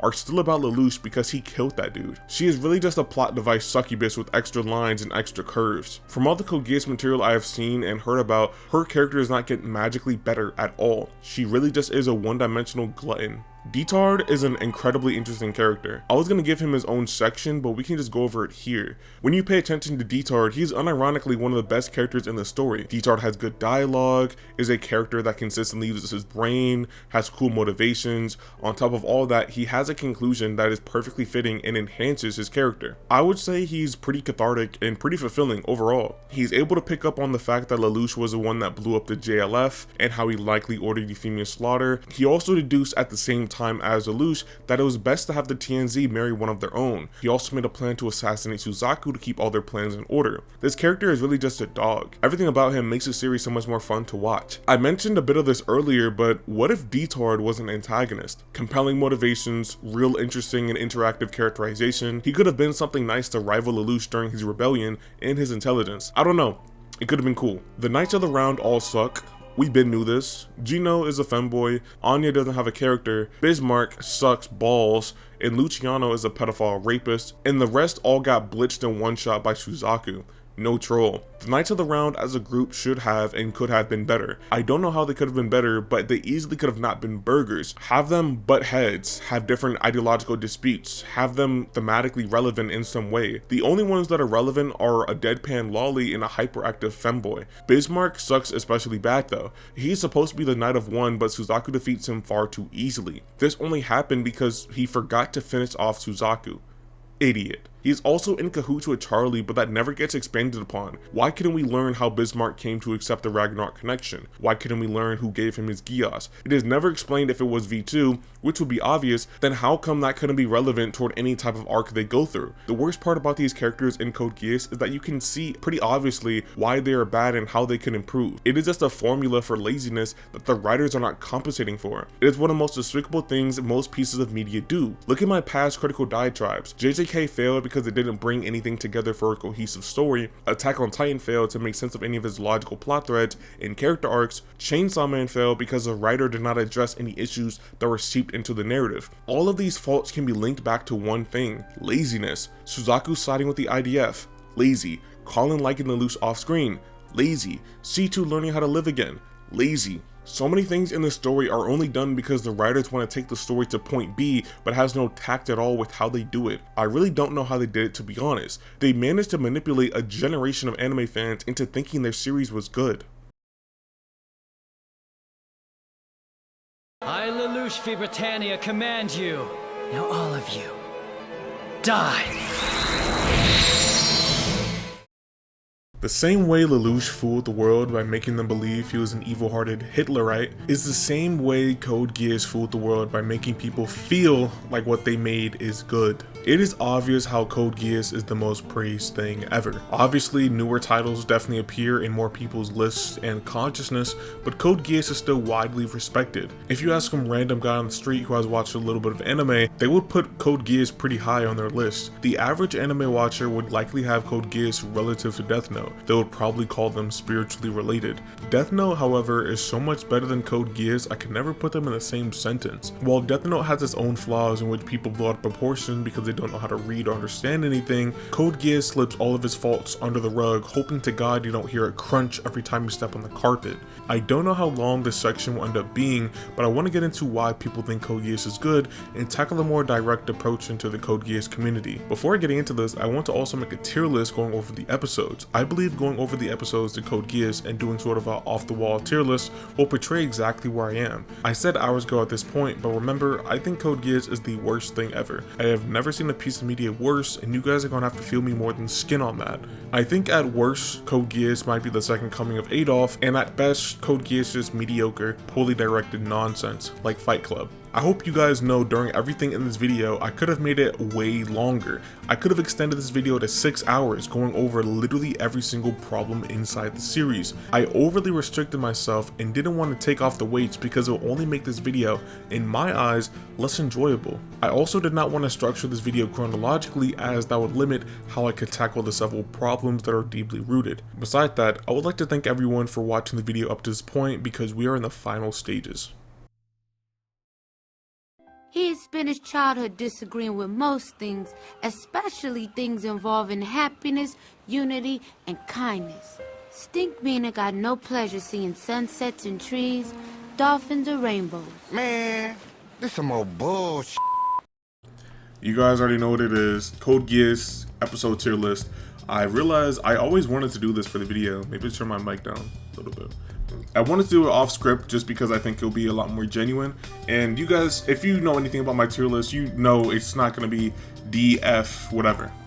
We're going to put a tier below this. We're going to call it, we're going to put like gray. Oh, it's going to be like this color. And then we're going to put nonsense. And for D, we're going to swap it to poorly handled. For C, we're gonna have watchable. For B, we're gonna say enjoyable. For A, we're gonna go Code Lelouch carried. There's a couple episodes, and then we're gonna say S could be really good in another series. There we go. Could be really good in another series. Lelouch carried, because there are a couple episodes where Lelouch does carry. Enjoyable, watchable, poorly handled, and then nonsense. So that's what we're gonna have it as. Episode 1, The Day a Demon Was Born. Honestly, not that bad. It's just the fact that it's a two-parter. The end, like, it has nonsense. Like, if we go back to the episode 1, you are literally going to find the bullshit. There's a whole bunch of spiritual stuff that happens that never makes sense of ever. It's just really weird, really nonsensical, but I would say it's watchable. Episode 1 is definitely watchable. Episode 2 is poorly handled. From the direction, from the Clovis stuff, from literally everything, episode 2 is just poorly handled. Episode 3, nonsense. It shows Lelouch killing Clovis and then flashes to like Millie scolding Lelouch. You have the call-in plan, you have Suzaku being framed, which is just stupid as fuck. Episode 4 is poorly handled again. His name is Zero. It's the introduction to Zero. You have Suzaku's stupid ass motivations revealed. Not motivations, but like him just being a stupid ass dude. On top of Jeremiah, like just making an insanely easy way for Zero to do or Lelouch to do everything, and for Suzaku to be saved, which didn't even need to happen to begin with. You have episode 5. I'm talking about this like a lot of like plot stuff, but like it's just like it doesn't benefit Lelouch or any character involved for them to be stupid and do stupid stuff and be bailed out by the plot. It doesn't benefit Lelouch to have like an insanely easy route because Jeremiah is a fucking idiot. Episode 5 is watchable. It's like at the tail end of watchable. It introduces I don't even know, bro. It has Euphemia introduced by lying randomly. Like, it's not like Euphemia falls out like a window and says people are chasing her. That never gets made sense of later on.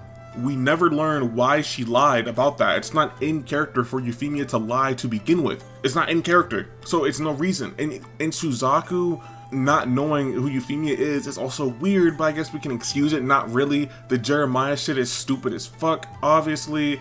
C2 is reintroduced and everything. C2 is reintroduced and it's just so corny, bro. Like, we don't know how C2 knew where to find Lelouch. We didn't know anything, bro. There's no context for any of these people, bro. No context. And because it has no context, it hurts the integrity of the series, because anything can happen with no sweat, no rhyme, no rhythm, no anything. Season 6 is episode 6 is nonsense. It's probably the worst episode. It's probably the worst episode in this. No, it's not the worst. It's one of the worst. The cat episode is really stupid. I'm glad episode 5 does introduce Euphemia, though. Not Euphemia, Cornelia, which is pretty cool. And episode 6 has like this. Episode 6 has Charlie says that he says he's talking to Clovis, which makes no sense, like, at all. It just makes 0 sense. Yeah, Suzaku being inside the school, number 1, is so stupid. Yeah, like, it shows how racist Nina is as well. Like, nobody sees that it's like, it follows the anime logic of, oh my god, this episode is so terrible. Oh my god, it's so terrible. It follows the anime logic of nobody seeing that the mask is Zero's mask. It has like weird comedy and like, whoa, hijinks. It has Suzaku being allowed in school for some reason. He almost got, whatever. And it has Charlie's speech of men, like, inequality is not wrong, men aren't equal, all that bullshit. Like, I mean, this episode is going for fucking buzzer beaters of sneaking in all types of nonsense, bro. Like, oh god, that shit sucks. Episode 7 is not that bad. I'll say poorly handled, but like the best poorly handled stuff. Again, it's just like lazily, it's lazily handled, like lazy. Cornelia slaughtering random people in order to mimic the conditions of Shinjuku is a low light on her character, and I don't think she should have a happy ending. This whole flashback with young Lelouch obviously doesn't make any sense. He's like, why didn't you like protect Mother? And Charles just sends him away, and we're supposed to think like, oh, he was actually sending him away because of V2 and how V2 would have, for sure, bro. I definitely believe you. I definitely believe V2 was thought of in episode 7. Moving on, episode 8, enjoyable. That's our first enjoyable. It's like the first 5 out of, it's like the first like 5 out of 10 that could maybe be a 6 out of 10. Only problem I have is that, again, the leap of logic of Lelouch guessing that Euphemia was there. Wow. You also have Lelouch pulling out that gun for no reason. Like, he pulled out the gun on Euphemia for no reason. Like, it was just a pump fake. Other than that, pretty good. Episode 9, it's like low-end watchable. I don't know, bro. I don't know. Okay, episode 9's refrain is not that bad. Like, it develops Colin as a pretty interesting character, but Colin is not a good character at the end of the day. So how do I like rank that? So then naturally I want to rank it based off like how I feel about the episode. Well, I feel like it just does an okay job. Like, it's nothing special. So if it's nothing special and I don't think it's entirely poorly handled, I'll just put it at watchable. Episode 10, it's just set up for the next episode with like Narita and everything. It's pretty weird. Like, I mean, like, altogether it's definitely a little weird. There's really nothing I can say about this episode, not gonna lie. Episode 10 is like pretty weird. Like, what, like, I'm trying to like rack my brain. What the fuck can I say about this episode, bro? What does it even do? What does it even do? It has the Gurren, Shirley Fathers dies, and it has like I just bit my teeth. The researchers that were working with C2, I don't fucking know, bro. Episode 11 is watchable. Again, you'll notice like the Cornelia stuff with this like the Cornelia stuff is not that bad, which, you know, it's really not that bad. Toto has a pretty good introduction here. The action is pretty good, I like to think. The whole Snow stuff and C2's relationship with him, obviously pretty corny, but whatever. Honestly, it's not that bad. Should I put like Lelouch carried? This is like the first Lelouch carried. Nah, Lelouch didn't carry though. Lelouch didn't carry. Episode 12. This is the Kyoto episode. This is a pretty slow episode. Is it watchable? It's at the very back of watchable. It's the very back of watchable. Just because it's forgotten everything Kirihara said. The thing Kirihara explicitly told these guys is just forgotten on the narrative. So that's nice. Episode 13, the Shirley episode. This entire John. Poorly handled. I would say like mid poorly handled. Shirley being able to sneak up on this nigga, Valletta remembering everything, Lelouch getting like boomed off his mech. Just pretty low level stuff. He also used it. It's just like retreading as well with like the episode 10. Like he just used the JLF as bait. I said it probably fucking 3 hours ago maybe, but I said it. He just did the same exact thing over, but it just didn't work out again. I guess he didn't learn from episode 7. But moving on, episode 14. Episode 14, I guess I have to put all the Mao episodes as nonsense. Every single one. They get progressively better, fortunately, but they're just all nonsense. Right here, C2 does magic. Mao magically didn't kill Lelouch, but he also has no reason to go after Lelouch. C2 magically didn't kill Mao. Right here, Lelouch magically didn't kill Mao, / Mao didn't just tell everybody his identity, didn't tell anybody his identity, and magically has a vendetta against C2 or against Lelouch, and then C2 develops off-screen in order to kill that guy. Like, I mean, there's no point in me going over it again. You guys already watched the video. You know why the episodes are bad. I can't go over Mao anymore. I already spent like fucking 30 minutes going over Mao. The nigga is terrible. He's terrible. He's terrible. Terrible. Everything about him. Everything. He is terrible. I swear to God, bro. I do not know how people could ever call this anime good. Mao should not exist. His Geass is over fucking powered. He's not a real antagonist. Lelouch does not care about him. Mao doesn't care about him. Mao doesn't do the logical options. Lelouch doesn't do any logical options. C2 develops off screen in order to kill this nigga. It's fucking garbage. It's garbage. Like, it's genuinely fucking garbage, bro. Fucking cortisol spikes talking about this dude. It's genuinely nonsense. This is also nonsense, bro. I don't want to put. I'm gonna show it on screen and not pull it up on like the recording. I'm gonna put it on screen when I'm editing. Lelouch is literally talking about Suzaku and his situation, about how he killed his father and how he's like relating it to his own life and how it's very deep and personal. And then it's cut off by Rivals literally talking about Lelouch moving so they can't complete their drawing of him, bro. Like, what type of tone issues are there? Like, oh my god. This plot is also like they have to like free Toto. Toto got captured off screen in like a blink and you miss it moment. It's so fucking stupid. And they didn't. Why didn't you just execute Toto? Oh my god, bro. Oh my god. Move on. Move on. Move on. This episode is the epitome of nonsense. This is the episode where it has the discrimination against the numbers is our nation's national policy, or our national policy, or whatever. It's one of the worst episodes ever, especially since at the end of the episode, remember, V2 sent these guys to Kamine Island, but V2 does not have any ability to do that, and yeah. The Suzaku being Geass to live is one of the worst things inside the story, period. Probably the worst thing, like top 2, maybe 1. Yeah. And plus, like, remember, inside the actual story, there is no reason for him to do that. Inside the story, there's no reason for V2 to send Suzaku and them to Kamine Island, number 1. And inside the actual story, it wasn't the Geass command that made them live. The Geass command did nothing. It was a useless Geass command. Episode 19, not the worst thing ever. I'll probably say watchable. Like top of poorly handled. It's poorly handled because a lot of conversations and stuff kind of gets like swept under the rug later. Like Suzaku and Colin's conversation kind of doesn't matter in like episode 21, just because Suzaku didn't mean anything he said and just allows Colin to go to school. And then the Euphemia Lelouch conversation and all their like characterization doesn't really matter because her character was assassinated. That's unfortunate. And yeah, I mean, I think that's just it. Episode 20, I already talked about episode 20 is like very bad. Like, should I just have like, I gotta like add like a new section, bro. I just need a new section. Oh my god, worst of the worst. Wait, let me put like Kirk the Builder, bro. That's where we're gonna have this section. This is like the worst of the worst. The worst of the worst. That is episode 20. Again, it's just like, episode 20 is so fucking garbage, bro. It's so garbage, bro. It's so garbage. It's so garbage. I don't want to go over it, bro. Just watch it. Just watch it. Just watch it. Anyway, episode 21, it's like poorly handled. It's just poorly handled because it's more high school bullshit and more like anime logic of people not noticing it's Euphemia. Like, I guess, bro. I guess.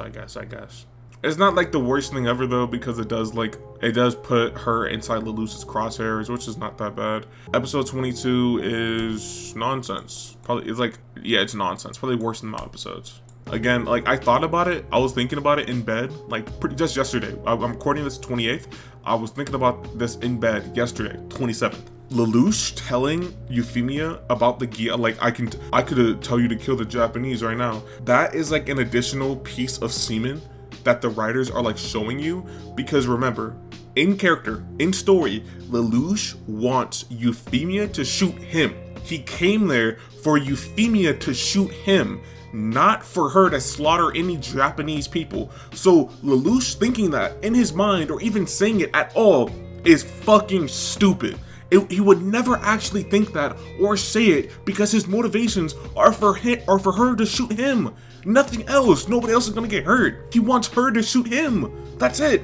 Not for her to slaughter everybody. Like what?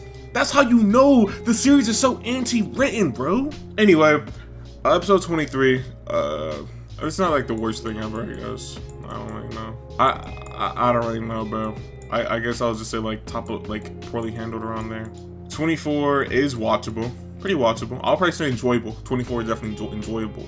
It's a little weird. I don't know. I just like it. Again, it's the Cornelia stuff. I really like how Lelouch Geass Dalton in order to beat Cornelia. I just think that's a really good plan. Like that's the first thing I think Lelouch has ever done to make me go, oh damn, that's pretty smart. Like damn, he did something. And episode 25 is Lelouch carried. I mean, I think Lelouch just did a really good job in this episode. Everything about him, minus C2, is just really good. Lelouch carried because of his dynamics with Suzaku and Colin and everybody else, and just abandoning the Black Knights for his real motivations with Nonali.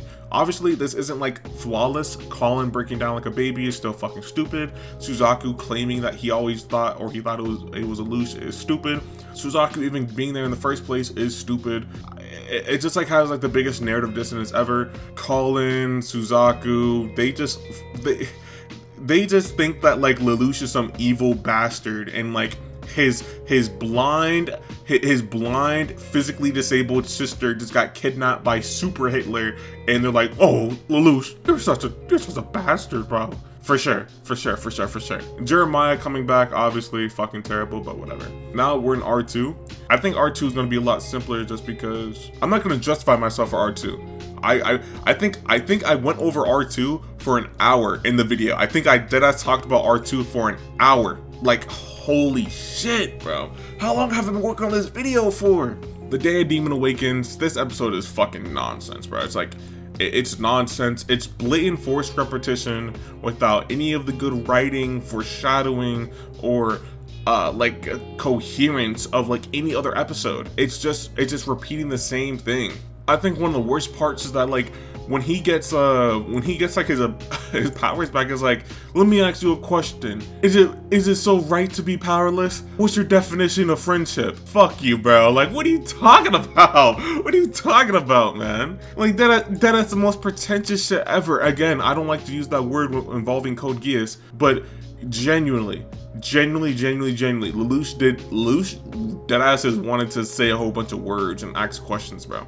Episode 27, this is not the worst thing. It's like very poorly handled, but it's not the worst thing. In terms of like anime and direction, probably one of the highlights, not gonna lie. Animation and direction, I mean. Episode 3, Imprisoned on Campus, nonsense, probably top of nonsense. The Rolo Geass, everything with Shirley being bait, that shit's just that shit garbage. Anyway, episode 4 with the plan and everything, I would just say it's like pretty poorly handled. I'll probably say it's just poorly handled. It just could be way better. I like the plan to like manipulate Rolo and like the ending, but everything else to get there, like the Chinese constellation being right there for the Black Knights, the Black Knights being rescued, everything like that is just so fucking stupid. Episode 30.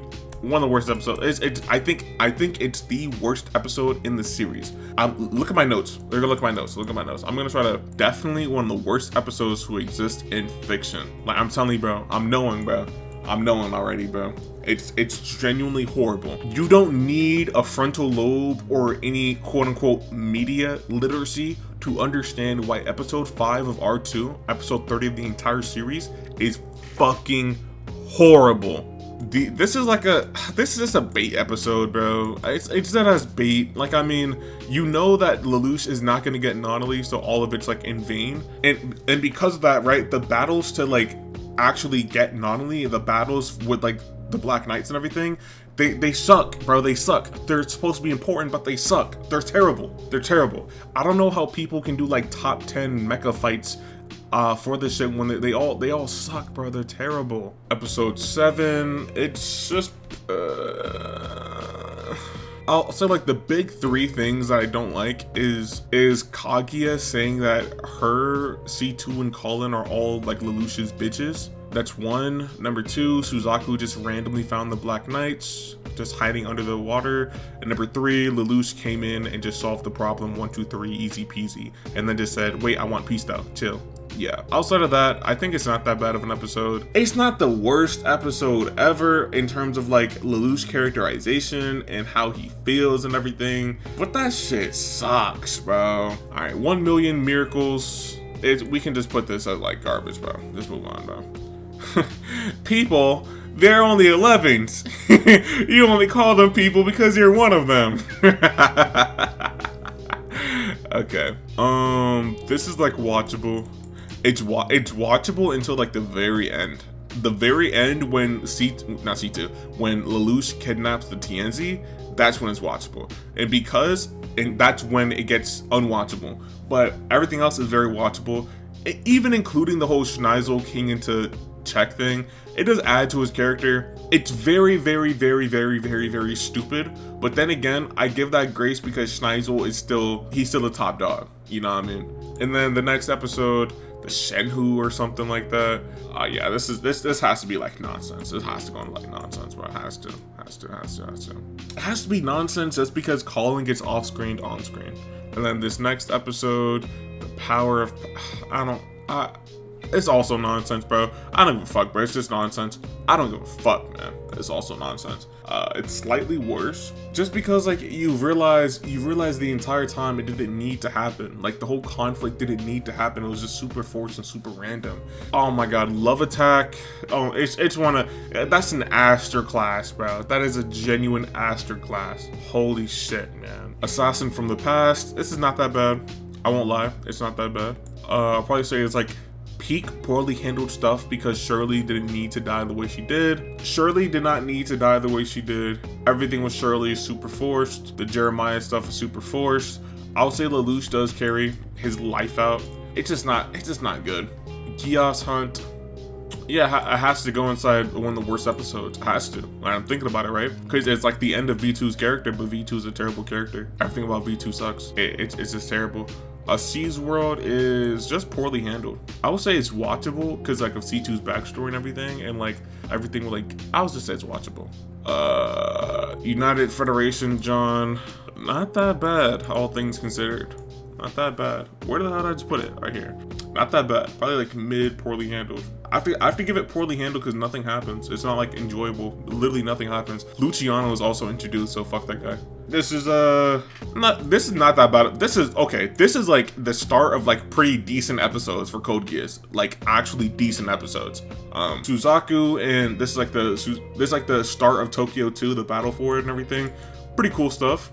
This is like I would say this is enjoyable. This is genuinely enjoyable. This is like the start of really good episodes. The final Tokyo 2 battle, again, I would also put enjoyable. Okay, the top of watchable. Luciano is still really bad. The Fleha with Nanali and Suzaku being forced to use it is still really bad, but it's decent. Now, I already told you guys all my issues ever. I went on for like 10 minutes talking about a specific plot point. I don't even know how long I talked about it for, but you guys already know why the Black Knights betraying Lelouch is a bad idea from all sense of any type of logic within the story ever. You guys already know that. Despite that, I think this episode could be really, really, really, really, really, really, really, really, really good in another series, bro. Could be really good. Again, I think Rollo's conclusion could have been really good in another series. I think everything with like all of it, bro. The one change you need. This is oh my god, I also thought about this last night in bed. The one change you need to make this good, the one change, one simple change, one. I'm gonna pull it up right here. It's one simple change the writers are too fucking stupid to think about, bro. So we all remember, right, when Schneisel caught Zero by being like, he caught Lelouch because he was monitoring Suzaku, right? You guys obviously see this, right? Lelouch is talking to Schneisel right here. They're talking through a monitor. They see each other. If Schneisel just recorded that, if he did something, if he recorded all of that, and then showed it to the Black Knights, that would erase like 30% of the problems. That would genuinely okay, 30% might be too low. I'm being so dead ass. It might erase 60 to 70 to 80% of the problems right there. I'm not like actually calculating it right now. I have to like sit down and like write about it in order to like measure it. But it would genuinely erase majority of the problems the scene has. Because right now, the problem with the scene is that everything that Schneisel and Cornelia and everything they say can be dismissed under simple debate etiquette, under simple argumentative fallacies. They can just dismiss it.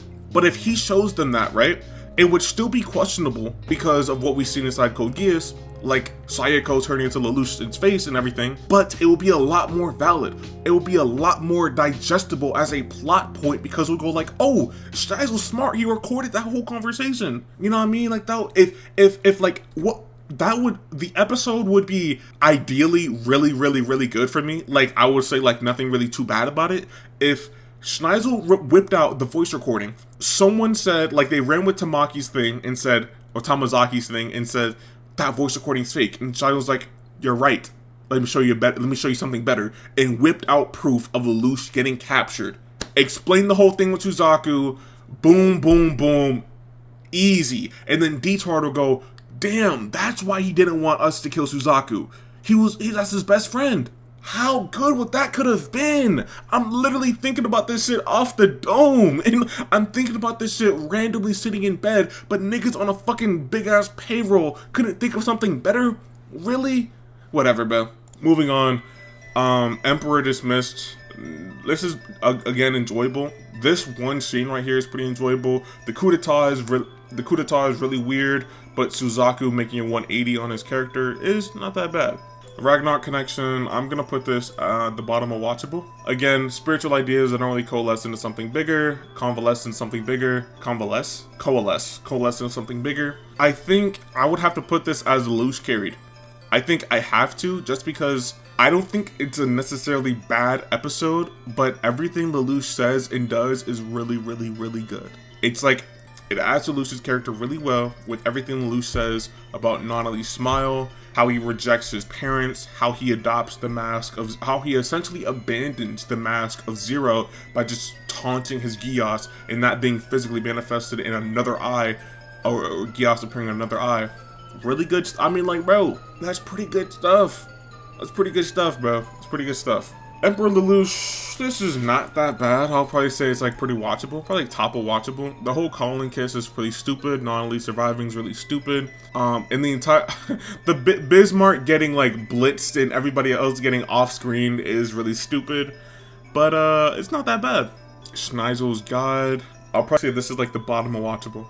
I just like Schneisel's motivations. It's all just set up. It's all just set up at the end of the day, and I like Schneisel's motivations. It's really, really cool. This is like the Damocles episode. It's like, okay, this is like the top of poorly handled. And we all know why it's poorly handled. We all know exactly why it's poorly handled. And then yeah, episode 50 could be really good in another series. Again, Lelouch didn't need to become like the second coming of Hitler in order to like get all like the world's hatred's gone. He could have just been like a good person.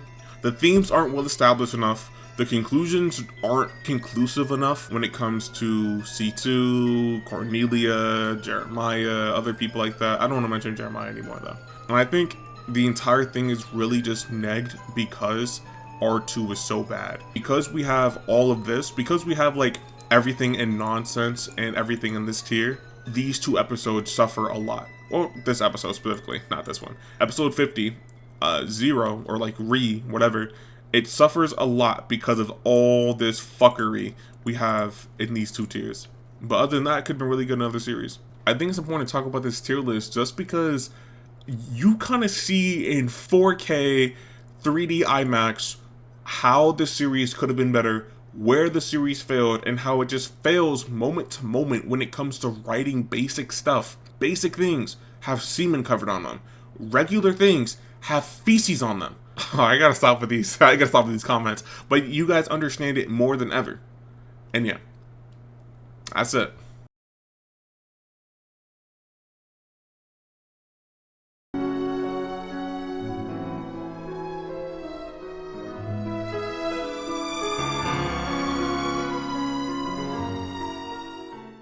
A question that has always permeated my brain was, why do people like Code Geass? I find this anime to be disgustingly vapid, so why do so many people ride for it so hard? I don't have a real answer, and to be honest, I don't feel like I'll ever have one, because it's so hard to understand why a whole group of people would understand and like something. Some people say that Code Geass is a thrilling emotional roller coaster or a cathartic, well-written epic. I disagree obviously, but I see where that comes from. What is thrilling about contrivances being shoved down your throat? What is cathartic or well written about Lelouch spawning his own conflicts to be solved? Don't get me wrong, there are plenty of things to enjoy about the anime. I'm sure I gave a couple reasons during the tier list section. Lelouch as a character is incredibly compelling. Suzaku's narrative has all the elements to be solid. The different plot beats are nice in isolation. The Geass Order stuff, Clovis's killing, and even the final battle for Tokyo. For every good idea, however, there are 50 terrible ones. The main thesis I tried to expand on throughout this video is that Code Geass at its soul is not there.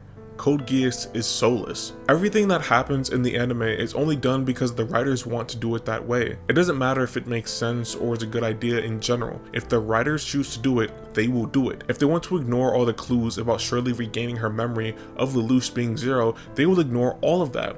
I have never seen any story do such a thing like that. Code Geass is tailor-made for monetization. They're like that one streamer or influencer who only streams so they can get their monthly check of 2K. Code Geass is so money hungry, their grubby little insert anti-Semitic joke here pause are seeped into every part of the narrative. Code Geass is about mechs as much as about a romance, as much as about a political thriller, as much as about a rebellion. Every single theme in this story is far too forced and half-baked. When you take a critical look into Code Geass, you have nothing but shame on the table. I cannot go over these things any more than what I already have. What I can do is just offer a substitute, Death Note. Chances are you are a functioning human, so you have seen Death Note before. Chances are you don't remember and peep game. Death Note is a real story with a real cat and mouse and real consequences and real thematic writing. While Death Note and Code Geass are not 1% similar, it is always important to keep in mind why. It's only the case because Code Geass cannot write. Sunrise chose the worst designs with the worst music and the sloppiest animation when not in mech battles. On the other hand, Death Note music is legendary and the anime is a household name for Madhouse. Death Note treats its characters with respect and doesn't horn them out. Death Note gives characters fitting conclusions majority of the time. Death Note is not a perfect story, but the writers clearly attempt at bridging things from point A to point B. When it comes to real strategies and real politics and real writing, Death Note is a clear alternative. People have compared Death Note to Evangelion and that always rubs me the wrong way. Code Geass does not have the psychological exploration into the main characters like an Eva. Code Geass forces main characters to get over the trauma rather than working on it. People love to praise the strategy inside Code Geass, and barring a couple times of Cornelia and Dalton, it just isn't there. Lelouch uses the same plans all the time and apparently people stand and clap for that. Code Geass is not like a monster that takes his time slowly unraveling the narrative behind the human psyche. Code Geass is not like a Fullmetal Alchemist, which is a subtle think piece into the human condition. All of these lofty ideas regarding humanity are not inside of Code Geass. The writers want you to think that they are, but they are just lazily made infomercials where you have to pretend it's larger than what it actually is. You know what Code Geass is exactly like? Attack on Titan. Both are series where the main characters hold the narrative together just to explode it at the last second. Both are series that bank on large dramatic set pieces regardless of narrative follow through. Both are series that people gaslight themselves into thinking are better than they actually are. Both are series that don't have accurate form and structure. And both are series that continue to clout chase until the end of time. Code Geass Lelouch of the Rebellion is my least favorite thing ever. I am 34 years old and I've lived my life to the fullest. The only thing I have ever seen that has genuinely sucked my life energy out of me was Code Geass. This series is a genuine glory hole filled with the worst STDs known to man. I damn near have syphilis. I have not really disliked anything more than Code Geass, and it shocks my spirit every time knowing someone actually enjoys this. How could you enjoy something that plays in your face all the time, that doesn't care about narrative cohesion or writing real character arcs? Watching Code Geass feels like going into labor. Watching Code Geass feels like trying to start a rap career in Florida. There are very rarely times that a piece of media can keep my whole body and whole mind occupied, but Code Geass is that super drug. If Code Geass was a real life thing, it would probably be cyanide. I've worked on this video non-stop and I think I'm losing myself. Something horrible is happening inside of me, and I don't know why. My nightly bloodlust has overflown into my days. I feel lethal, on the verge of frenzy. I think my mask of sanity is about to slip. This is not an exit.